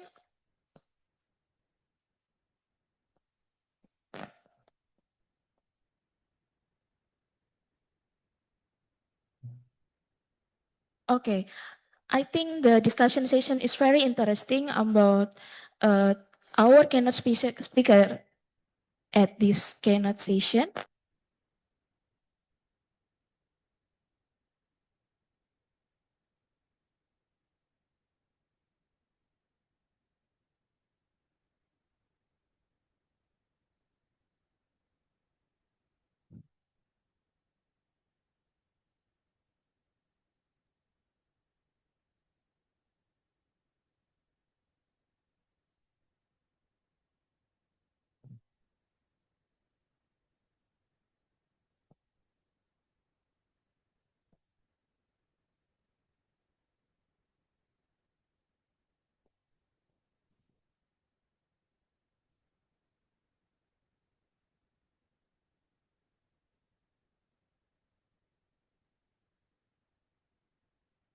Okay, ladies and gentlemen, thank you for your time. This brings our discussion session to a close.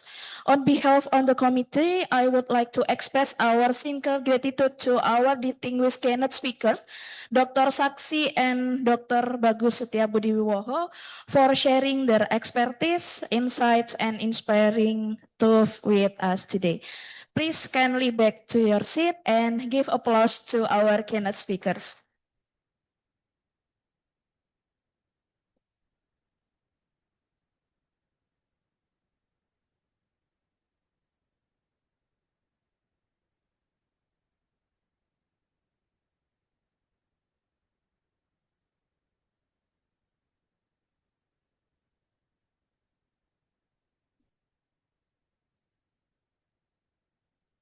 Okay, we also all participants, thanks to your active engagement in this discussion.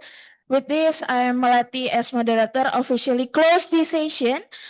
Let us carry forward the knowledge and inspiration gained today into our future research and collaborative event. Thank you very much and see you at the next International Conference on Geography and Education. Good afternoon, everyone. Please come back to Ms. Adel and Mr. Dani as Master of Ceremony.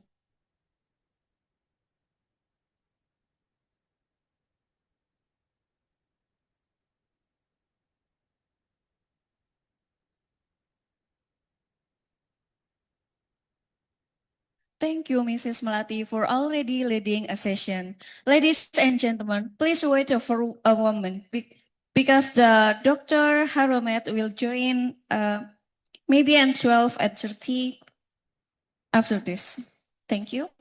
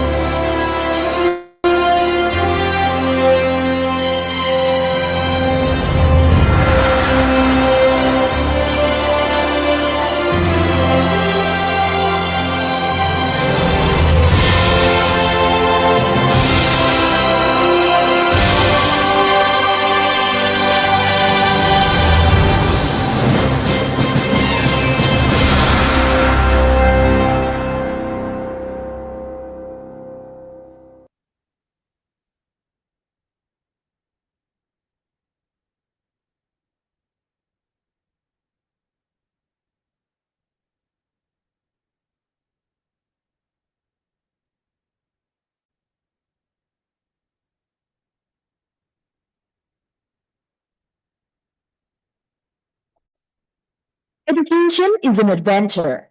Education is an exploration of knowledge, creativity, and innovation. The adventure story of Universitas Negeri Malang began in 1954. With high dedication and perseverance, it has now transformed into an integrated university committed to achieving the Sustainable Development Goals and community service, demonstrating its important role as an agent of change in realizing sustainable development. Universitas Negeri Malang currently has 3 campuses: Malang Campus, Campus 2, and Campus 3. Universitas Negeri Malang remains faithful to its intellectual and cultural heritage, with various facilities and curricula that support the maximization of potential within it. It also plays an important role in achieving global sustainable development goals by providing excellent and quality education and learning. As an educational institution, Universitas Negeri Malang views education as a universal right that must be accessible to all individuals, regardless of social, economic, or geographical background. As part of this commitment, Universitas Negeri Malang continuously strives to improve campus accessibility by providing disability-friendly facilities and developing services that facilitate student learning processes in various fields. Universitas Negeri Malang has also collaborated with many companies in providing educational services, offering various scholarship programs that cover different levels of need and talent. Every service provided by Universitas Negeri Malang can be experienced by every student and is continuously developed to support the entire educational process in each faculty. Faculty of Education. As the oldest faculty at Universitas Negeri Malang, the Faculty of Education has 6 departments that are ready to produce professional teachers in their fields. Faculty of Social Science sets the standard in learning, research and communication services, both nationally and internationally. Faculty of Letters. The Faculty of Letters has 5 departments that will produce graduates who are experts in both language and art. Faculty of Mathematics and Science has 4 departments consisting of 10 undergraduate study programs, 8 master's study programs, and 4 doctoral study programs. Faculty of Economics and Businesses. Having 3 departments, the Faculty of Economics and Businesses strongly emphasizes quality education and training, innovative research, quality publications, and a synergistic learning system. Faculty of Engineering. Focusing on the study of technological advancements in the field of engineering, research, and application, this faculty aims to produce graduates who are instructors, researchers, entrepreneurs, and professional experts. Faculty of Sports Science. As the only sports faculty in the city, it has a mission to lead in providing higher education services by opening 4 departments that will develop knowledge and technology in the field of health and sports education. Faculty of Psychology is a faculty that has 2 study programs, bachelor's degree in psychology and master's degree in educational psychology. Faculty of Medicine. The Faculty of Medicine offers programs in medicine, nursing, and midwifery. In a warm environment, students are introduced to various aspects of medical education. Faculty of Vocational. The goal of the Faculty of Vocational is to maximize the development and service of vocational learning, producing applied bachelors. School of Postgraduate Studies. The School of Postgraduate Studies at Universitas Negeri Malang offers opportunities for students to develop knowledge and skills in various fields of education. As a result of these commitments, Universitas Negeri Malang has earned the title of Best University, achieving the first rank in the Skimago Institutions rankings for education field in Indonesia. By continuing this commitment, Universitas Negeri Malang hopes to create inclusive and equitable education for all and become an agent of change that empowers individuals from diverse backgrounds to reach their full potential. Universitas Negeri Malang has demonstrated a strong awareness of the importance of environmental sustainability. With a determination to reduce its environmental footprint, UM adopts various environmentally friendly practices throughout the campus. UM also actively organizes environmental awareness programs for students and the surrounding community, enhancing understanding of the importance of environmental preservation and motivating real action. Because UM will continue to be a place where ideas are discovered and implemented to create positive change in local and global communities. UM excellent in learning innovation.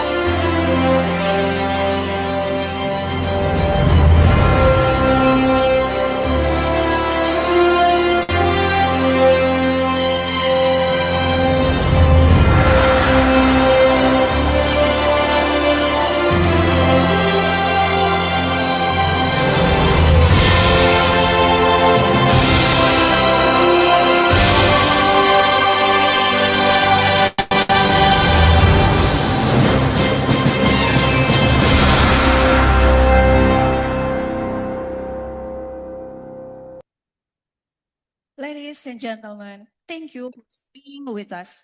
We will now continue with session 5 of the presentation, questions and answer sessions.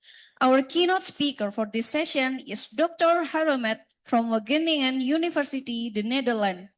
Through the session, Mrs. Altan Master of Urban Education,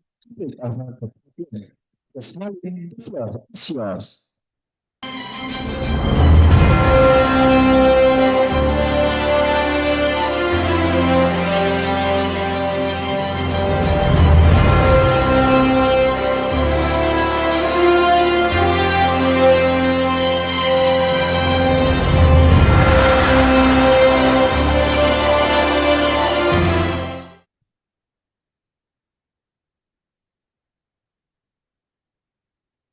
Thank you, Master of Ceremony. Begin, may I kindly confirm that you can hear me clearly? Hello? Yes, good morning. I can hear you.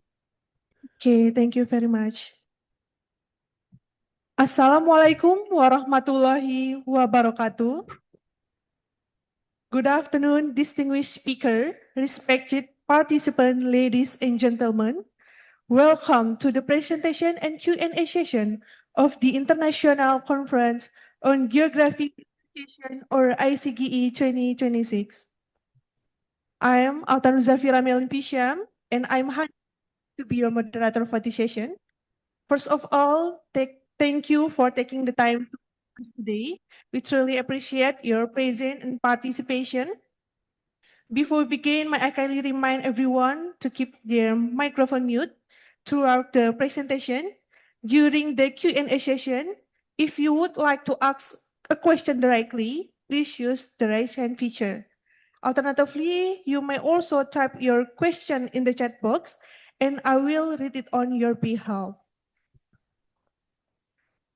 It's now my pleasure to introduce our distinguished speaker, Dr. Hydrometeorological from Wageningen University, the Netherlands.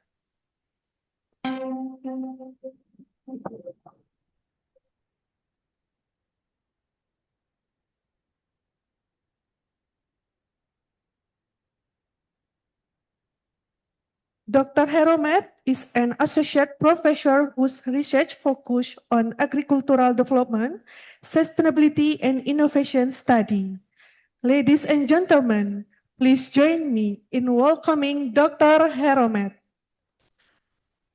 Dr. Haro, you will have 30 minutes for your presentation and followed by 15 minutes question and answer session. Dr. Haro, time is yours. Thank you very much. And thank you for inviting me. It's a pleasure to be here in your conference. And let me try to share the PowerPoint presentation.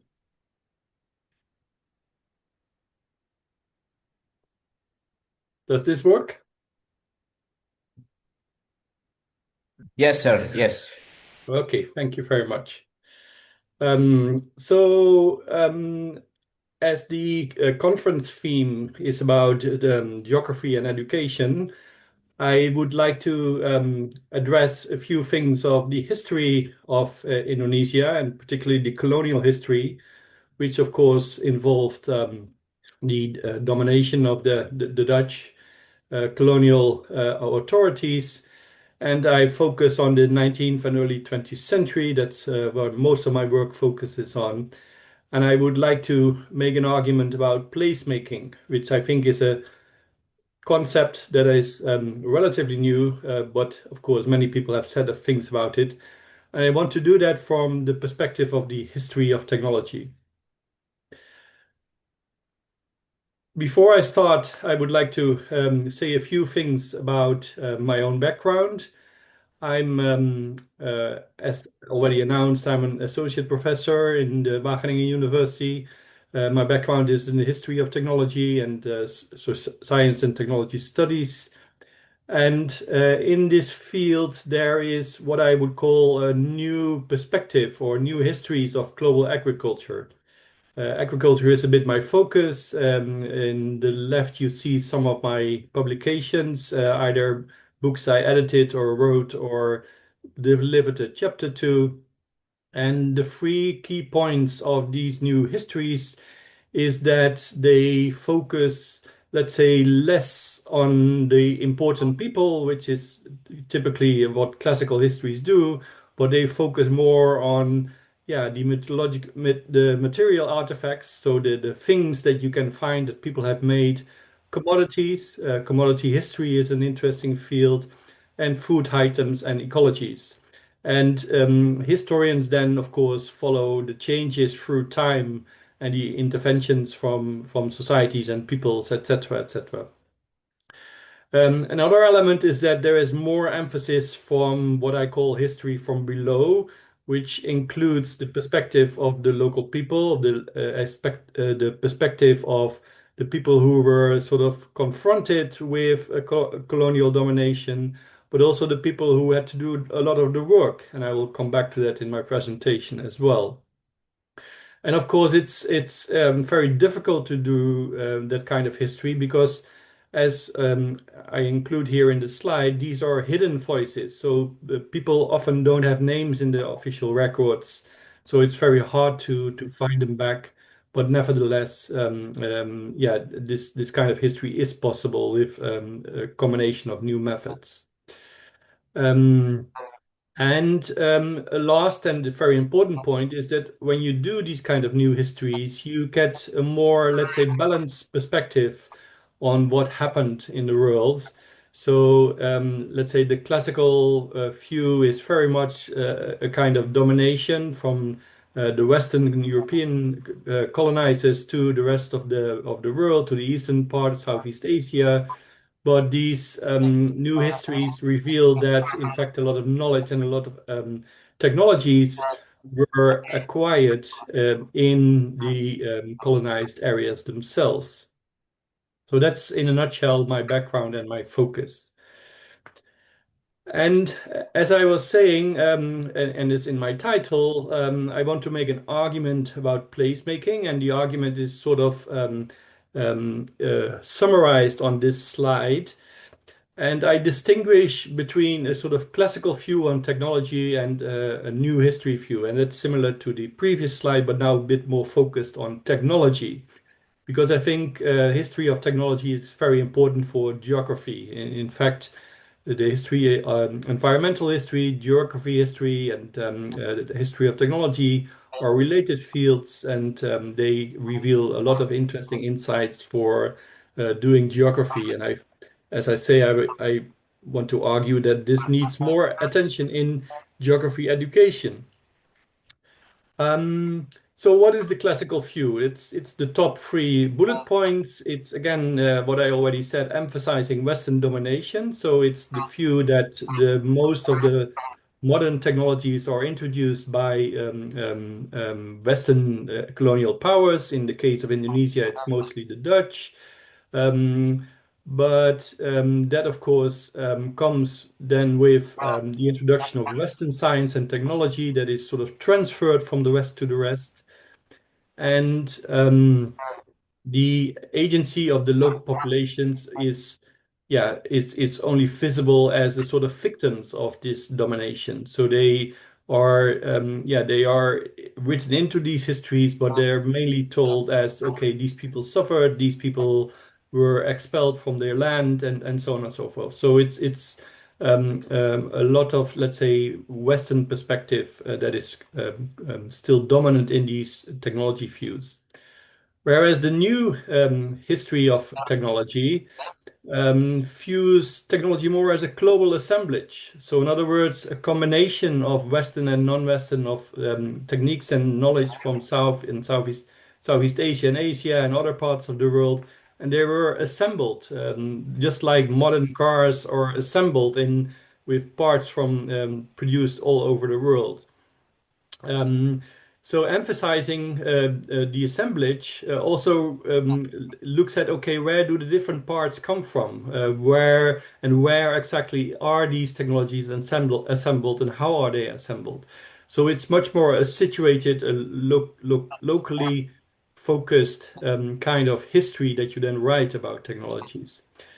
And of course, that implies that there's a blending of sources and information.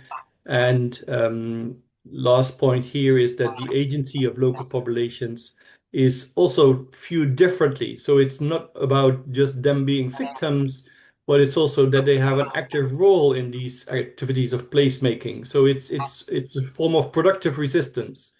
Of course, we can't deny that in the colonial domination, local people were often, let's say, expelled and dominated and repressed, etc. But they also often resisted, and they resisted in a productive way. So not just by escaping and by avoiding, but also by doing things differently.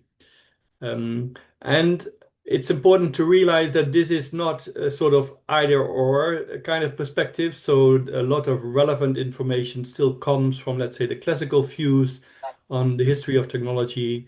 But these new histories, they add important questions to these older perspectives. Now I want to illustrate this point. So this is the sort of central point, central argument of my presentation in general terms, with two examples from the history of colonial Indonesia, the Dutch domination.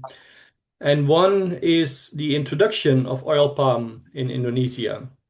Oil palm, I don't think I need to explain that to you. You all know that oil palm is or palm oil is one of the major export products of Indonesia today, and that's in a way it's of course an economic fact, but it's not at all a sort of obvious fact, because oil palm, at least the oil palm that is now the most used in the plantations, in the oil palm plantations, is not a plant native to Southeast Asia. The scientific name of oil palm is Oleus guineensis, and guineensis refers to Guinea, which is a common term for West Africa. So oil palm originally comes from West Africa and was introduced in Southeast Asia in the 19th century. And in the 19th century, oil palm became interesting internationally as a global commodity because it produced very good grease, fat for the greasing of steam engines. And the two other applications were the making of candles. So in the 19th century, there was no electricity, or not at least a wide application of electricity, so the light in the evening was much done with lamps, and candles were important for that, and soap, as it's still used. Now, candles and lubricants is not any longer the main purpose for palm oil, but a lot of the palm oil is now used for food ingredients. But that is a even later phenomenon, because to do so, you have to be able to purify, to clean the oil, and that is a chemical process that was only mastered in the 1920s and 1930s. So only then, when the oil palm could be neutralized, so to say, in terms of odors and fats and pollution elements, then it became a food ingredient. Now, the classic origin story is that oil palm is introduced by Western colonial powers. So the image I put here is an image of, it's a cartoon image, but it's the classical sort of planter perspective, right? So a European guy on the front who is sort of overseeing the, what we now would call the destruction of the rainforest. But then, of course, it was opening up a plantation field. And in the background, you see a few local workers doing the work on the fields. Now, this classical perspective was also applied to the introduction of oil palm. And the key figure is a person called Adrien Haller. He's a Belgian planter from Congo, indeed from Africa, where oil palm was originating from. And he was in 1911 exploring options in Sumatra and Malaya to continue his work in Southeast Asia. So that is sort of, let's say, in history, the start of oil palm plantations, which, again, as I said in my second slide, it's not the story is not incorrect, but it's not the full story. And to understand the full story and to get some more perspective from what I would call the new history of technology, then we have to go back a bit earlier, because oil palms already arrived on Java about 60 years earlier, so in the 1840s, late 1840s, early 1850s. And it was introduced first in the botanical garden in Bogor, the Kebun Raya, and that botanical garden was then, of course, operated by the Dutch colonizers, and they were collecting species from all over the world, and that was their main purpose. Some of these oil palms were then also distributed across Java mostly. But it was not done for plantation purposes. It was mostly done as an ornamental tree, and accidentally the palm kernels, the nuts, they were considered to be good for hardening the roads. So they were road pavement, have a purpose, but not for oil, because oil and fat for cooking and other purposes like candle making in most of Southeast Asia was from coconut palms, coconut oil. So, in other words, there was a good alternative available for local people to cook their food and to use oil from the coconut palm. So they didn't need the oil palm as an extra plant. The knowledge and techniques of using oil palms was like the palm itself. It was not in Indonesia, it was not in Southeast Asia. But of course, it was in Africa, and particularly in West Africa.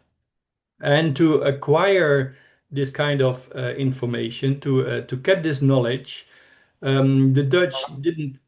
I mean, they didn't just could look up in the books, because it was not really described at that time yet. So they had to look for the knowledge. They had to look for the techniques. And of course, then the obvious place to look for is where the palm originates, where the palm is common and where the palm is used by the local people, and that's West Africa. The Dutch, however, had very few entries into West Africa in the 19th century, except for one place, and that is Elmina Castle. That's a former slave fort on the coast of what is now the Republic of Ghana. It still exists. I'll show you a picture in the next slide. The Dutch then realized, okay, if we want to introduce oil palm in Indonesia, we have to first acquire the knowledge from the people in West Africa. So here is the picture of the slave fort. This is an older picture, but you can still go there. It's now a major tourist site.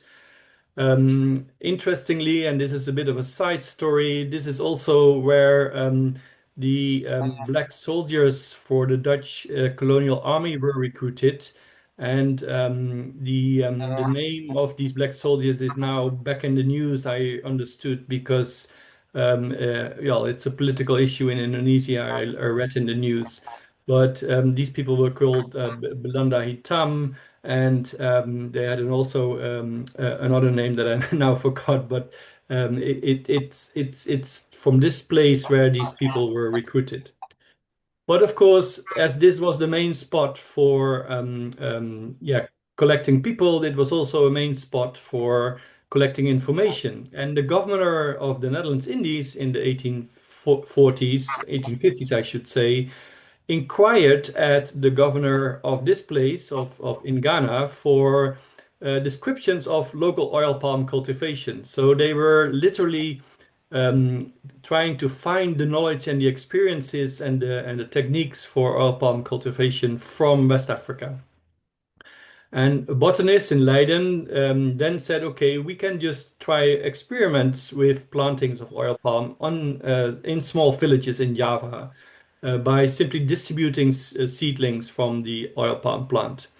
And they allocated 2 sites in the 1860s, early 1860s, One is on Java, Banyumas, and the other was in Palembang, Sumatra. So these two sites were chosen as experimental sites for oil palm plantation. Now, the situation in colonial Indonesia in the Dutch Netherlands Indies is in the 1850s and 1860s was a sort of transformation of agriculture. The cultivation system was sort of becoming dysfunctional. Increasingly, the harvest and the products that the colonial government forced from the local farmers was going back. So the profits were also going back. There was increasing unrest.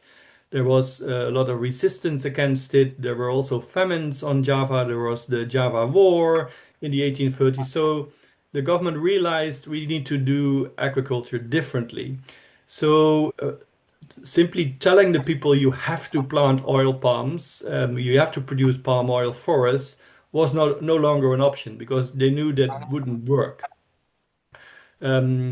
And this also came with this cultivation system with a lot of corruption in the colonial governments and low productivity, as I said.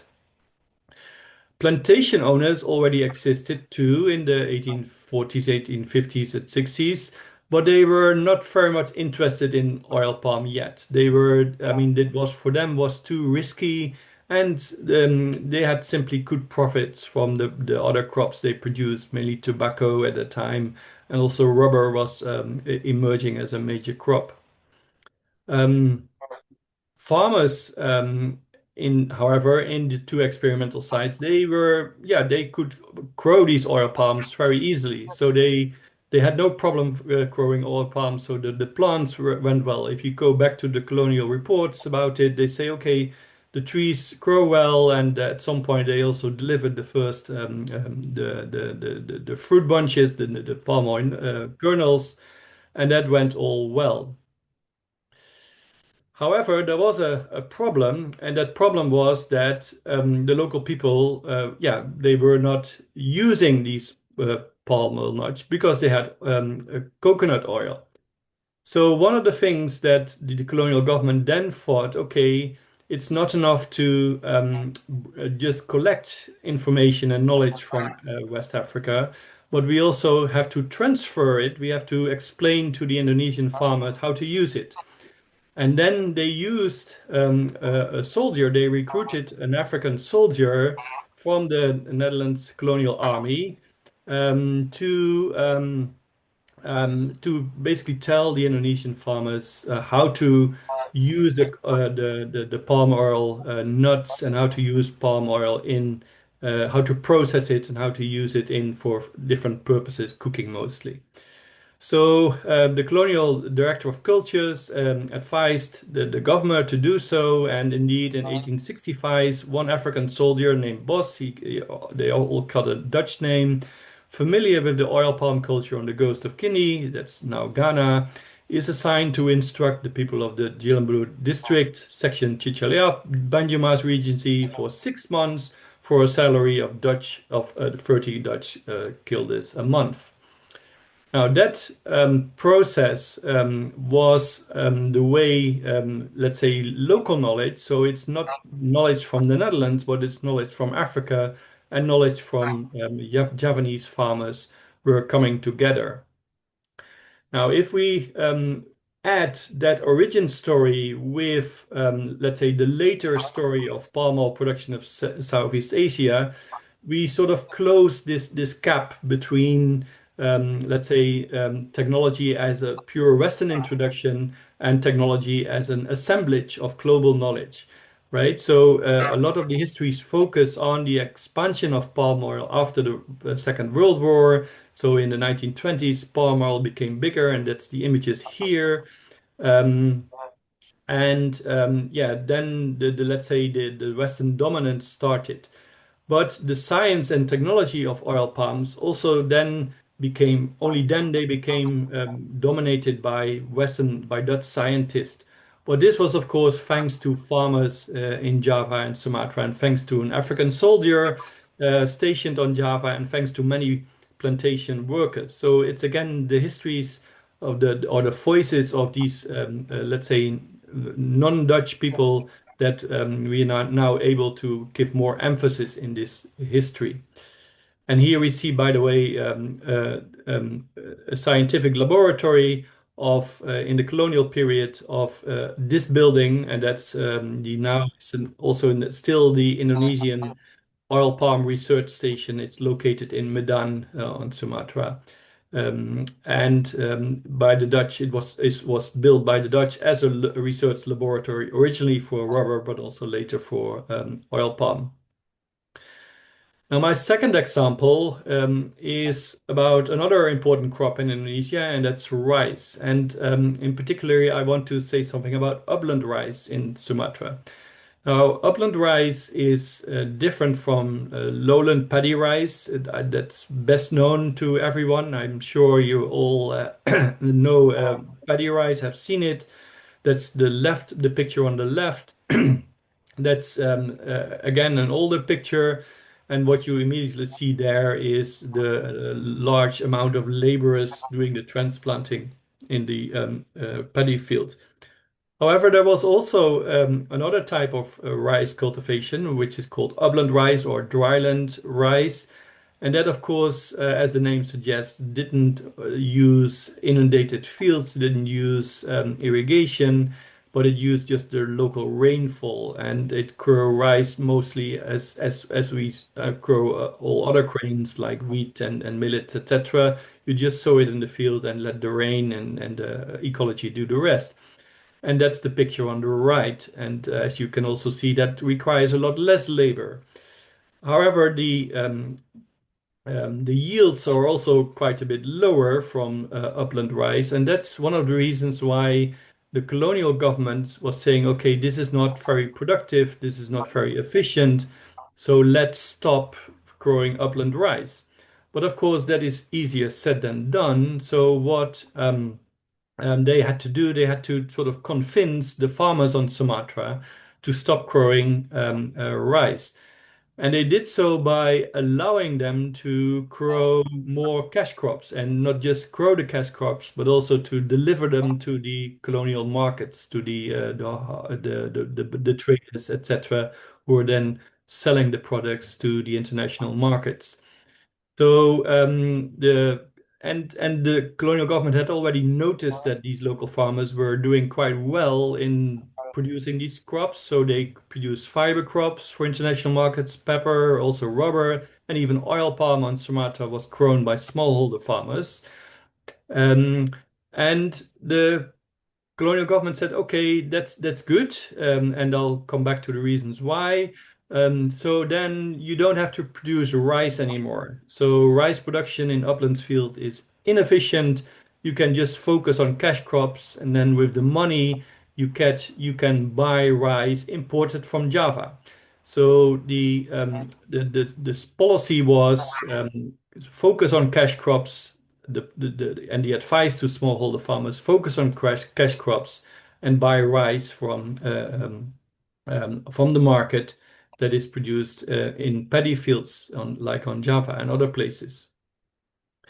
Now, why did the colonial government do this? There was basically an awareness in the early 20th century that the welfare of what they called then in colonial terms the native peoples, so the people of Indonesia, that was not going well. So the colonial exploitation implied that many people went poor. They were depending on labor that was not always there.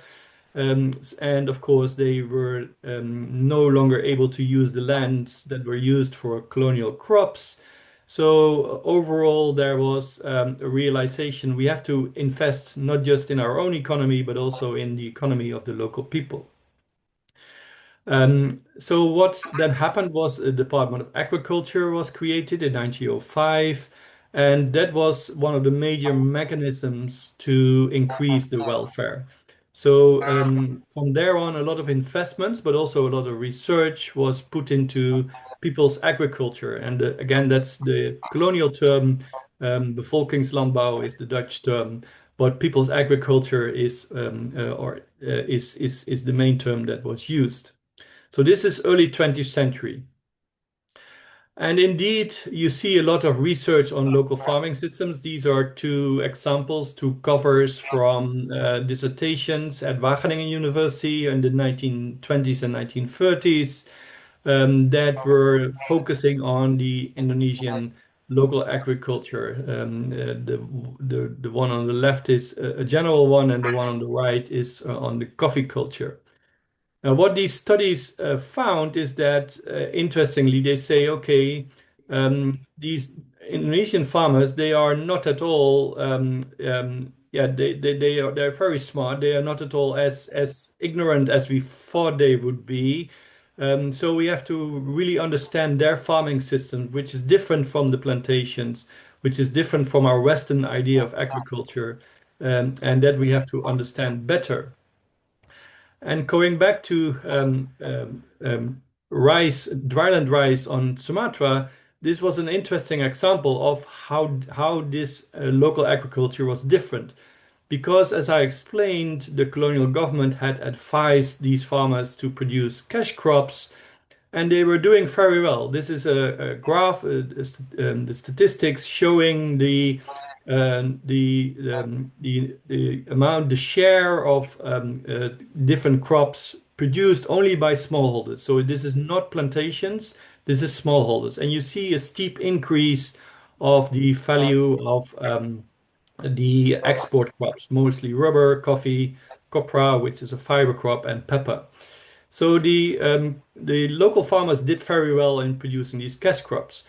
But what you also see, and that's the red bars, is that the amount of rice imported did not increase. So you would expect, if farmers stop growing rice and focus more on export crops, more rice would have to be imported.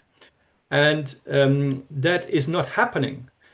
So why does that happen? And that's the main puzzle that these colonial administrators were looking at. And the answer was right. Yeah, for now, for us, it's pretty obvious, but then was a real eye opener, because they realized, okay, these farmers, they don't give up rice production, because it's, for them, it's a different economic strategy. So they don't, as we would now say, put all their effort and all their investments on one single or one or two main productive crops, but they diversify. They balance local and global markets. They balance social dimensions, so making sure that your family have to eat, with economic dimensions like gaining a lot of income.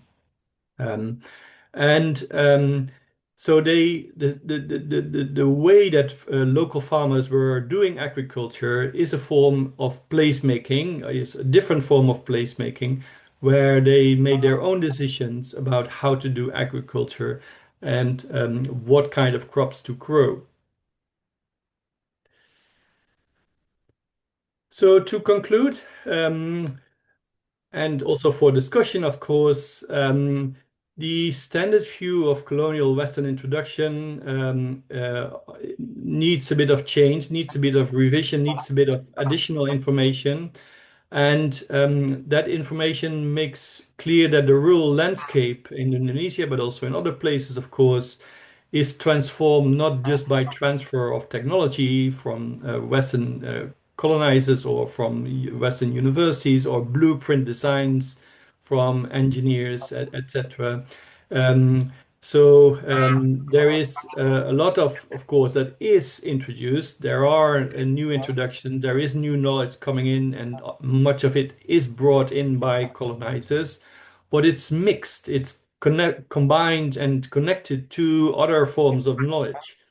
So another term for that is creolization or hybridization. These are all concepts and notions that are used in the literature to identify that kind of process in which, let's say, introduced technologies, introduced knowledge is combined and mixed with local forms of doing things, local experiences, local technologies, and local knowledge. So that kind of encounters and that kind of mixing, that blending, results in these new forms, these specific local forms of agriculture, of crop production, and of the new emerging industries. And new histories of technology, of course, are important for our understanding of place. So understanding places and locations in their own terms, so in their own histories and their own particular, let's say, distinct ways of doing, other than just an effect of outside forces. I think that is really the sort of benefit of doing this kind of new history of technology. And I think, and that's my last point, would be something that is important for geography education, which is the theme of your conference. And with that, I think I'm right in time to end my presentation. Thank you very much. Okay, thank you very much, Dr. Hero, for your insightful and inspiring presentation. We will now process to the question and answer session. If you would like to ask your question directly, please use the raise hand feature. Alternatively, you may also type your question in the chat box and I will read it on your behalf.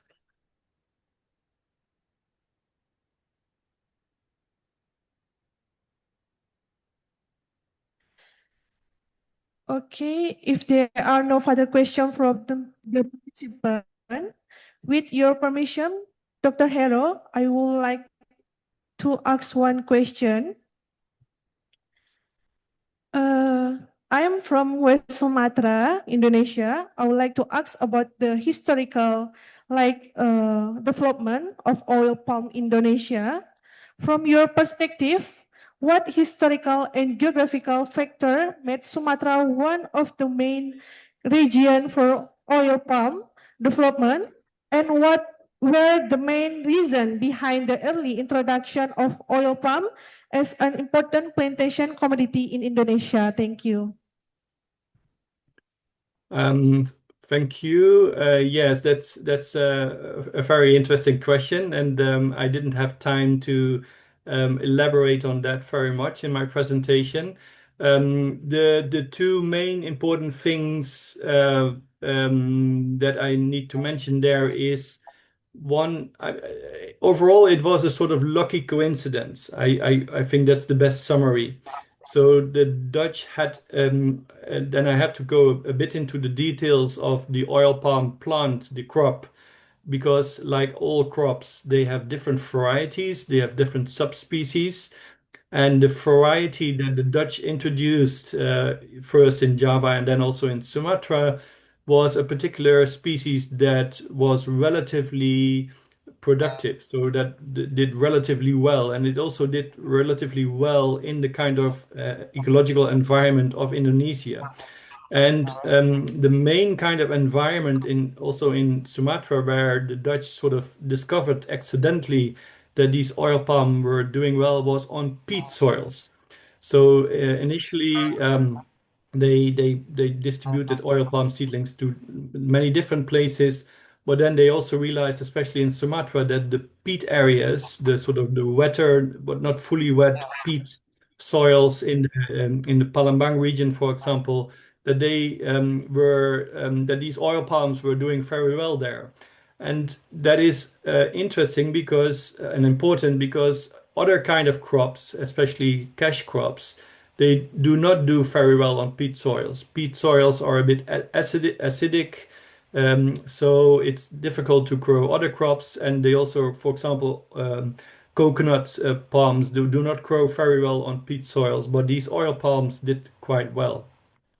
So as soon as you have that, then you suddenly have a lot of land available that is not very well suited for any other crop than oil palm. And that, of course, combined with the increasing global demand for palm oil, made this a very efficient industry. The other thing is that there was a sort of plantation culture already in place that focused mostly on rubber. Rubber was really big until the 1930s, 1940s. It was still big after that, but rubber production was already there on Sumatra.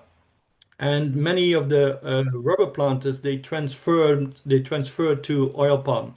So they uprooted their rubber trees and then planted oil palms instead. Yeah, so it's a combination of luck and the coincidence and the good ecology of Sumatra, or the beneficial ecology that made oil palm a success. I have to say it's not just in Indonesia, or not just Sumatra, but also other places where oil palm grows. And of course, you all know that currently there's oil palm is everywhere in Indonesia, not just in Sumatra, but also in Malaysia, etc. I hope that answers your question. Thank you very much, Dr. Hero, for your insightful answer. Excuse me, Dr. Hero, as our time is up, we will conclude the session here. We have come the end of today's presentation and Q&A session.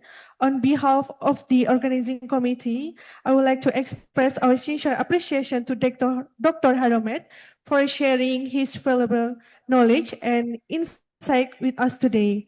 I would also like to thank all participants for the thoughtful question and answer session. I sincerely apologize for any mistakes or shortcoming during my moderation. Without further ado, I would like to hand session back to the Master of Ceremony. Thank you very much. Thank you, Ms. Melin. Please step on stage. Ladies and gentlemen, announcement.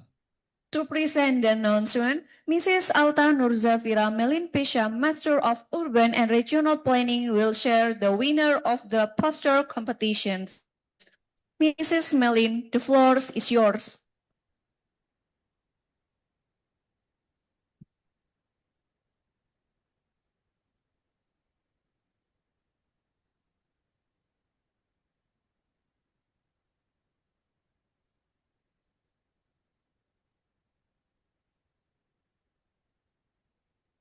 Okay, thank you. Welcome back. I'm Alta Nurzafira Melin Pisham, the person in charge PIC of the International Poster Competition ICGE 2026. It's my pleasure to announce the winner of the International Poster Competition ICGE 2026. On behalf of the organizing committee, I would like to express our sincere appreciation to all participants for your enthusiasm, creativity, and outstanding contribution throughout this competition. Congratulations to all participants for your remarkable effort. The winners were selected based on the evaluation of poster in the presentation by our panel of judges. The winner will receive a case prize and a certificate. Further detail about the case prize will be sent the winner via their registered email address. Now, without further ado, let us begin the winner announcement. First winner. The first winner goes to Geodau team. Poster title, From Population Density to Sustainability Land Use Trend Analysis and Spatial Solution Recommendation in Dau District. Congratulations. Second winner. The second winner goes to PPAPA team. Poster title, Tidal Flooding in Penjaringan, North Jakarta, G2S Spatial Reduce Tidal Flood Risk by Integrating Green Garden and Spong City Principle. Congratulations. Third winner. The third winner goes to Kali Ini Menang team. Poster title, Smart Food Fly Pest Trapping and Monitoring System based on IoT infrared sensor for pesticide efficiency of Solorejo orange farmer. Congratulations. The last, Best Poster Award. Best Poster Award goes to Magma team. Poster title, Sarbagita Concert Footprint 25 Years of Urban Expansion and Environmental Pressure. Congratulations. Congratulations once again to all the winners. Thank you to all participants for your outstanding contribution to the International Poster Competition ICGE 2026. Without further ado, I would like to hand the session back the Master of Ceremony. Thank you. Assalamualaikum warahmatullahi wabarakatuh.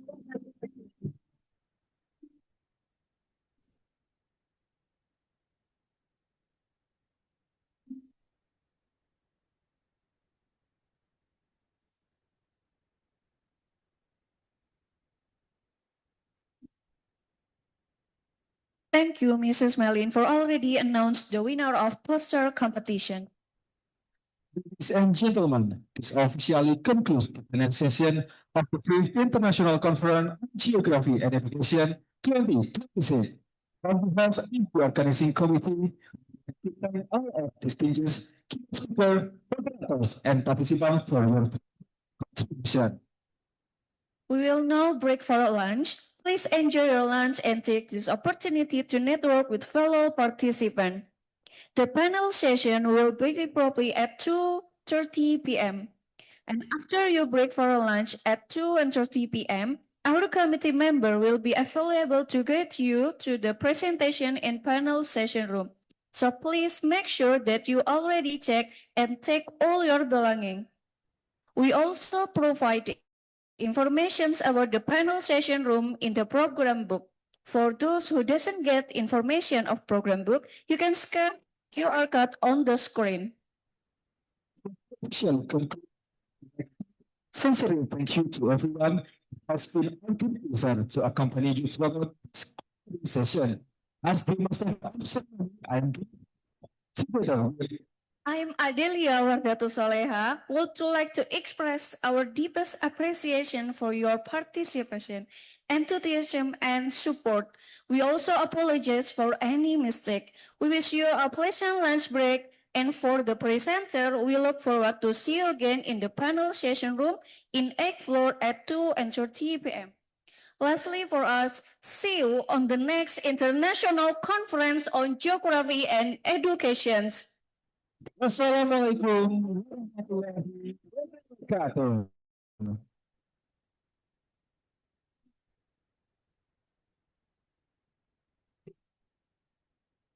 It's here with us again. Yeah, come on. This is Chaos.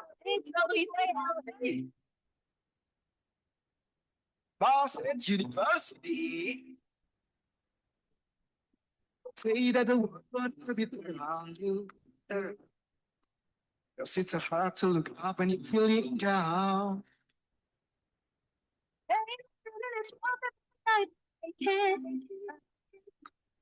Don't stop, won't stop to make yourself proud.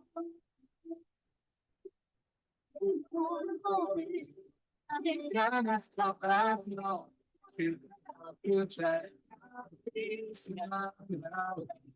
It's like a red fire. The shine will lead up. See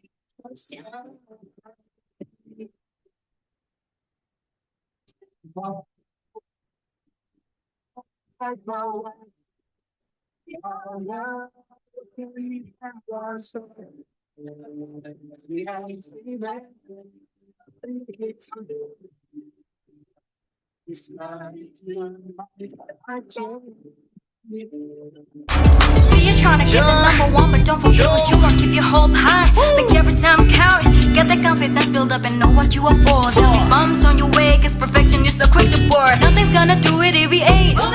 The art of achieving is when we are learning all day, learning all night. We'll shine, and you'll see me rise. Let's keep on moving.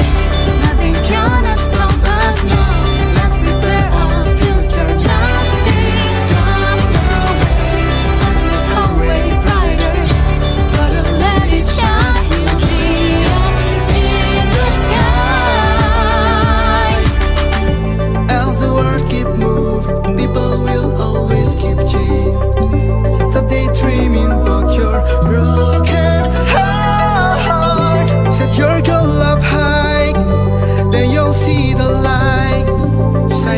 brighter than the sun.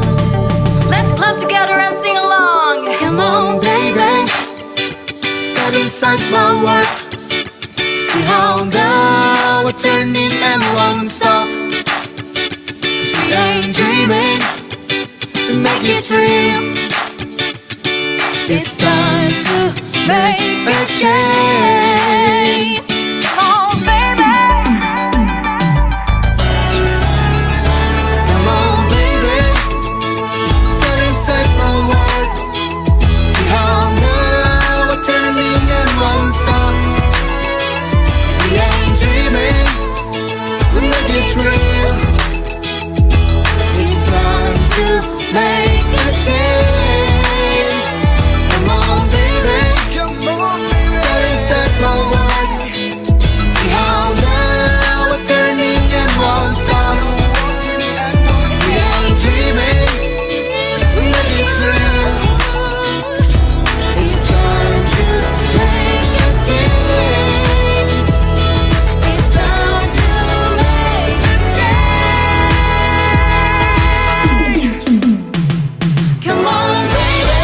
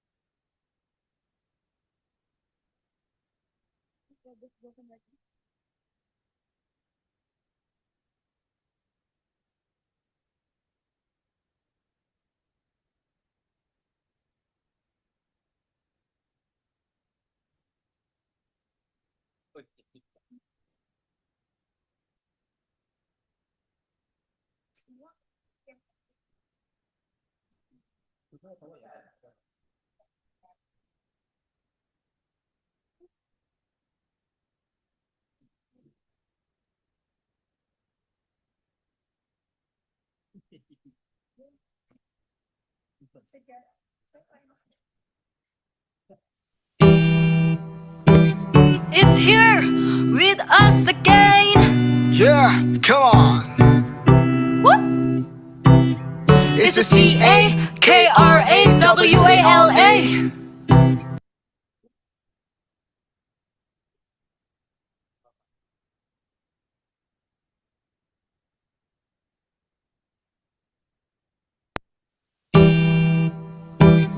It's here with us again. Yeah, come on. What? It's the CAKRAWALA. Malang State University. People say that the world won't orbit around you, 'cause it's so hard to look up when you're feeling down. Ain't nothing in this world, paper just how you like it. With us again. Yeah, come on. What? It's the CAKRAWALA. Malang State University. People say that the world won't orbit around you, 'cause it's so hard to